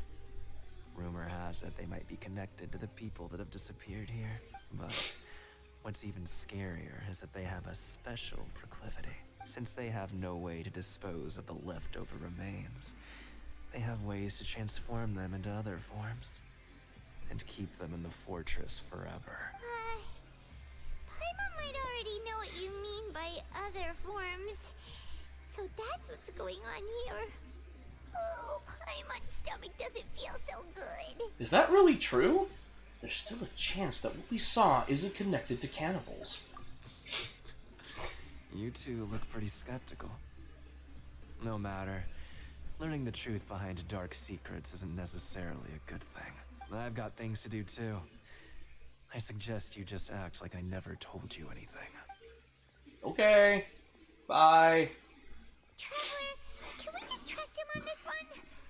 Oh, Paimon doesn't want her blood and flesh entombed here for all eternity? Even if it's true, do you really think cannibals could take me in a fight? Oh, so that's how you see the situation. Huh. You know, Paimon does feel a little better about it now. Alright, then just like before, let's get ready to investigate another hidden rule. When will all the secrets end? When we help child, I guess. Bring with curiosity, returning and investigate again. Oh. Vidoc isn't here. But the guys who went to work in the morning are back. Let's go ask them. Just stay away from me. What? What are you saying? You shouldn't go around saying stuff like that. What am I saying? What are you talking about? Listen, you should keep your nose out of other people's business. What a warm reception that was. Their attitude sure is suspicious. Like they're trying to avoid us. It's pretty obvious that they're hiding something. Could they be connected to the cannibals? But if they're being so obvious see us about acting weirdly, do you think they might just be trying to lure us in? Oh, this is all getting way too creepy for Paimon. Let's approach it from a different angle. We'll probably never get anything out of these guys. So you mean we still need to investigate some more? Okay, if you say so.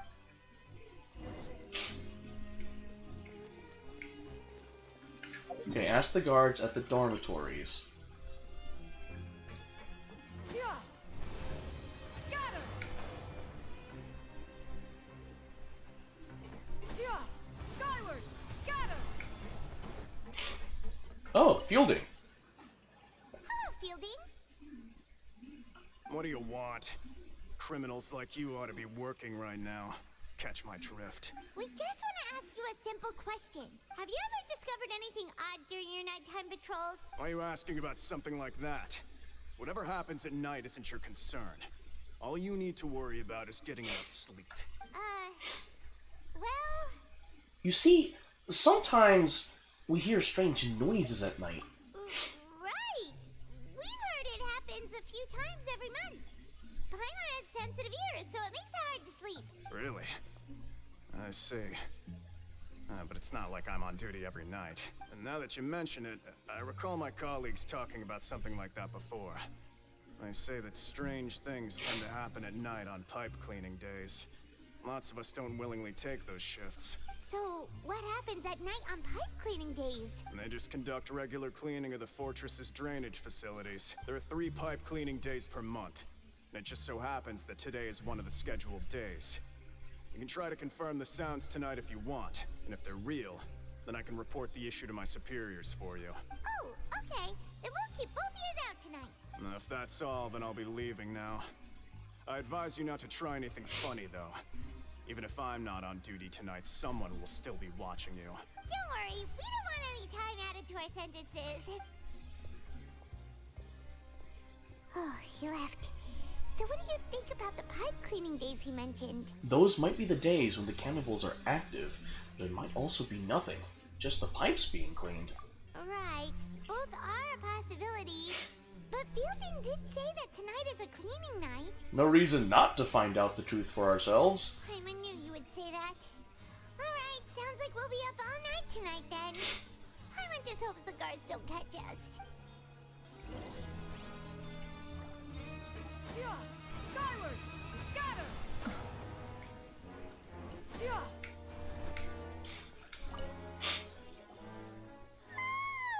Oh, Paimon's so tired. But we can't sleep yet. They'll be cleaning the pipes tonight, so it's the perfect chance for us to investigate. We just need to wait until everyone else has fallen asleep. If we miss our chance tonight, it'll be a while before we get another opportunity. Whatever. Just be sure to wake Paimon if she dozes off. Paimon's worried something might happen if you go alone. Huh? Traveler, did you fall asleep already? He did. Ah! Child's hydrovision. What's going on?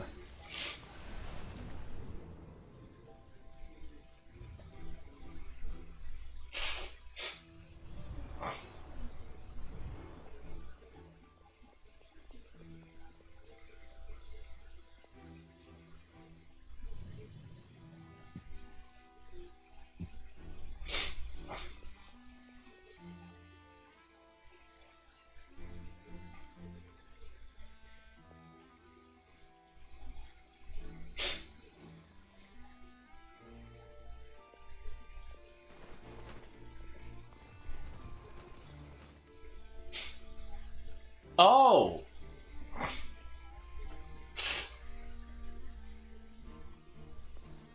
Is this the Forbidden Production Zone? Something is calling me. I have to go.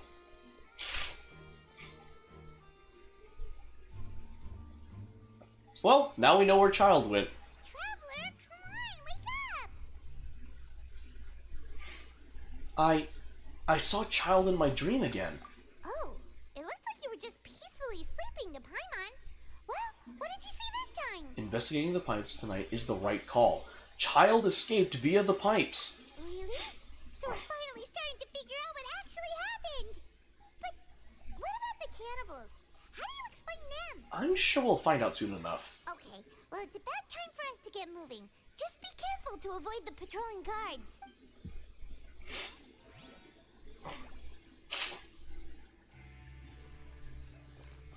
Go to where the rumored pipes are. Where are they? Oh! I have to do that quest.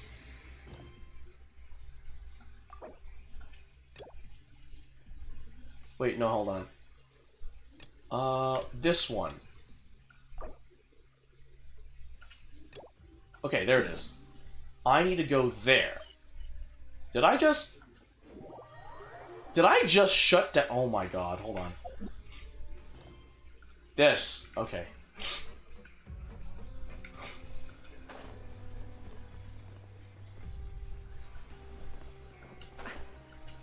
Activate.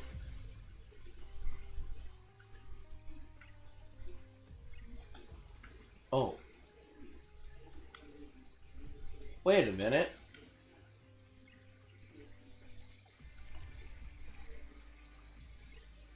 Oh.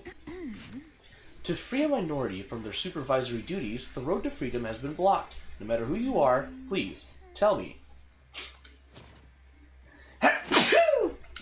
That's what I mean.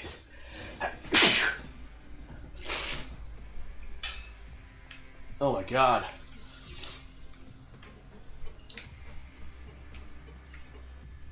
Okay.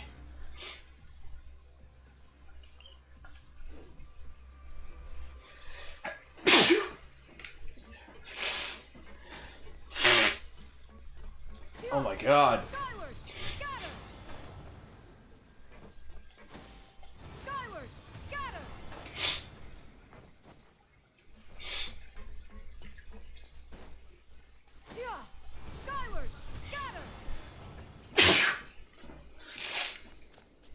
Hey, Kleins. Huh? Isn't that Kleins? Hello, Kleins. We meet again. Huh? If Kleins is here, then that mark must have been his doing then. Huh? What are you two doing here? What are you talking about? I'm lost. Why don't you ask someone else? I think we've got the wrong guy, Paimon. Oh, we got the wrong guy. Did we? Wait, don't let him deceive you, Godfred. There's no one else here, so it must be him. Alright, you win. I did it. I was planning to use this to catch up with some acquaintances, but I didn't expect that the two of you would be the ones to show up. Catch up with some acquaintances? The cipher letter is a technology developed by Mr. Butor, and few know how to decode it, even at the Fontaine Research Institute. The only reason I know of it at all is because he was my benefactor. Unfortunately, he left us far too young, and management doesn't care for his cipher letter. So, I figured that if someone out there could decipher it, then we would have something to talk about. Oh, I don't mean that there's nothing to say between us, but there are many topics we do not have in common. No need to force yourself there. Really is nothing to say. I'm so sorry about that. You're very honest. I once had a friend who was as frank as you, and got into quite a bit of trouble because of it. But looking back at it now, those really were happy times. Anyway, is that the only reason you're here? Paimon almost forgot. Galvariat and Malpole asked us to investigate the culprit behind the graffiti. Turn yourself in, please. Turn yourself in! We won't show you any mercy if you resist arrest. Can't we just talk about this? Forget about Malpole. I just don't want to fall into Galvariet's clutches. Would it be possible for you to, just turn a blind eye to this whole thing? But Malpole said graffiti is prohibited in the fortress, and breaking the rules is bad, isn't it? And if you're feeling a bit generous with definitions, then the cipher letters on the wall are no different from anything else posted there. They're decorations, nothing more. How about I go with you? But Godfred can decide whether or not to turn me in. Of course, if you choose to help me and save me from Galvariet's clutches, I'd be willing to compensate you accordingly. I'm putting my fate in your hands. Let's head out now. Alright. Skyward! Scatter! Yeah! Skyward! Scatter! Okie dokie.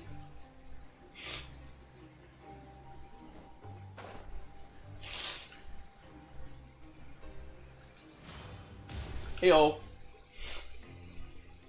I see you found Klein's, but have you found the person responsible for the graffiti?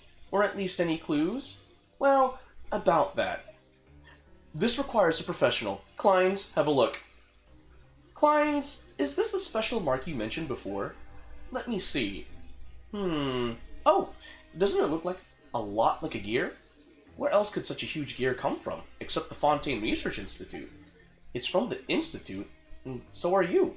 I'd say the link between the two is pretty obvious. Just admit it, you're the culprit, aren't you? You can't say it like that. If, one day, I should be fortunate enough to dine with Galvana at Hotel de Boer, if you're still in dreamland, I can help you wake up. And if you think my punches aren't strong enough, I'm sure Rosamov would be willing to lend a hand or three. Calm down. I'm only giving you an example. It's just an example. Where was I? Ahem. Anyway, if Galvana and I were to go out together, though we're both from the fortress, that doesn't mean that there is any connection between us. See? There's no connection whatsoever. There's no link between me and this mark, just like there's no link between me and Galvana. Fine, you've convinced me, but only about the relationship between you and Sis. Doesn't that mean he hasn't convinced you at all? Well, we've got nothing else to say about this. It's up to you guys now. Well, no matter what, I owe you my thanks, and the compensation you were promised. Right, Godfred and Paimon, I almost forgot your compensation, although it's a pity you couldn't locate the culprit. But I'm sure Klein's will have a way to remove the mark. I'll leave the rest to him and Galvargit, then. In the meantime, I have other work to attend to.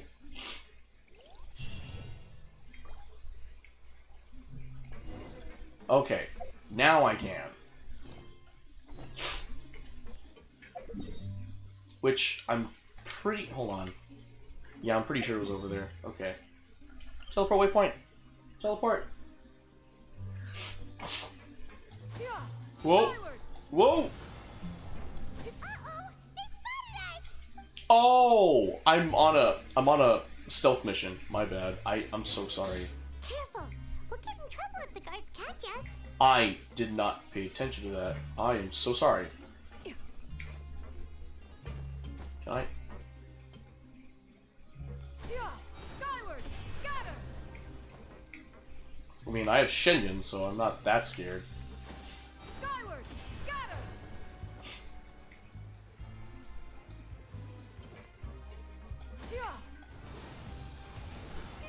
This should be the place. Yep, that's where Klein was.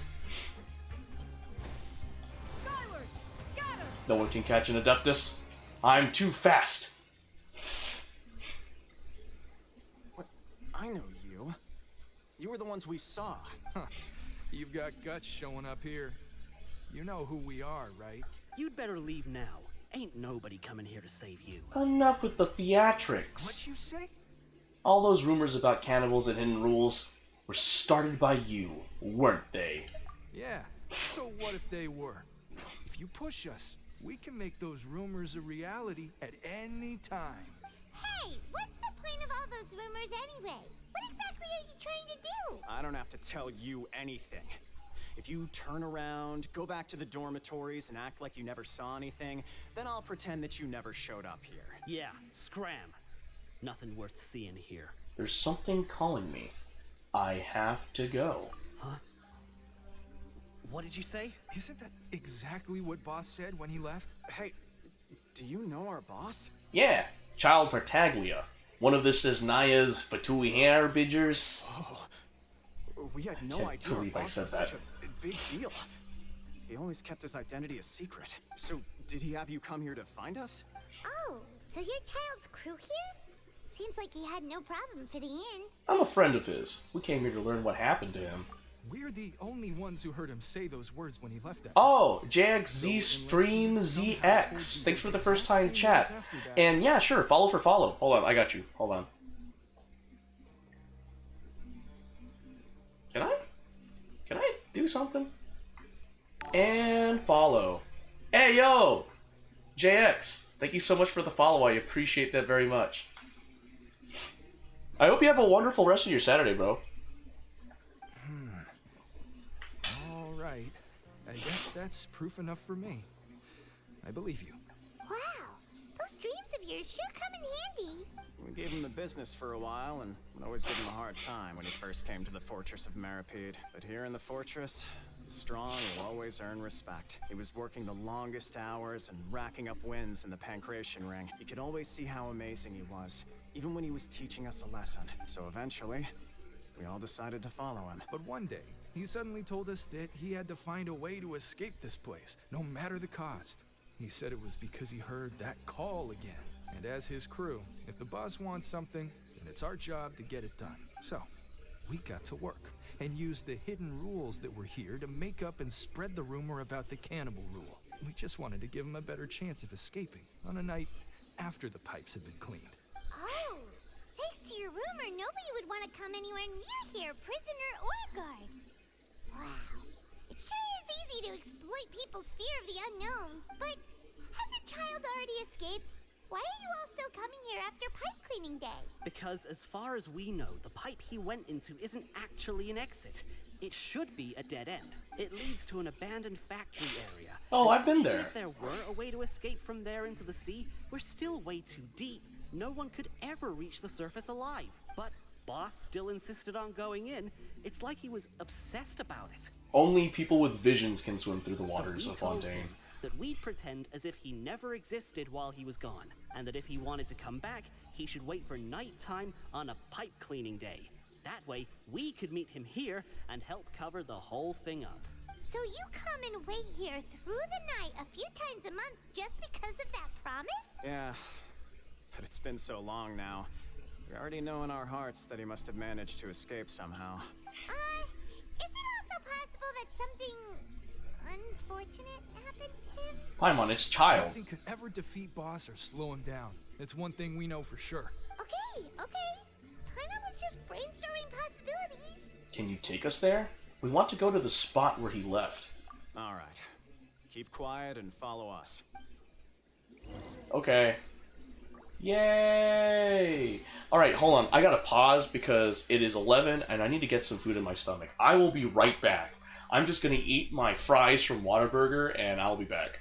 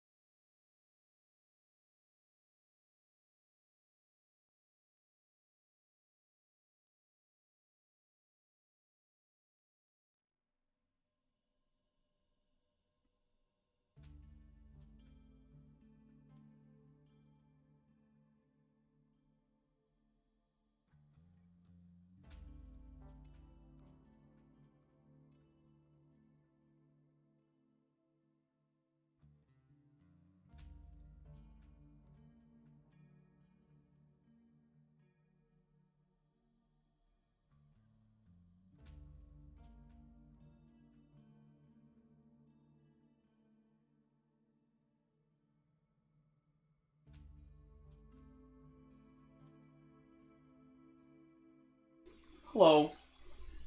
Thanks for being patient with me. Just finished up the leftovers I had from today. Alright. Oh, dang. I guess I was still in the middle of that elemental skill. The way up from here has been sealed off. It's impossible to get through. Boss left by going down from here.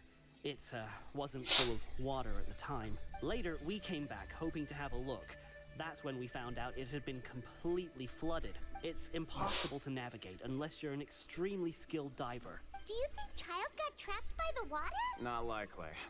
We all know that Boss was an incredible swimmer. I know a good diver. Really? Then have him come investigate. Pronto. Just be sure to tell us if you get How any you news get about Boss. Constellation 2 Shinyun? It's getting Oh, late. shoot. We should leave before the guards come this way. Yeah. So I simply wailed for her when she was first on a banner. I have a Constellation level 6 Shinyun. Like, Shinyun is my like, Shinyun was the character I was like, if I get into Genshin, I need to, like, get a pretty good character. So, I will show you, JX. Check it. So Shinyun is not level 90, haven't unlocked it yet. But if we look at her Constellation, yeah, I wailed. And I also wailed to get her weapon, Crane's Echoing Calls. I was not, unfortunately, I was not able to ascend her weapon. Because when the event ended, I didn't know there was something called the Weapon Refinement rank. So, check it. It's rank 1. It makes me sad. I like Shinyun though. I really do. She makes like traveling Genshin really easy. I like it. I'm glad I'm glad I got back into Genshin when she was on a banner. We learned some key information. Seems more of our investigative work has finally started to pay off. When you said you knew a diver, you were talking about Fremine, right? If we ask Linny, he'll definitely have Fremine help us. Ugh. Why is Child like this? What was he doing going into the pipes? Not making our jobs easier, that's for sure. Fortunately, though, it seems like it's only a matter of time now before Oh, really? That's interesting. Now that we can finally relax, So, I'm starting to feel super sleepy. so I really do want to like pull Farina because I want to save up. I'm probably gonna drop $100 Monday just so I can try and get Nouvelette because I want to get Nouvelette. If Farina is gonna be in a future banner, I want to get Farina because apparently I think she has a skill or a passive skill that lets her run on water because after all she is the Hydro Archon. I mean, at the point in the story right now, she's no longer the Hydro Archon. Oh, spoilers, but you know. Oh! I finished Act 3! Okay, that's pretty dope. Okay, I'm totally down with that. It's morning already? My heart still needs more sleep. Let's use some coupons to skip our shift this morning. Let's take the morning off. Huh? Constellation level 2 Farina, but it's about to be hard. Really? It's one of Linny's cards. You're right. It's been a while since we've contacted him. Let Paimon see what's written on it. Maybe you haven't heard, but today is the monthly free day. Everyone has the day off today, which makes it the perfect time to do some investigating. It's been a while since we last talked. Have you been making any progress lately? Let's meet at our usual spot in the factory area before lunchtime. I have new information. Ooh, today's our lucky day. We have the day off. From the sound of it, Lenny's been making progress with his investigation. Wonder what he's discovered. Oh, I don't know if I asked already. What? Why is it going to be hard? Sorry.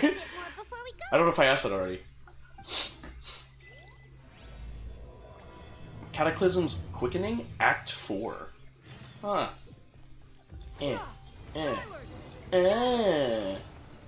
Oh wait, actually I could have just used the teleport waypoint. Oh shoot.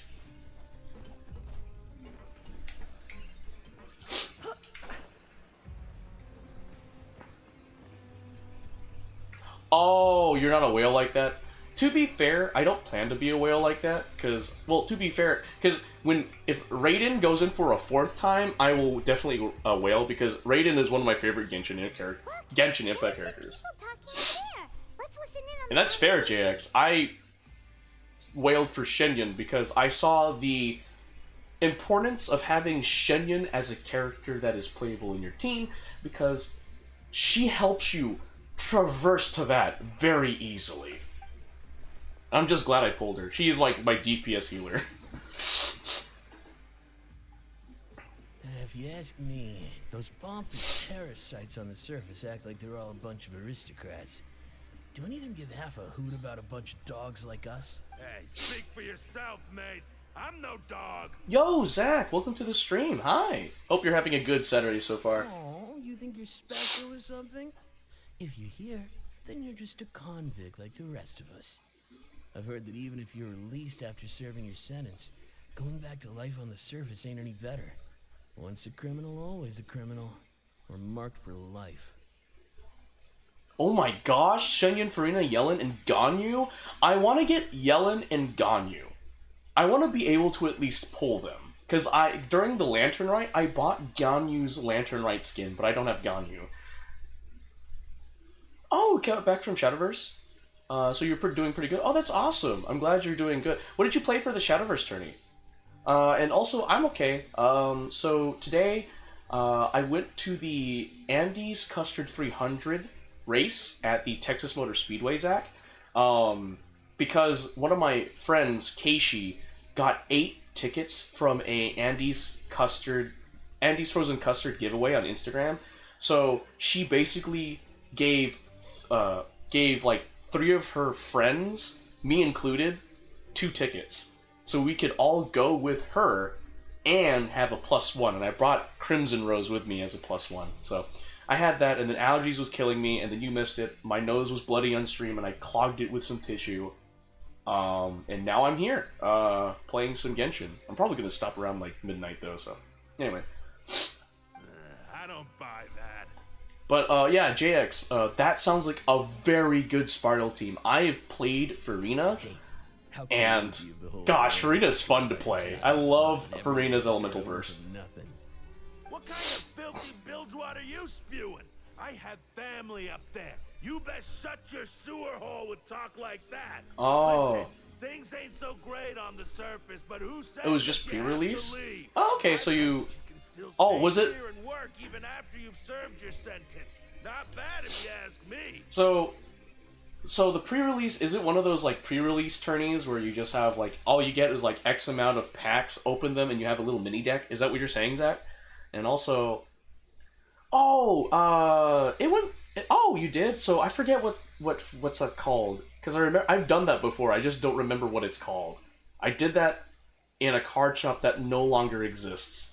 Let me see. Yeah, no, so the race went well. Saw a couple burnouts, but it was really nice. It was a nice change of pace. I've never been to a NASCAR race up until today, and I can tell you, it was a nice, refreshing change of pace. I wouldn't do it again unless someone invites me, because it's not my cup of tea.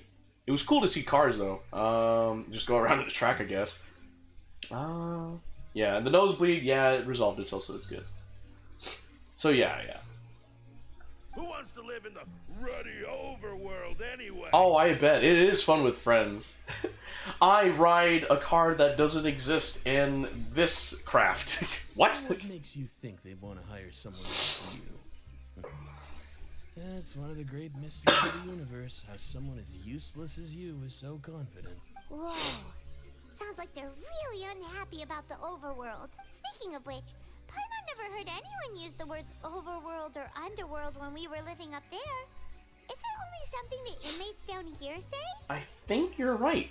It's normal for convicts to be unhappy. That's true.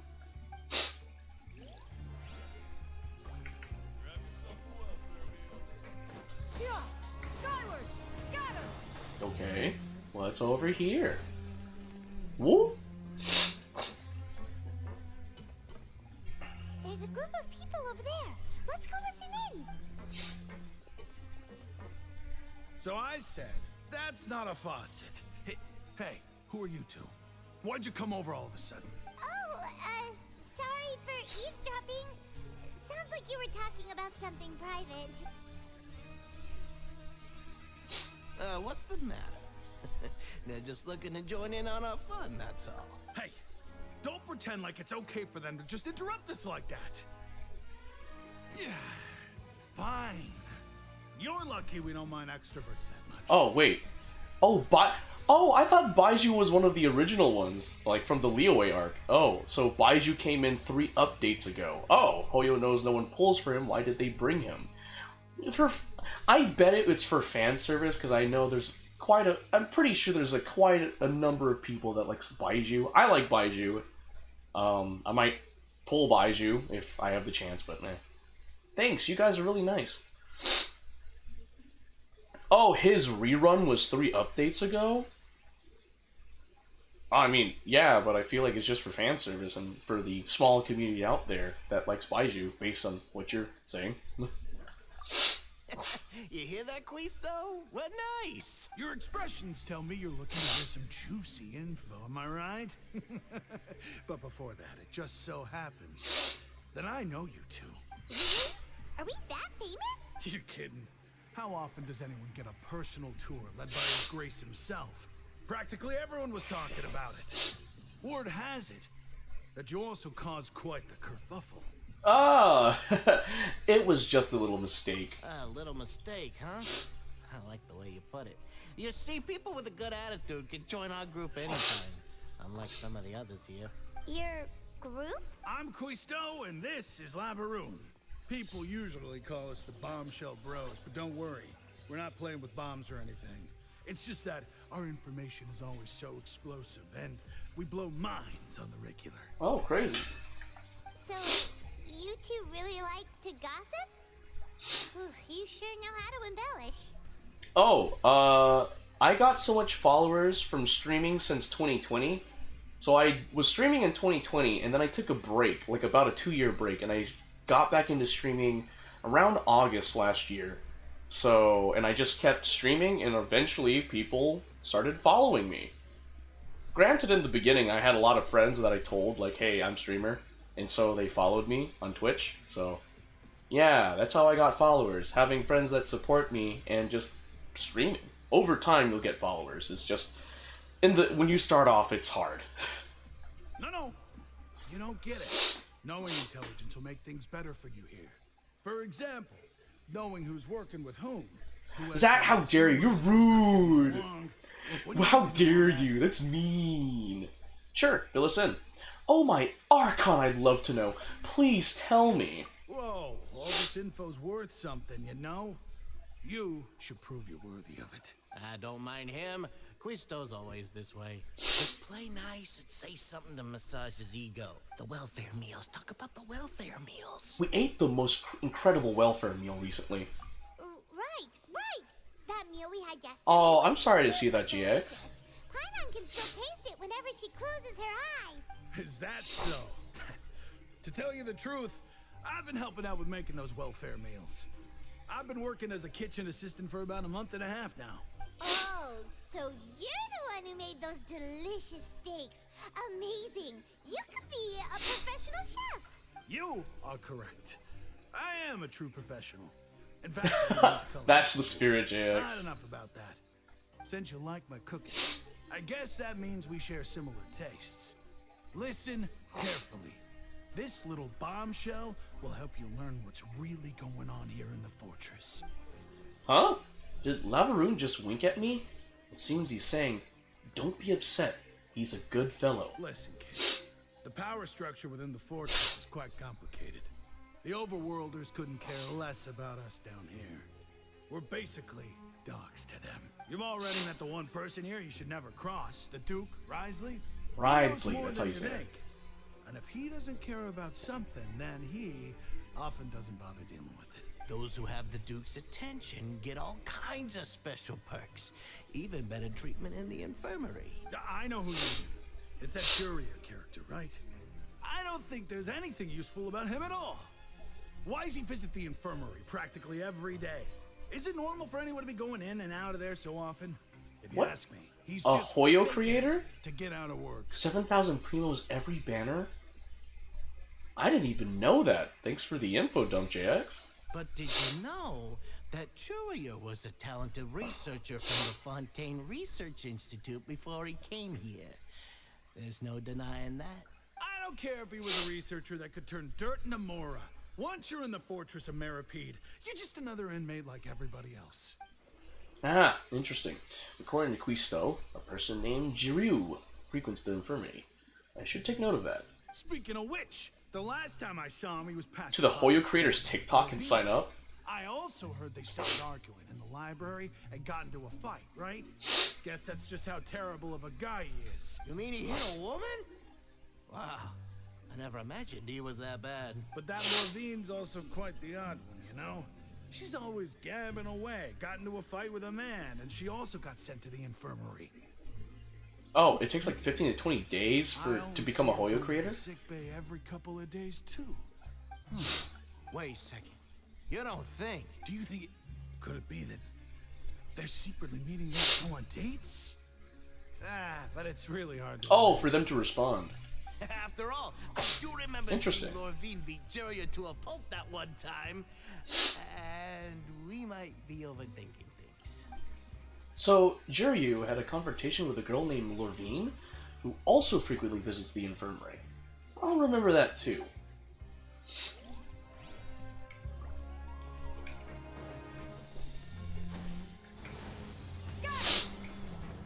Yeah, skyward, scatter.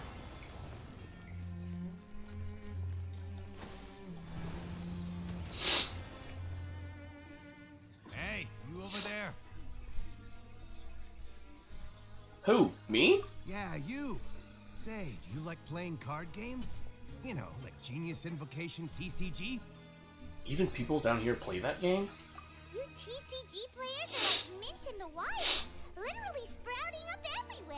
Hey, come on now. What's wrong with finding fellow Invocation aficionados? Anyway, care to join me for a game? No thanks. We're busy with other things at the moment. Alright. No pressure. But why would you be looking for people to play Genius Invocation in a place like this? Don't people usually come here to fight? Whether you're throwing down cards or throwing punches, it's all a competition, isn't it?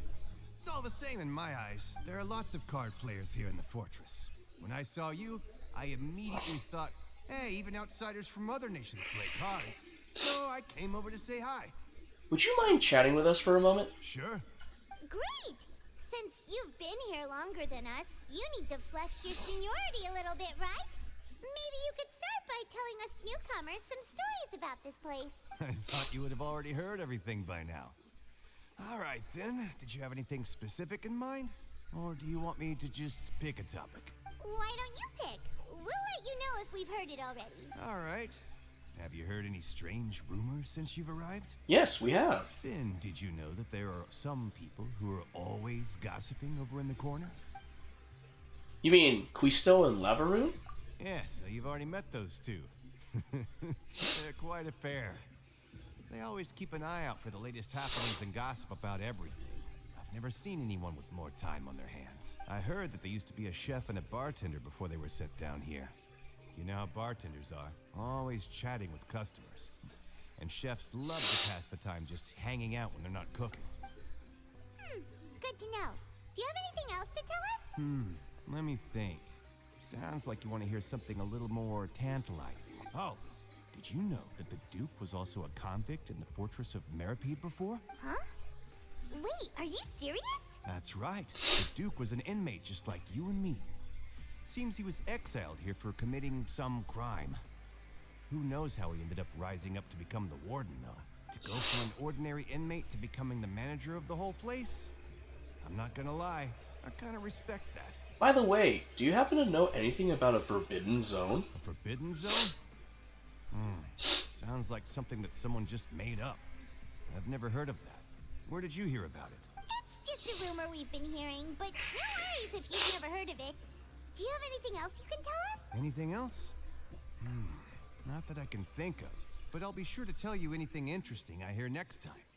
You'll have to play a game of Genius Invocation with me first, though. I haven't played that in a hot minute. We've talked to just about everyone, and it's about time for us to go meet Linny. According to the card he left us, we should go meet him in the production zone. Okie dokie, production zone it be. Skyward. December? Well, well, if it isn't Godfred and Paimon. Do we know you? I have a bad feeling about this. Don't be so cold. I'll never forget what you did for me that other time. That other time? Ah! We still have so much to ask you. Is that so? Oh, what's this? My memory. It's acting up again. What happened then? I wonder. I can't remember a thing. The wise say it's better to look toward the future than look back into the past, so let's talk about our future collaboration and let bygones be bygones, shall we? I have a few jobs on hand that pay quite well, but I don't have anyone to help out. If you're free, would you like to have a go? Don't you think... Oh, don't you go thinking we're that easy to do. And just how good is the compensation? Hey! This is why I'm so fond of talking business with people like you. What do they call it again? Right, being quick to catch on. How about I state a number that's guaranteed to satisfy you? 100 coupons. What do you think? 100? I see you are moved by my generosity. It won't even buy us a bottle cork. I'll pay you 100, you work, and I'll profit.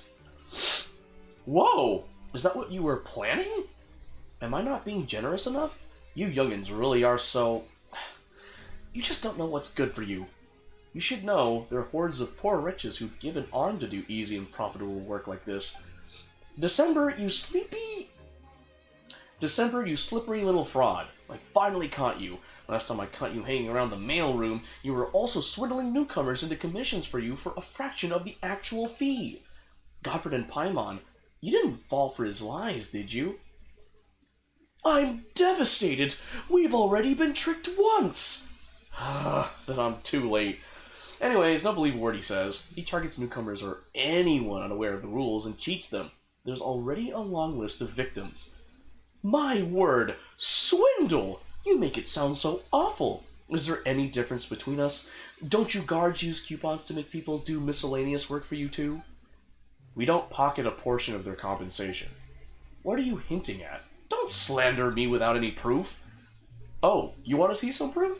Let's go then. Solitary is quiet and spacious, a perfect place for you to peruse all the proof. Seriously, I still have trouble to deal with at the geode mine shaft after this. Oh, Godfred and Paimon, if possible, could you help me? Hey, it's not like we have all the time in the world either. I'm sure you pay handsomely. I'll do it. Hey! Payment will be provided in accordance with regulations, of course. I'm sure you know the standards, and you know I won't try to defraud you. Anyway, some Fontamer aberrants have been spotted in the geode mine shaft. They may pose a threat if left unchecked, so they must be dealt with as soon as possible. I'll take this guy to Solitary first. Handling him over to my colleagues will take some time. I'll meet up with you guys as soon as I'm done. Alright, but don't take too long. I'll do my best, but the paperwork, it's not something I can speed up. I'll leave the business at the mine shaft to you then.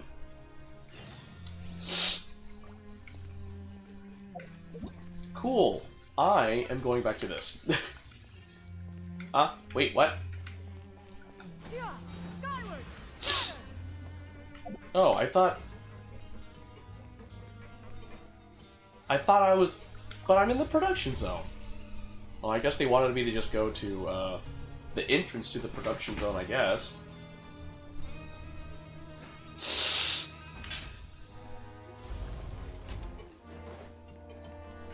Oh, wait, no, this is the... Oh.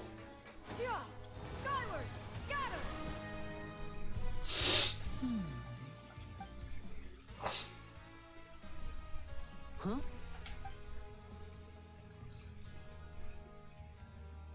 That look in your eyes. You found something? A little something, yeah.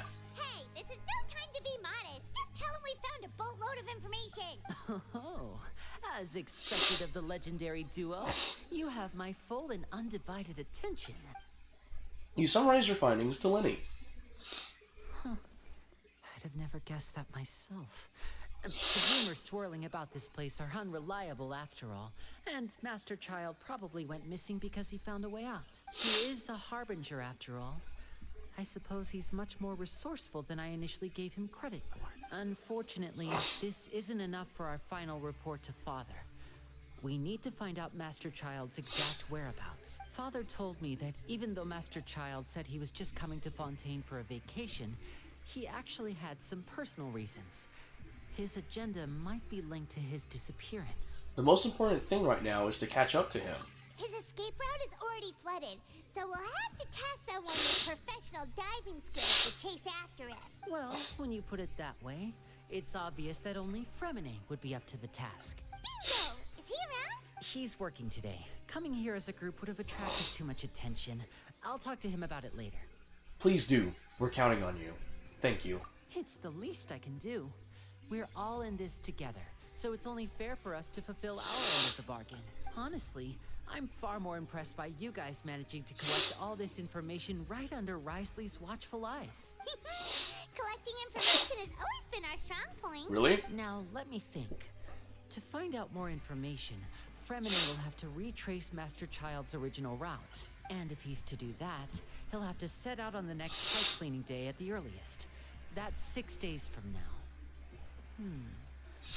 And after that, he'll probably take another 2 or 3 days to return. You can even estimate how long it'll take for him to get back? We've been working together for a long time.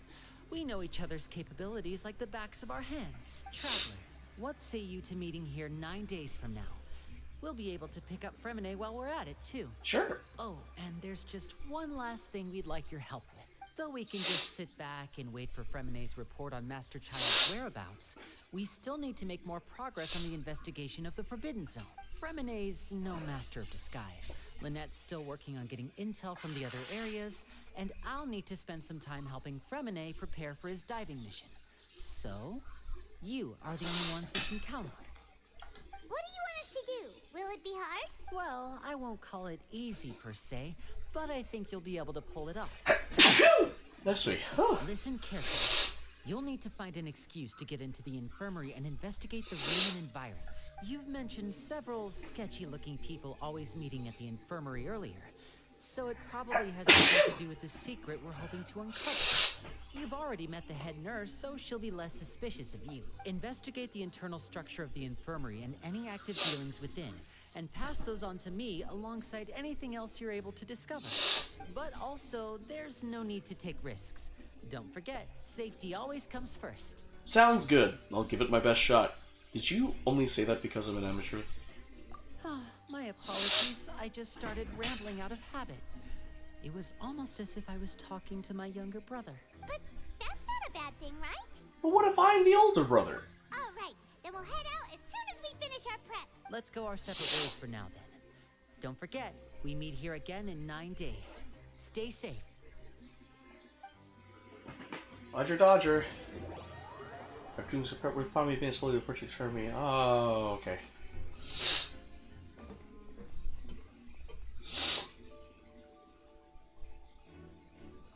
Hey, stay here for now. Paimon will take a peek.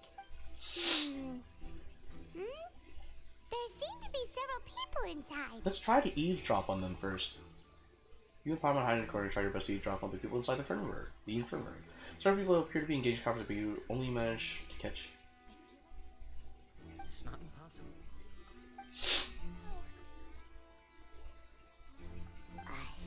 It's a bit hard to understand them from here, so why don't we just try to talk to them in person?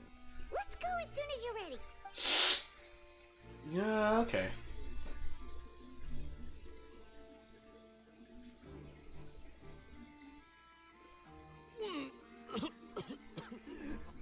Wait, what? What potion?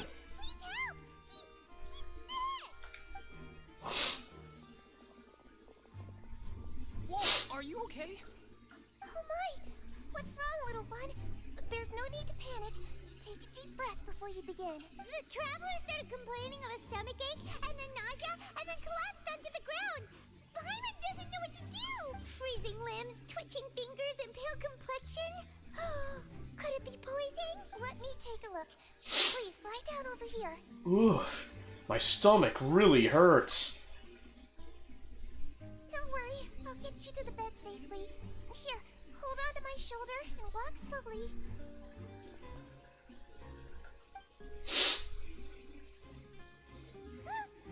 You can do it, Traveler! Thank you. I'm sorry. Don't apologize. You're sick after all. Now, please relax. I'm just going to do a preliminary checkup on you. Sigewinne has taken out a few instruments and begun to do her checkup. I hope I'm not so healthy that she gets suspicious. I see now. My checkup has confirmed that she's not in any mortal danger. That's our worst fear out of the way. Eh? Oh, that's good. But I'll continue my diagnosis of the patient now. Please, relax and take a deep breath. Sigewinne's using her hands to palpate different areas of my abdomen. Looks like she's using elemental energy too? Her expression's growing more and more relaxed. Don't sense serious damage to your organs either. Does it hurt when I press here? It's not too bad. And here? Oof! That hurt a little. Huh? But based on my initial checkup, there shouldn't be a problem here. Oh, how strange. Oh no, was my acting a bit over the top? What about here? Does this hurt? No, not really. Can barely feel it. Oh. I understand. So that's what it is. I think you just ate something that disagreed with you. That's all. Nothing too serious. Outside of a pretty bad stomachache when it decides to act up. So that's what it is. Thank goodness it's not anything more serious. And there have been other inmates complaining about the food recently. I'll inform our head chef, Mr. Wolsey, of this problem as soon as possible. Congratulations! The health risk is incredibly low, so you should recover within a couple days. Why don't you take a rest here while I go get some medicine for you? Miss Levine, I'll have to trouble you to help me look after this new patient while I'm gone. Very well. And she hopped away, just like that. Phew! This infiltration mission is going much more smoothly than I imagined. Next, there are only 2 people left in the room. Sigewinne just called that woman Lorvine, so she has to be one of those frequent visitors to the infirmary I've heard of before. Would that mean the man next to her is Jiryu, then? Hello. So how are you feeling now? Still not great. I can't keep staring at her. Thrawn wanted attention. That guy also seems to have noticed. Now he's looking in my direction, too. His stomach ache's really bad. He was stumbling about the whole way here, so Paimon's really worried. If Miss Sigewinne says it's not a serious problem, then there's no need to worry. She's the best medic we've got down here. But it also looks like she's the only medic you've got down here. Well, that's true. What do you mean, that's true? That's really misrepresenting the situation. Of course I can't speak for the whole fortress, but it's not like everyone imprisoned here is useless, you know? Though they may have committed crimes and gotten locked up here as a result, they still know a thing or two about medicine, and they help Miss Sigewinne take care of the sick and injured. Yeah, you're right. But did you have to lecture me about it in front of another patient? Aren't you a patient too? Where did all your energy come from? That's correct. Sorry, I got a bit ahead of myself.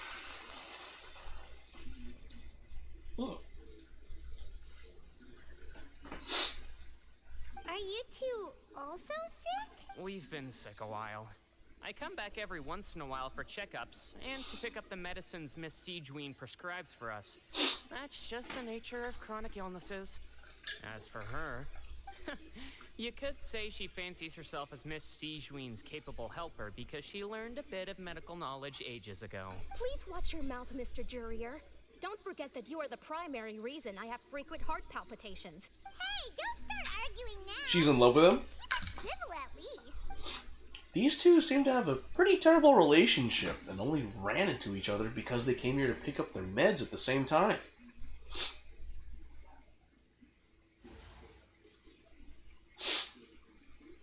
But outside of the two of them, there's nothing suspicious inside the room. All the files on the table appear to be patient records, and while there's a box, can't check it out right now. There also aren't that many furnishings on the wall.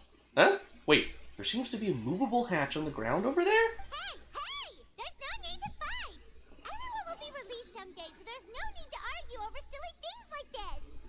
Oh, which character am I going for next? I'm going for the chick that I've heard my friends who also play Genshin Impact talk about, like the knave. the name's gonna be a playable character, right? And I remember someone was telling me like, "Oh, save up for this character." Yeah, no, I'm like, I might end up wailing. I don't. What element is she? Release. It's way too early. Pyro? Yes, I need her. And who the heck knows if we'd even be able to continue our previous lives?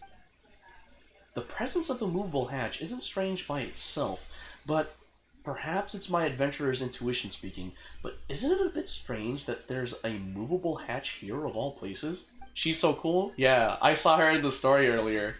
Is it hiding something? Please allow me to end this boring and useless conversation. Oh, and Mr. Jurier, I don't want to see your face here again anytime soon. And same to you, Miss Lorvine. Anyway, that was more than enough rest for me, so I'm going to get out of this excessively noisy place. See you later, everyone. He just slowly walked off like that? That's just what he's like. I'm sorry you had to see all of that. I'm Lorvine, and that's... Well, his name is Jurier, but I hope you'll never have cause to remember his name. You really can't stand him, huh? I mean, can you blame me? Who would like someone who's as arrogant and obsessed with weird research topics as he is? But there's no need to keep dwelling on him. I'll accompany you two for a while. Miss Seashween should be back soon, and I'm sure you'll feel better as soon as you've had some of her medicine. Thank you for looking after me. No, it's nothing. I'm back! Did you rest like you promised? Thank you for getting our medicine, Miss Seashween. Did you all cooperate with your bed rest?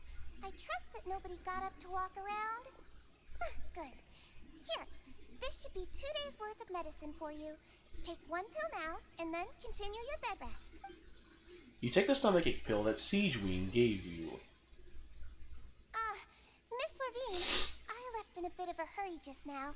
Do you still remember if we discussed the color of the pill that you should be taking today? I remember. You said it should be yellow. Did they talk about that before we walked in? Why don't I remember? Yellow, huh? I understand. These are yours.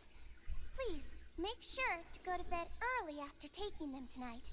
You'll benefit from a good night's sleep. All right, then I'll also be on my way now. I hope you feel better soon, too. Thanks. See ya! Why do I not remember? What? What happened? I'm going to fill out your medical record now. You're widely known as the Traveler, right? I just want to double-check a few details, if that's all right with you. Those two made quite the commotion just now, so why don't we let the Traveler rest? Paimon can answer the questions instead. So his primary symptoms are abdominal pain with secondary symptoms of nausea. Is there anything else? That's it. All right then. Is there anything we should know besides to take the meds? No, his base constitution is quite good, so I'm sure he'll recover quite quickly after taking the medicine. Please make sure to stick to bland or less stimulating foods, and don't stay up too late at night. Got it. Paimon will hold the Traveler to that for sure. Sure. Sijuin's still looking at me. I should just try to take a nap, like she said. Oh, you're going to take a nap already? Okay then, you get some rest. You move yourself to a regular patient's bed and relax completely the awareness from work and intel gathering that you've been holding back all this time over in your own.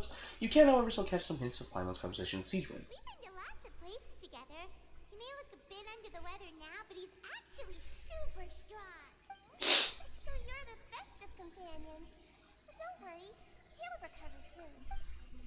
Companion. That word brings forth a wave of comfort. You let yourself relax and fall into a restful sleep. How do you feel? You slept for a really long time, but we never left. I feel a lot better. Thank you both. Well, now you can go back without a worry in the world. Remember to take the meds regularly, and don't forget bland foods. Thank you, Miss Sijuin.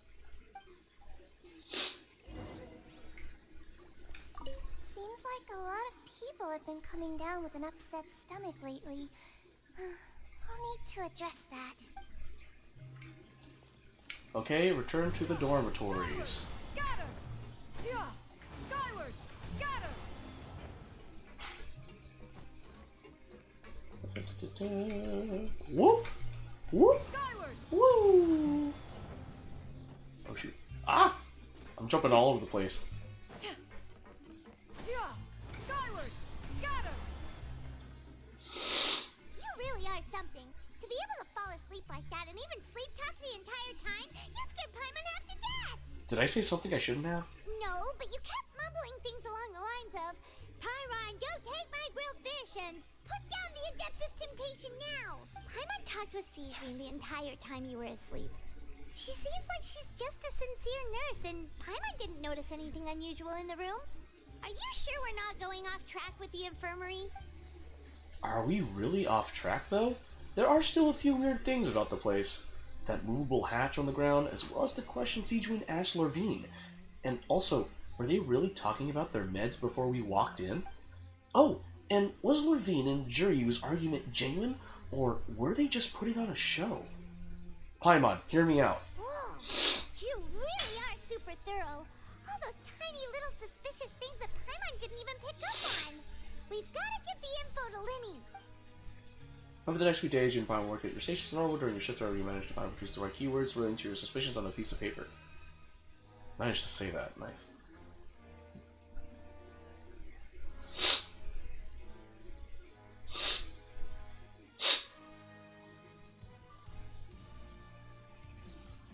Managed to pass a lip to a busy Lynette as she happens to pass by. Her disguise is impeccable, and she doesn't even look at you or change her expression as she pockets the info.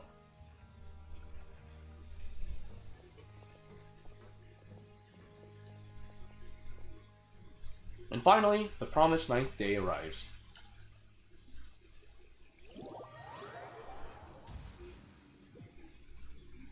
Today's the day. Let's go meet up with Linny.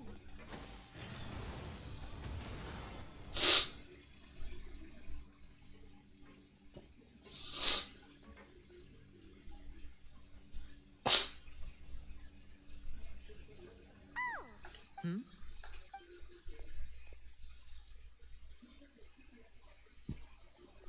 I wonder if the Knave is going to have her own story quest. Did you two run into any trouble over the past few days? No, we just worked our shifts according to the schedule. Nothing weird happened. That's good. That means you didn't raise any suspicions when you infiltrated the infirmary. We've taken a look at the slip you've sent. Fremine successfully left the grounds via the pipes 2 days ago, and as of last night, Lynette has also infiltrated the infirmary after faking an illness. Wait, why is she getting involved as well? You already went above and beyond when you scoped out the infirmary. To put it more bluntly, even if we were to view that as something you did in exchange for Fremine's help, you've already done more than enough. Infiltrating a guarded stronghold is a different kind of job from a one-off investigation. We want to avoid using the same faces over and over and reduce the amount of suspicion that will fall on any given person. Lynette also felt like you have already taken the first step for us, so she should be the one to finish the job. So that's what Lynette thinks. Oh, Paimon hopes everything's going well for her. Yeah, I'm not opposed to helping you. Perhaps that's true. You're both very good people, and we've come to appreciate that more than anyone else. Unfortunately, there's still one thing that could get between us, lest you've forgotten. The matter of our respective loyalties. You've mentioned before that you've had some run-ins with the Fatui. I can understand that feeling, so I assume you're just helping us out of the kindness of your hearts? Well, everyone could use some more friends. We'll be counting on you to help us in the future, too. Since I see you as friends, then it's even more important for us to protect you from any peril. Fremine and Lynette feel the same way. I get it now. Glad to hear it. Then, let's go check on Lynette before Fremine returns. If everything went well, then she should be wrapping up her investigation right about now. Is now really a good time to go over? According to my observations, Sijwin always spends around half an hour away from the infirmary right before lunch. Lynette knows this as well, so this should be a good time to meet up with her. Oh yeah, we heard about that too. Also, I'm her brother, remember? It's only natural for an older brother to care about his younger sister's well-being. Okay, then let's head over right away.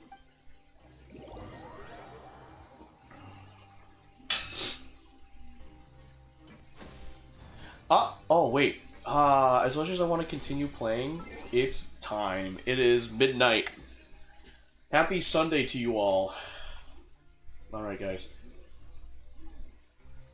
thank you so much for joining me for this wild stream. So, I appreciate it, and I hope you guys have a wonderful start to your Sunday. Peace.